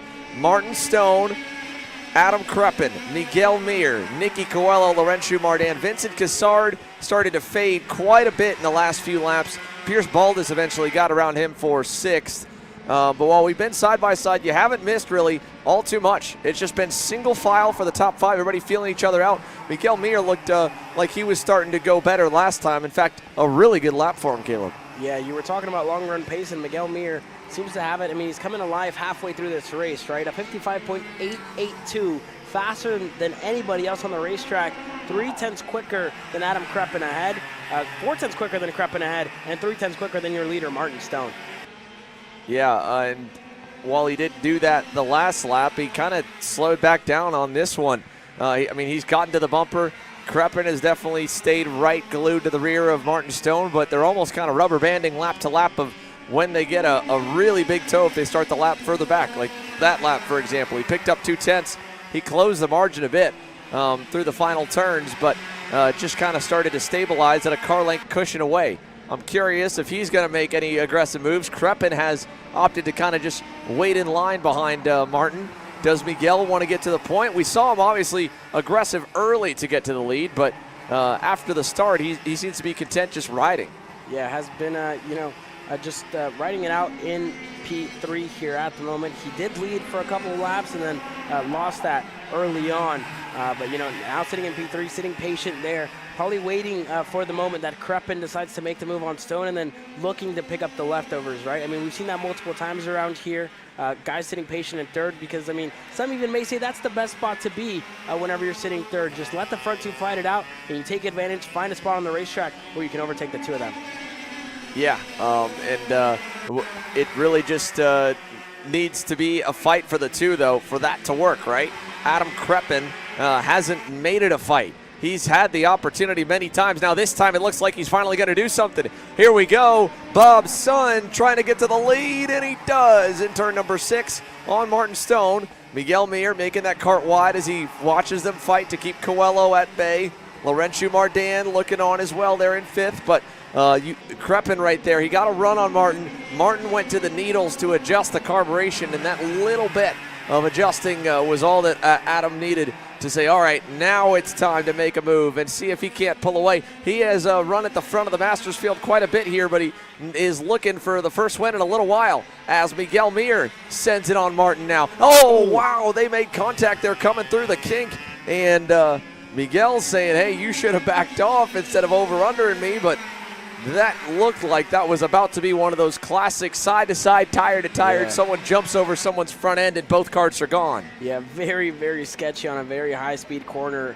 there on the exit of turn 14. There goes Laurentiu Mardan out to Martin Stone into turn number 6. A deep send-in for Mardan gets it done. Let's go side by side while the leaders slowly come back together. 6 laps to go. Ryan Norberg rolls from the pole here. Perfect day on Saturday. He's standing with Alex. Thank you, Xander. Ryan, I mean, you're on your way to a completely perfect weekend, leading a hungry pack of wolves behind you. What's it going to take to claim a victory here? We just got to get good laps out front. Right now, we're we have some pace. In the last heat, we kind of struggled a little bit, and obviously this morning the warm-up really wasn't a good representation of what the track's going to be. So, yeah, I mean, we just got to get good laps out front and see if the cart, is good enough. But obviously there's some faster drivers behind me. Donovan Benia's quick, Keeble's fast, Gia Cicero's fast. There's quite a few guys that are quick behind me. So, yeah, I mean, just got to pay attention to where they are, and hopefully we can stay up front. Yeah, we were talking about tire wear on our way to this interview here. I mean, what did you learn about your tire wear considering you led every single lap yesterday? They don't really handle much differently than the other ones, the other older compound. I mean, we did the same amount of laps. We're a little bit slower than we were last year, actually, like at this point. So, I mean, it's not a huge difference. I mean, the tires last pretty long, so I mean, that kind of is good for us, these longer finals. Thank you, Ron. Thanks, man.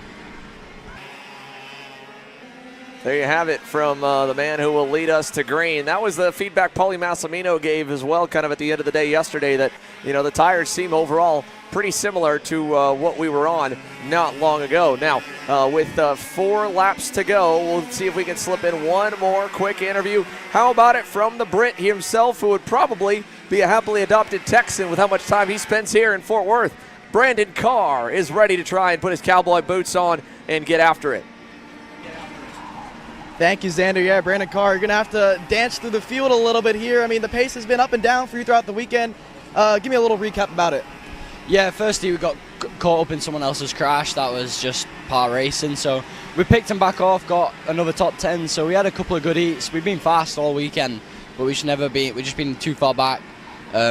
Qualifying set us back a little bit. So we're towards the front now. We just need to get a good start and see what we can do, because we're definitely fast enough. So we just gotta be there now, and something may happen.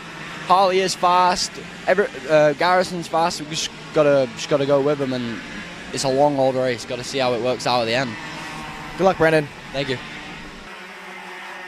Miguel Mir, last time by, when you look at the lap times, was only able to take 200ths off of Adam Crepin's lead. Now, Martin Stone still messing with the carburation on that RPM Tony kart. He's dropped all the way behind Laurentiu Mardan. They are a second and a half away from this top 3. From what we've seen over the last few laps here, Caleb, you've got the times as well as I do. Is there a chance that Adam Crepin can kind of just keep this margin and we don't end up getting a fight for the win? I mean, they've been setting identical lap times here in between Adam Crepin and Miguel Mir.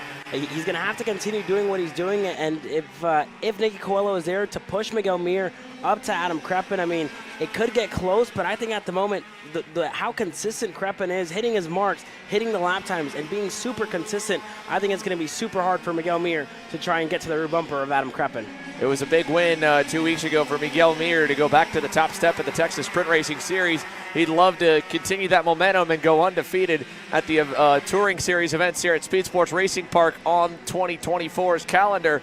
But he's still got 2 car lengths in the way before he can challenge. Now with 2 to go, he's definitely turned it up a little bit last time. He inched another 200ths closer, and he got a big run towards Kreppen at the end of that back straightaway. But that number 437 is awesome through this Switchback City hairpin complex. I mean, you saw it right there, Caleb, in front of our eyes. He got as close as a car length away, and then when we got to turns 7, 8, and 9, Kreppen's just rolling through the rubber, pulling away. Nicky Coelho really fell off this lap as well, and he might come under fire for 3rd on this final circuit. Yeah, so Miguel Mir definitely going to have to pull one out of the bag here. I mean, we see him get close on the back straightaway. So white flag in the air. Last time around for these KA100 Masters here this weekend. Miguel Mir going to have to try with everything that he's got to get past Adam Kreppen, who has led here in the late stage of the race. Can Miguel Mir pull something out of the bag? Is he going to have the run here? Is Kreppen going to go defensive? Not for now. Doesn't have to go defensive because Miguel Mir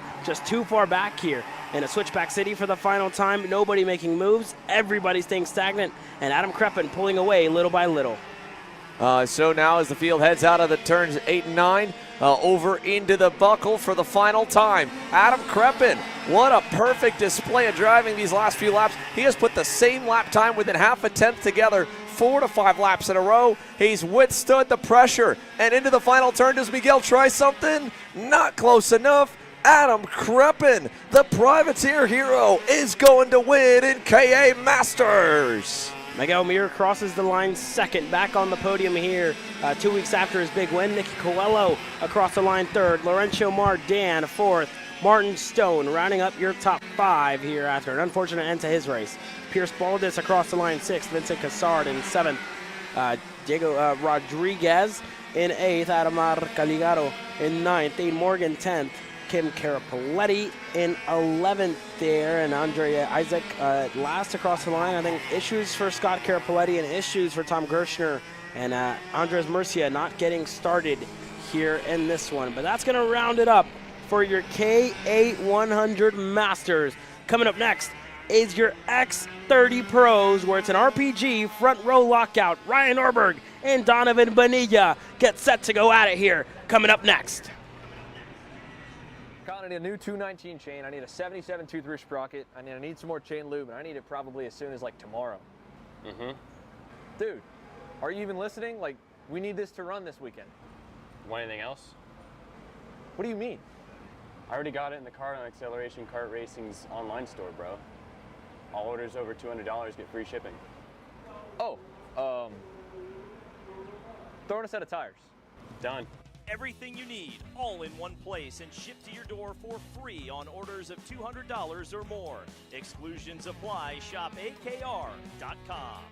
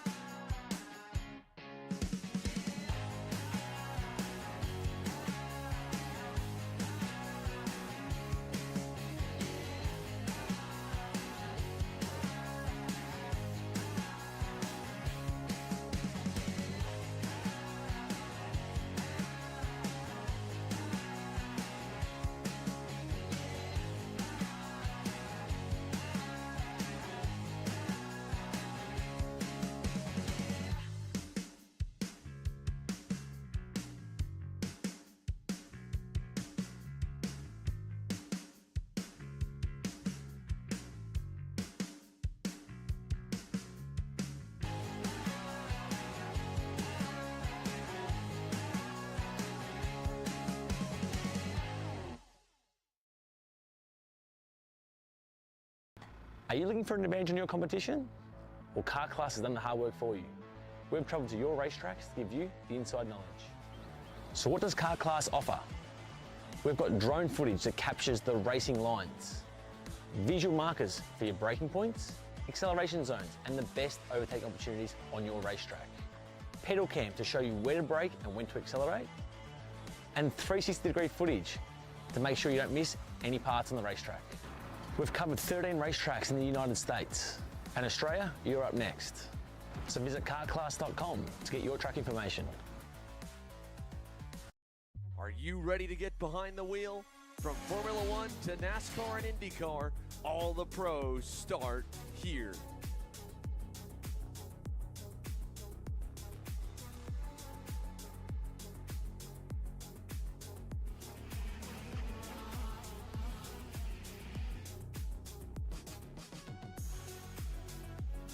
For more information, check us out online at mcckarting.com or call us and go racing today. Yeah, no, exactly.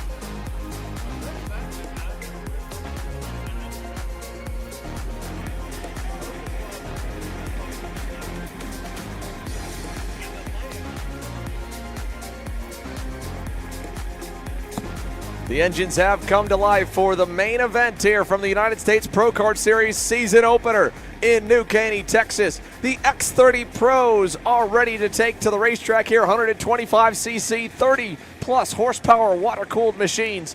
And Ryan Norberg, the 8-time champ, the 2-time defending US Pro Kart Series champ, is ready to try and get himself another race win and start the run towards number 9. Donovan Mania, his Rawlson Performance Group teammate, joins him on the outside of row number 1 in the Spirit of Mexico number 380. Then it's Austin Garrison on the SCR Red Speed, joined by Paulie Massimino's BJR MDR LN kart for row number 2, and ADT and Gia Cicero on row 3.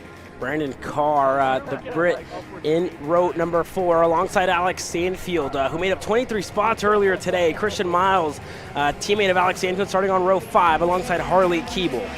Then you go back to row 6. It's an all Holtz driver development 6th row. Starting 11th, the team owner, Josh Holtz himself, alongside his teammate and driver, Nicholas Terlecki. Row 7, Brandon Lemke's Franklin Motorsports Merlin has to make a little bit of hay to try and get into the top 10 in his return to the Pro Division. He rolls off in the 13th spot alongside the Hi-Fi Performance Tony Kart of Peyton Phillips. Christian Garduno and Henry Lepard, an RPG lockout for row number 8.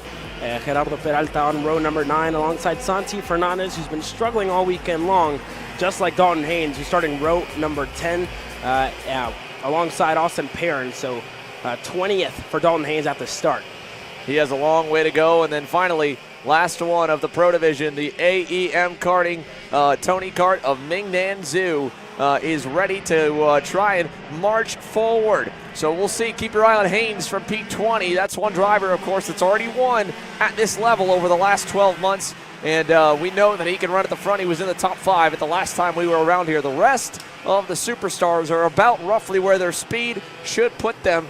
And Austin Garrison, Harley Keeble, those were the 2 drivers that it looked like could contend with Ryan Norberg back yesterday afternoon. But today, Garrison gets a little bit of an easier starting spot. Keeble, a harder one, back in 10th. How far up the grid can they get, or will the number 1 be able to drive away into the sunset and pitch basically a perfect weekend? The fastest lap to go pole in qualifying, led every single lap of every single heat race to this point. Ryan Norberg has not been passed yet, and we'll see if the start is going to change that. His teammate Bonilla keeping his eyes on the right foot as we go to the lights for the final time this weekend. Green flag in the air for X30 Pro, and look at this already. Austin Garrison's gotten to 2nd, ADT has gone to 3rd, Massimino back in 5th, and Bonilla all the way back to 4th.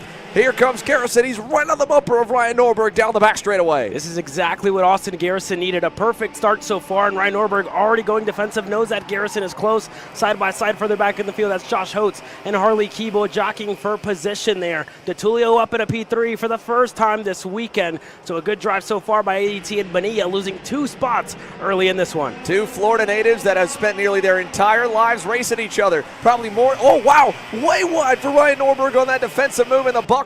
I didn't think he'd lose as much time as he did. He's feeling the pressure right now early from Austin Garrison and ADT, Alessandro DeTulio right there. It is Miami, Florida to Davie, Florida, and then Orlando that leads the way here in Houston with 1 lap complete out of 24, and Donovan Bonilla is already looking for a way past that Inter MS Kart Republic in 3rd. Yes, Donovan Bonilla looking to get ahead of Alessandro DeTulio, and for Austin Garrison as well, looking to get ahead of longtime friend Ryan Norberg. Is going to be close enough around the outside. Norberg going to move right back up to the middle of the racetrack. Paulie Massimino looking to get the move done there around the outside on Bonilla. Wasn't close enough and going to fall under pressure to Brandon Carr.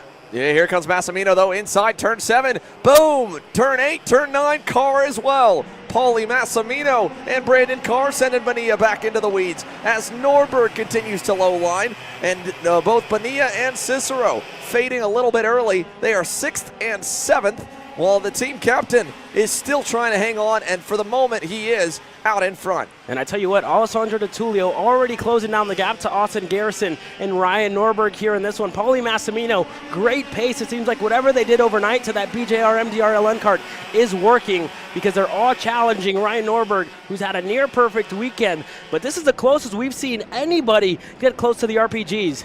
Yeah, although he's starting to pull a gap just a little bit. Still staying somewhat narrow through turn 6. Garrison, oh, he looked low there in 7. Ultimately didn't pull the trigger, and that's going to open that gap up through turns 8 and 9. So they've got to be very smart about this right now. We're getting to the part where the tires are starting to come in just a little bit. Paulie Massimino closing the gap to the top 3 as well. He's all over Alessandro DiTullio's bumper for 3rd and might be looking to go by here in this last corner. So keep an eye on P3. Last turn, DiTullio going to cover it off. Yeah, DiTullio covering off, mid-tracking it there, just trying to cover off Paulie Massimino from attempting a move. Brandon Carr as well, getting close to the rear bumper there of Paulie Massimino. So let's see when Brandon Carr decides to go, if he goes on Paulie Massimino, or if he's going to wait for Paulie to try and get the move done on Alessandro DiTullio, who seems to be losing a little bit touch here with the Davie, Florida native of Austin Garrison.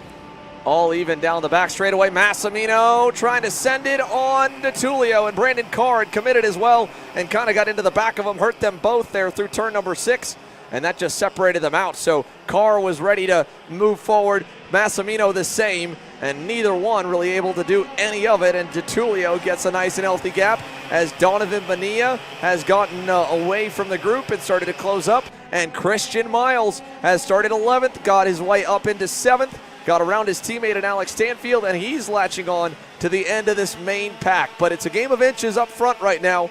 Last time by, a 10th and a half. Big time swing for Norberg back to Austin Garrison. Yeah, so it seems like Norberg really coming into his own here as we go 5 laps in with almost 20 laps to go, and there's a big group further back led by Brandon Lemke, the veteran here, and Peyton Phillips going side by side there with one of the RPGs. That's Gia Cicero looking to get the move done. Peyton Phillips on the inside. A lot of moves side by side in between Holtz and Stanfield. Phillips and Terlecki there. Wow, shoulder to shoulder, door to door all the way through. Yeah, Gia Cicero fading way back really quickly here. You can see Brandon Lemke and Harley Keeble now have gotten a little bit of separation from the group, but Dalton Haynes in the mix there. He's right in front of Santiago Fernandez. But for Harley Keeble, that 10th place starting spot has taken a while to try and make up for, because he's still back there in the 11th position on that Sodi kart, as Alex Stanfield side by side there with Josh Holtz, or sorry, Lemke with, Stanfield with Josh Holtz, that's for 11th. Keeble finally up to 8th, but 4 seconds away. Yeah, last time by a purple lap time for Austin Garrison. A 10th quicker than Norberg. Closing down that gap by a little bit, but still not enough to get to that rear bumper. Here on your screen, Alex Stanfield looks for the move on Josh Holtz. Deep on the inside, not close enough. Still side by side in a switchback city. Holtz going to stay ahead. Brandon Lemke, on the other hand, getting a much bigger gap now in that Franklin Motorsports Merlin. There's Stanfield. Wow, what a move. Turn 8, gets back around to the 322 of Josh Holtz and puts him on the verge of going back behind Peyton Phillips. So while Christian Miles has had a better way to carve through the pack, Alex Stanfield has struggled to get through a lot of them here early in this one, and finally gets past Josh Holtz into the top 10 for Alex Stanfield in the 346. Now, a few laps ago, Paulie Massimino was on the bumper of Alessandro DiTullio, and one little kind of halfway move by Brandon Carr and himself cost them both about a good half second. They spent the last few laps tracking him back down. We're still early into this 24-lap main, a lot of time left before it gets to the end. But at the same time, you've got 2 of the best in the sport, the best in the world right now, Ryan Norberg and Austin Garrison, leading. They don't make a lot of mistakes, so you make one, you can't bank on them making one as well to bring it back to even. That half-second loss, that's half of the 1.4 second gap right now, or 1.1 from the race leader back to Paulie. Yeah, so Paulie Massimino already closing down the gap there side by side. Garrison was looking to get the move done there on Norberg, who went a little bit wide on the exit of the boot. Yeah, Ryan Norberg defending again. Austin Garrison on the money. Now, while the karts are not Formula race cars, there is a tick of aero wash as fast as they're going through some of the high-speed corners. And you saw it happen right there. Garrison was on Norberg's bumper and just lost the front end a little bit. The longer he stays behind is Brandon Carr. Wow. He just put a hip check to Massimino. Paulie holding his ground. And for the second time, these two get trapped battling and end up eventually, Massimino hanging on, Bonilla trying to run him tight. And Paulie finally has to get in line there into the buckle. But if Carr would have waited maybe one more lap, Paulie might have been able to get around DiTullio, and the two of them could have gone forward. Now, they have cost themselves a ton of time, and Christian Miles is onto the bumper. Bonilla is there, and there is the warning, potential penalty flag for Brandon Carr in the 326. Yeah, so aggressive move there by Brandon Carr, and I mean, they lost a handful of time to Alessandro De Tullio in that third spot. So for De Tullio, going to give him some breathing room further back and some drafting air to Austin Garrison and Ryan Norberg ahead. There goes Christian Miles on the inside of Paulie Massimino. We saw these two get together early on, but it's still clean, and Massimino on the inside there gets it done in the switchback city, and Christian Miles not happy at all. Yeah, well, again, for Paulie, you got to stop the bleeding at some point, and unfortunately Christian was the first one he had to kind of go push back on to be able to get the spot as Miles sends it from a ways back there, and it allows Harley Keeble to get up alongside, who door bangs with Miles. And meanwhile, look at Donovan Bonilla back into the top 5 and now into 4th as he gets around Brandon Carr. All kinds of battles shaping up here through the pack as Massimino and Keeble back around Christian Miles, who is going to fall all the way behind Brandon Lemke. Yeah, so I mean, you saw Massimino work there with Keeble to get ahead of Christian Miles, one of the newer drivers in this field. Hasn't really raced with the likes of Massimino and Keeble, who have raced with each other. So a little bit more respect in between those two guys, and not giving the respect there to the rookie. Well, again, Paulie and Christian, they were teammates at one point. Not very long ago. They know how each other race, and the two of them, obviously, a big disagreement yesterday with their incident in heat number 1, and neither one could come to a conclusion of who should have apologized to who. So I wasn't expecting any love between the two of those former teammates, and we just saw it in action right there, and Christian ended up losing that battle for the moment. He's got his teammate, actually, new teammate, Alex Stanfield, now on his bumper, looking to maybe challenge for the 9th position if he's not careful here. So this is, again, the back of the top 10. Austin Garrison, Alessandro De Tullio, still keeping Ryan Norberg honest up at the front, just kind of rubber banding back and forth, trading lap times in half a tenth margins. Yeah, so stacked and packed all the way through there. You see Haynes further back leading that group. Stanfield on the rear bumper of his teammate here, not close enough to attempt it. I mean, I wouldn't be surprised to see them work together and try and catch up to that group of Massimino and company, because Carr and Bonilla seem to be together and trying to catch right back up to De Tullio to maybe even try and take the fight to Garrison and Norberg later on in this race. Yeah, I mean, it'd be a long way to get up to those two. This group is now 5 seconds away from the leaders thanks to just a few attempted moves or successful moves, as Harley Keeble, having gotten around Paulie a moment ago in turn number 6, is starting to pull a little bit away from him. Added a 10th to the margin last time by. Or actually, they were even. My mistake. It looked like it was getting a little bigger. It stayed identical. And this pack, they're not necessarily that slow either. Keeble at an 8.9 to the race leader Ryan Norberg at a 52.75. But just not having to pass, not having to race is what's causing the group to split up. And at the moment, they're all roughly the same speed, although ADT was a bit slower last time, 52.90 to the race leaders, who were a tenth and a half quicker than him, and he's starting to lose touch with the top two. Yeah, so unfortunately there for De Tullio, losing a little bit touch there, a second almost, the gap in between Garrison and Norberg, who continue to push each other forward here. Alex Stanfield still hasn't been able to get ahead of his teammate, but Christian Miles going to be all over the rear bumper of Brandon Lemke here shortly. Sticks up in the air. We are halfway through this race. 12 laps to go on a 24-lap long main event. This is going to be the best chance Christian Miles is going to have to try and attempt the pass on the Franklin of Brandon Lemke into turn number 6. Not close enough as of yet for Christian Miles, and Stanfield still behind his teammate. Again, this midfield fight just inside the top 10 right now, while you can see the margins on your screen. Ryan Norberg inched another 1/100th away from Austin Garrison. It's about half a second right now between the two at the front of the field. Then De Tullio, who gave up another 3/4 of a tenth. Just a game of inches still, while this group is still kind of playing that same game, except they've been throwing elbows quite a bit more frequently. And at the same time, keep an eye on Peyton Phillips right there. Last time by, he was half a tenth better. I think he was a lot better than this group last time. And indeed, another tenth to tenth and a half faster than all three in front of him. So this 4-car pack here, it's about to stack up. Alex Stanfield trying to be a good teammate, not really throw it in on Christian Miles. If he doesn't do something here, he's going to have Phillips ready to go on him as well. So through turn 6 they go. This is back from 8th to 11th out of turn 7. Yeah, so Peyton Phillips looking to crack to crack his way into the top 10 here. It's currently Alex Stanfield holding on to that 10th spot behind his teammate. And like you said, right, I mean, Miles, a little bit of a mistake there on the exit of the double right-hander, and Stanfield just decided to wait, stay patient with his teammate, and continue to try and get ahead of Brandon Lemke. A kart length currently separates the two of them, and Stanfield still deciding to stay patient there with Christian Miles. Yeah, across the line this time, 15, lap number 15 is what we're working. 14 complete, 10 laps to go. And the final stage of this race is starting to really show and flex some metal here. DeTulio falling off a little more last time, and Garrison gave up a full tenth and a half of a second to Ryan Norberg. Here's Miles, a late lunge there. Don't know if that was a both defensive move or pass attempt on Brandon Lemke. Ultimately, it ended up being neither. Alex Stanfield still riding right behind him with Phillips in tow as well. Yeah, so Peyton Phillips still very much in tow. Stanfield still deciding to be a good teammate and push Christian Miles along here in this one, who hasn't been close enough to get that move done there on Brandon Lemke, who sits in the 8th spot, and he's going to go now into the boot, and Christian Miles getting ahead. Alex Stanfield looking to get ahead as well, side by side in between Lemke and Alex Stanfield. Not close enough. Lemke drops a little bit of a tire there, but able to stay ahead of Alex Stanfield. So Christian Miles moves himself back up into the 8th position.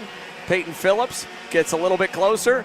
Lemke a little slow through turns 4 and 5. I think Stanfield might get a run at him if he wants to try it in 6. No, Lemke, big run towards the back bumper of Christian Miles, the end of the back straightaway. You can see up the road, it is single file. This is not smooth through turn 7. That was nice from Alex Stanfield.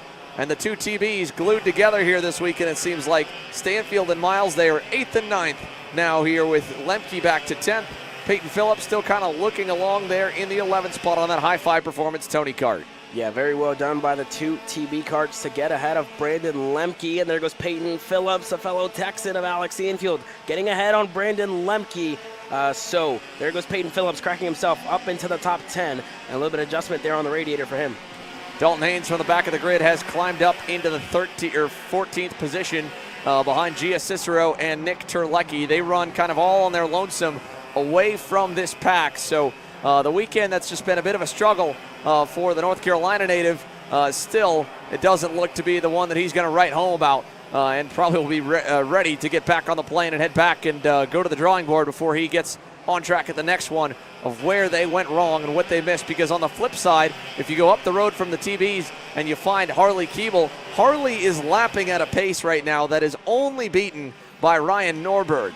He is the second fastest go-kart on the racetrack. So while Sodi does have one driver struggling a bit, Keeble, after that motor change and more adjustments, he's been really quick. And he's got one of the Speed Lab racing engines. That's the same engine builder used by Austin Garrison. So both of them able to contend right now with the front of the group. Of course, DeTulio is aboard one of the Franco Crivelli Interim S in-house motors. And then Brandon Carr, I would imagine, on a BN with Trinity Karting Group and Kart Republic. So you got a lot of different drivers in the top 6 representing different brands, from the chassis to the tire to the race team. But more than anything, for Harley Keeble, this could come out as a woulda, coulda, shoulda weekend, because that last time, even more so, Caleb, 52.78 to an 81. Yeah, and it seems like they just found that pace a little too late on in the weekend. Harley Keeble, just struggling, getting himself up into the top 10 finally here in the closing stages of the day. But, just a little bit too late when they found the pace.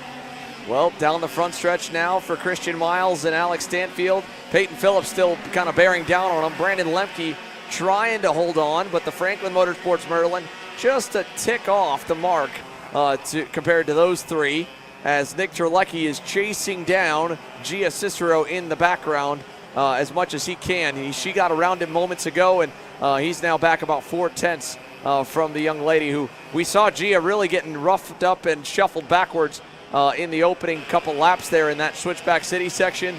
So a good drive back up to the 12th position, but it's still down 6 from her original starting spot. Yeah, just damage limitation since the start for Gia Cicero. Unfortunately, she was down almost 8 spots from where she had started. And there goes Alex Stanfield on his teammate Christian Miles. Peyton Phillips looking to get through as well. Alex Stanfield, the lead TB now here in this one with Christian Miles behind him. Peyton Phillips looked to go through, wasn't close enough and Alex Stanfield wants some help from his teammates so they can get away of the high five machine of Peyton Phillips. This midfield group here is what we've been locked in on. Now let's go up front because there is some major storylines happening here in the top couple. Ryan Norberg last time had a 52.71. Austin Garrison has fallen off a cliff, 53.023. He's now 1.6 seconds back, and he is going to come under fire from Alessandro Di Tullio here before this race is over if he's not careful for the second spot. They were comfortably pulling away from ADT, but at this point, Di Tullio, one last kind of heaved forward, and he might be able to get a runner-up spot on the podium. 4 laps to go, and he just knocked another 10th off the gap to Austin Garrison, while Ryan Norberg remains the second quickest to Harley Keeble. Yeah, so Ryan Norberg continuing to fly his way further and further away from Austin Garrison, who's losing time, like you said, to Alessandro Di Tullio. Not sure if Di Tullio's going to have enough time to get to the rear bumper there of Austin Garrison. But it's currently a Florida 1, 2, 3 here in this one. It's Orlando from Davie, Florida, from Miami, Florida, who lead us away here in this one. And Miles able to get back ahead here of Alex Stanfield, Peyton Phillips, as well ahead of Brandon Lemke, and looking to get the move done on Alex Stanfield. Just wasn't close enough last time by. Yeah, Lemke getting some new life back here, and if you look there, you can see Gia Cicero closing in. Dalton Haynes now getting around Nick Terlecki. That is for the 13th position. So Haynes now up 7 spots net on the day. And out of the final turn, we are now down to just 3 laps remaining. The teammates fighting for the highest spot on the podium, or on the top 10. There, that's 8th leading this group. Paulie Massimino, he's in no man's land right now. 3 seconds up the road, 2 seconds away from Harley Keeble. I will say Keeble has caught up to Brandon Carr and Donovan Bonilla. So Bonilla, in the last couple laps, has started to slow down a little bit as well. It's allowed Brandon to kind of close up to him. And Harley, fastest car on the racetrack. Last time by and the time before that. Quicker than Norberg, quicker than Garrison, quicker than anyone else driving here at Speedsportz right now. Harley Keeble is on a march to maybe get as high as P4. Yeah, so for Harley Keeble looking to get himself onto the podium. It is top 5 here for the podium. Not on the box, though. Just next to the podium. So that would mean a lot for Harley Keeble and what's been, a weekend, I guess, to forget here in Texas. Definitely not the Texas two-step that Harley Keeble would have wanted, and just a charge to try and get past his fellow countryman of Brandon Carr.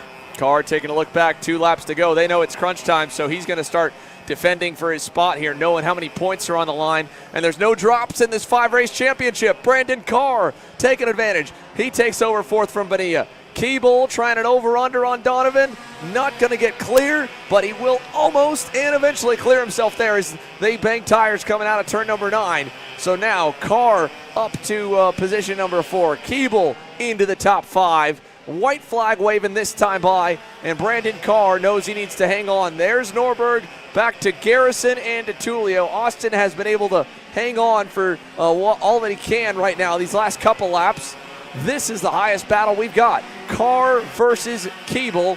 Couple of Brits going at it for the 4th position on the final circuit. Here goes Carr all the way to the inside. Bonilla might get another shot at him as Keeble goes high, deep on the brakes and ready to cross him over out of turn 6. Yeah, not close, and I stand corrected because Keeble looked to get the over-under move in a switchback city. Can he get it done on the entrance of 8? Carr still very defensive, and a good defensive battle there by Brandon Carr to hold off Harley Keeble and Donovan Bonilla. Around the outside now in the buckle for him. We're going to follow the leader home, though. Ryan Norberg, a perfect weekend here. His first on the year. This has been phenomenal. The number 1 remains number 1 as Ryan Norberg crosses the line. Austin Garrison, Alessandro Di Tullio, Brandon Carr hangs on, and Dono gets Keeble at the line for P5. Keeble 6th, Massimino 7th, and Christian Miles, Alex Stanfield, Brandon Lemke gets around Phillips on the final lap to get the final spot in the top 10. Phillips 11th, Gia Cicero in 12th, Dalton Haynes in 13th, up 7 spots to Terlecki, Holtz, Fernandez, Peralta, Garduno, Lepard, Zhu, and then Austin Perrin, the 2 drivers at the tail end here. But a chess match here on really tire saving versus tire pushing. And the last, that middle from lap 15 to lap 22, Ryan Norberg was as good as anybody, and really the only guy that could hold a candle to him was Harley Keeble. I'll give Norberg a bit of a tip on the scale there, though, just because Keeble was getting a little toe off the back of Brandon Carr. Ryan pushing his own way through the win. So the number one remains number one, and he starts his championship defense in the best way possible. And you talk about a reverse of the script from 2023, Caleb. The last time he was here, he didn't even get to finish the main event. Yeah, last time out last year, I mean, he didn't finish the main event. It was Joe Turney who ended up running away with it.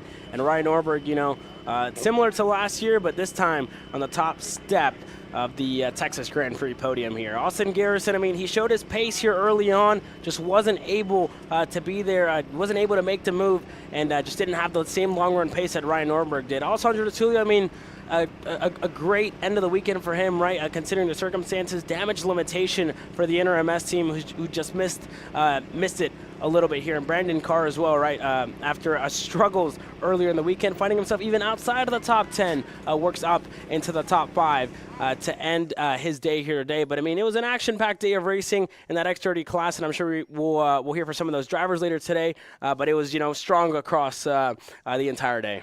Yeah, and I mean, another good race weekend here through all 3 heat races, all 7 main events. No red flags whatsoever, not even in their last chance qualifier. That's always a great sign and a big testament to the USPKS officials and just the nature of this racetrack, right? We've seen it at some of the other places that we go to that maybe are a little more inviting. I mentioned a lot this weekend, and after driving this place, it feels like it races kind of like a bull ring, but for being a bull ring, this was clean. And you know, especially the front end of that KA Senior main event. That was probably one of the better KA Senior mains in terms of racecraft we've seen in the top 12. Unfortunately, from what we could see of the midfield, it still looked pretty nasty, and that's partially why they were 20 seconds back from the leaders at the end.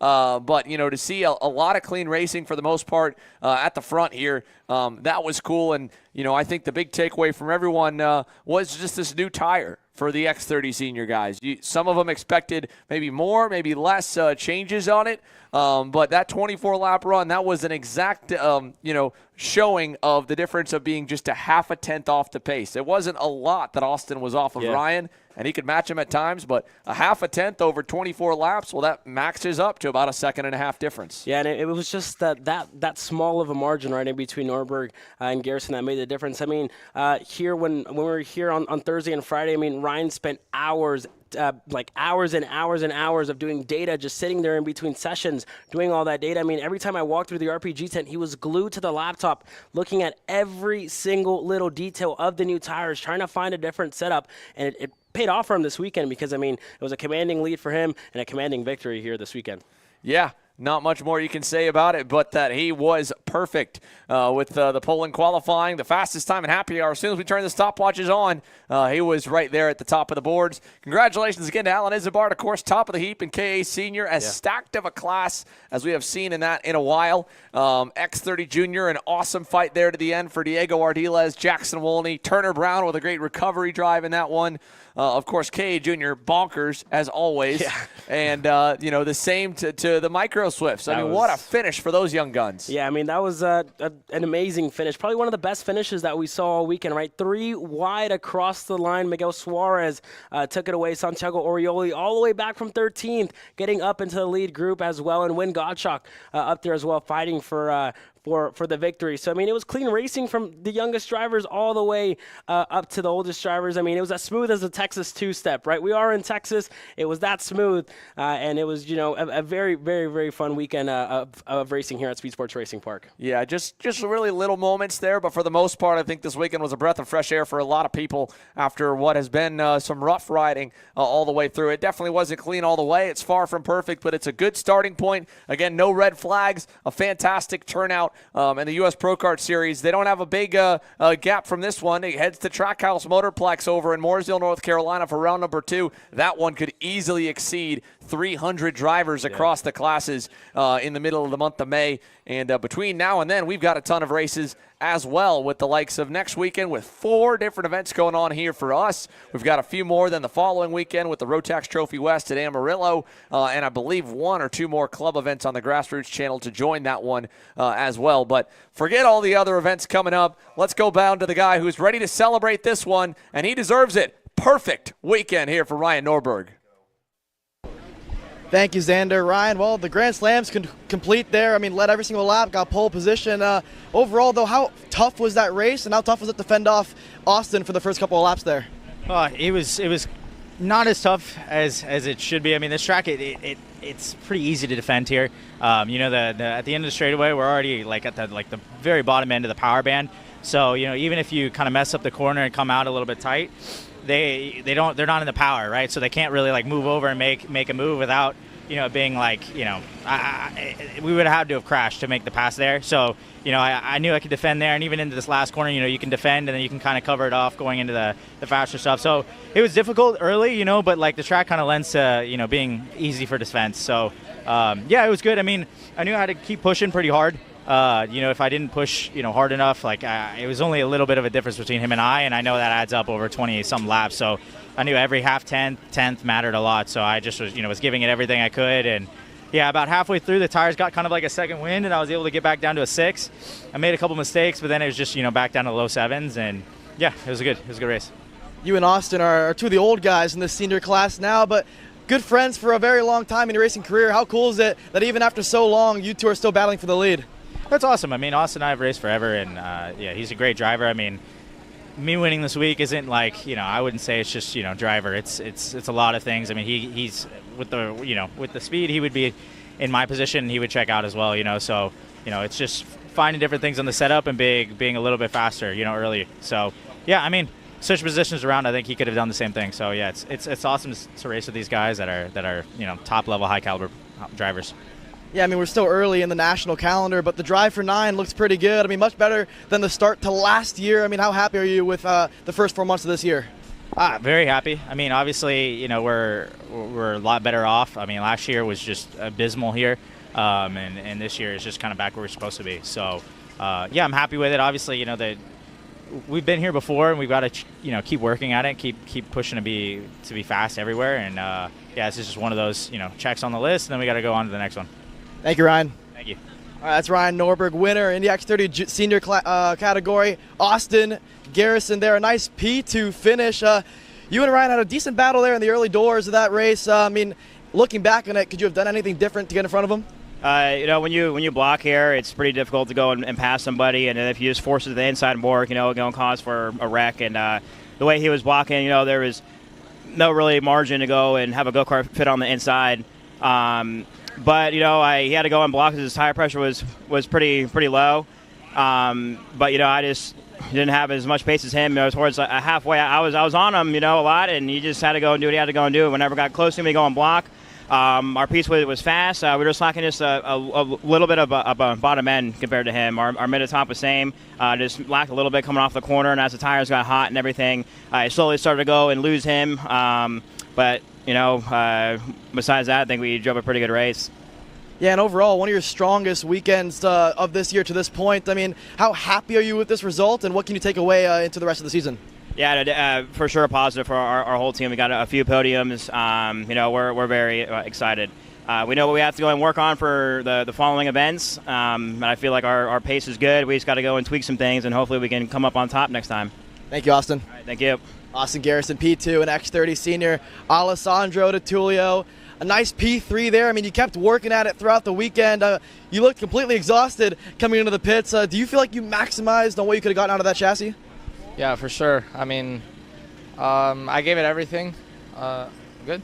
Okay. Yeah, I gave it everything, especially there at the end when I was catching a little bit Austin. I just kept pushing. But, I had reached already the limit of the tire, so once I started catching, it just kind of stabilized, and he wasn't really making mistakes. Obviously, he's a super consistent driver, so it's not easy when you're in that position. But yeah, I gave it everything, and just wasn't enough today. But still happy with the result. It's a long season ahead. Thank you, Ale. Thank you.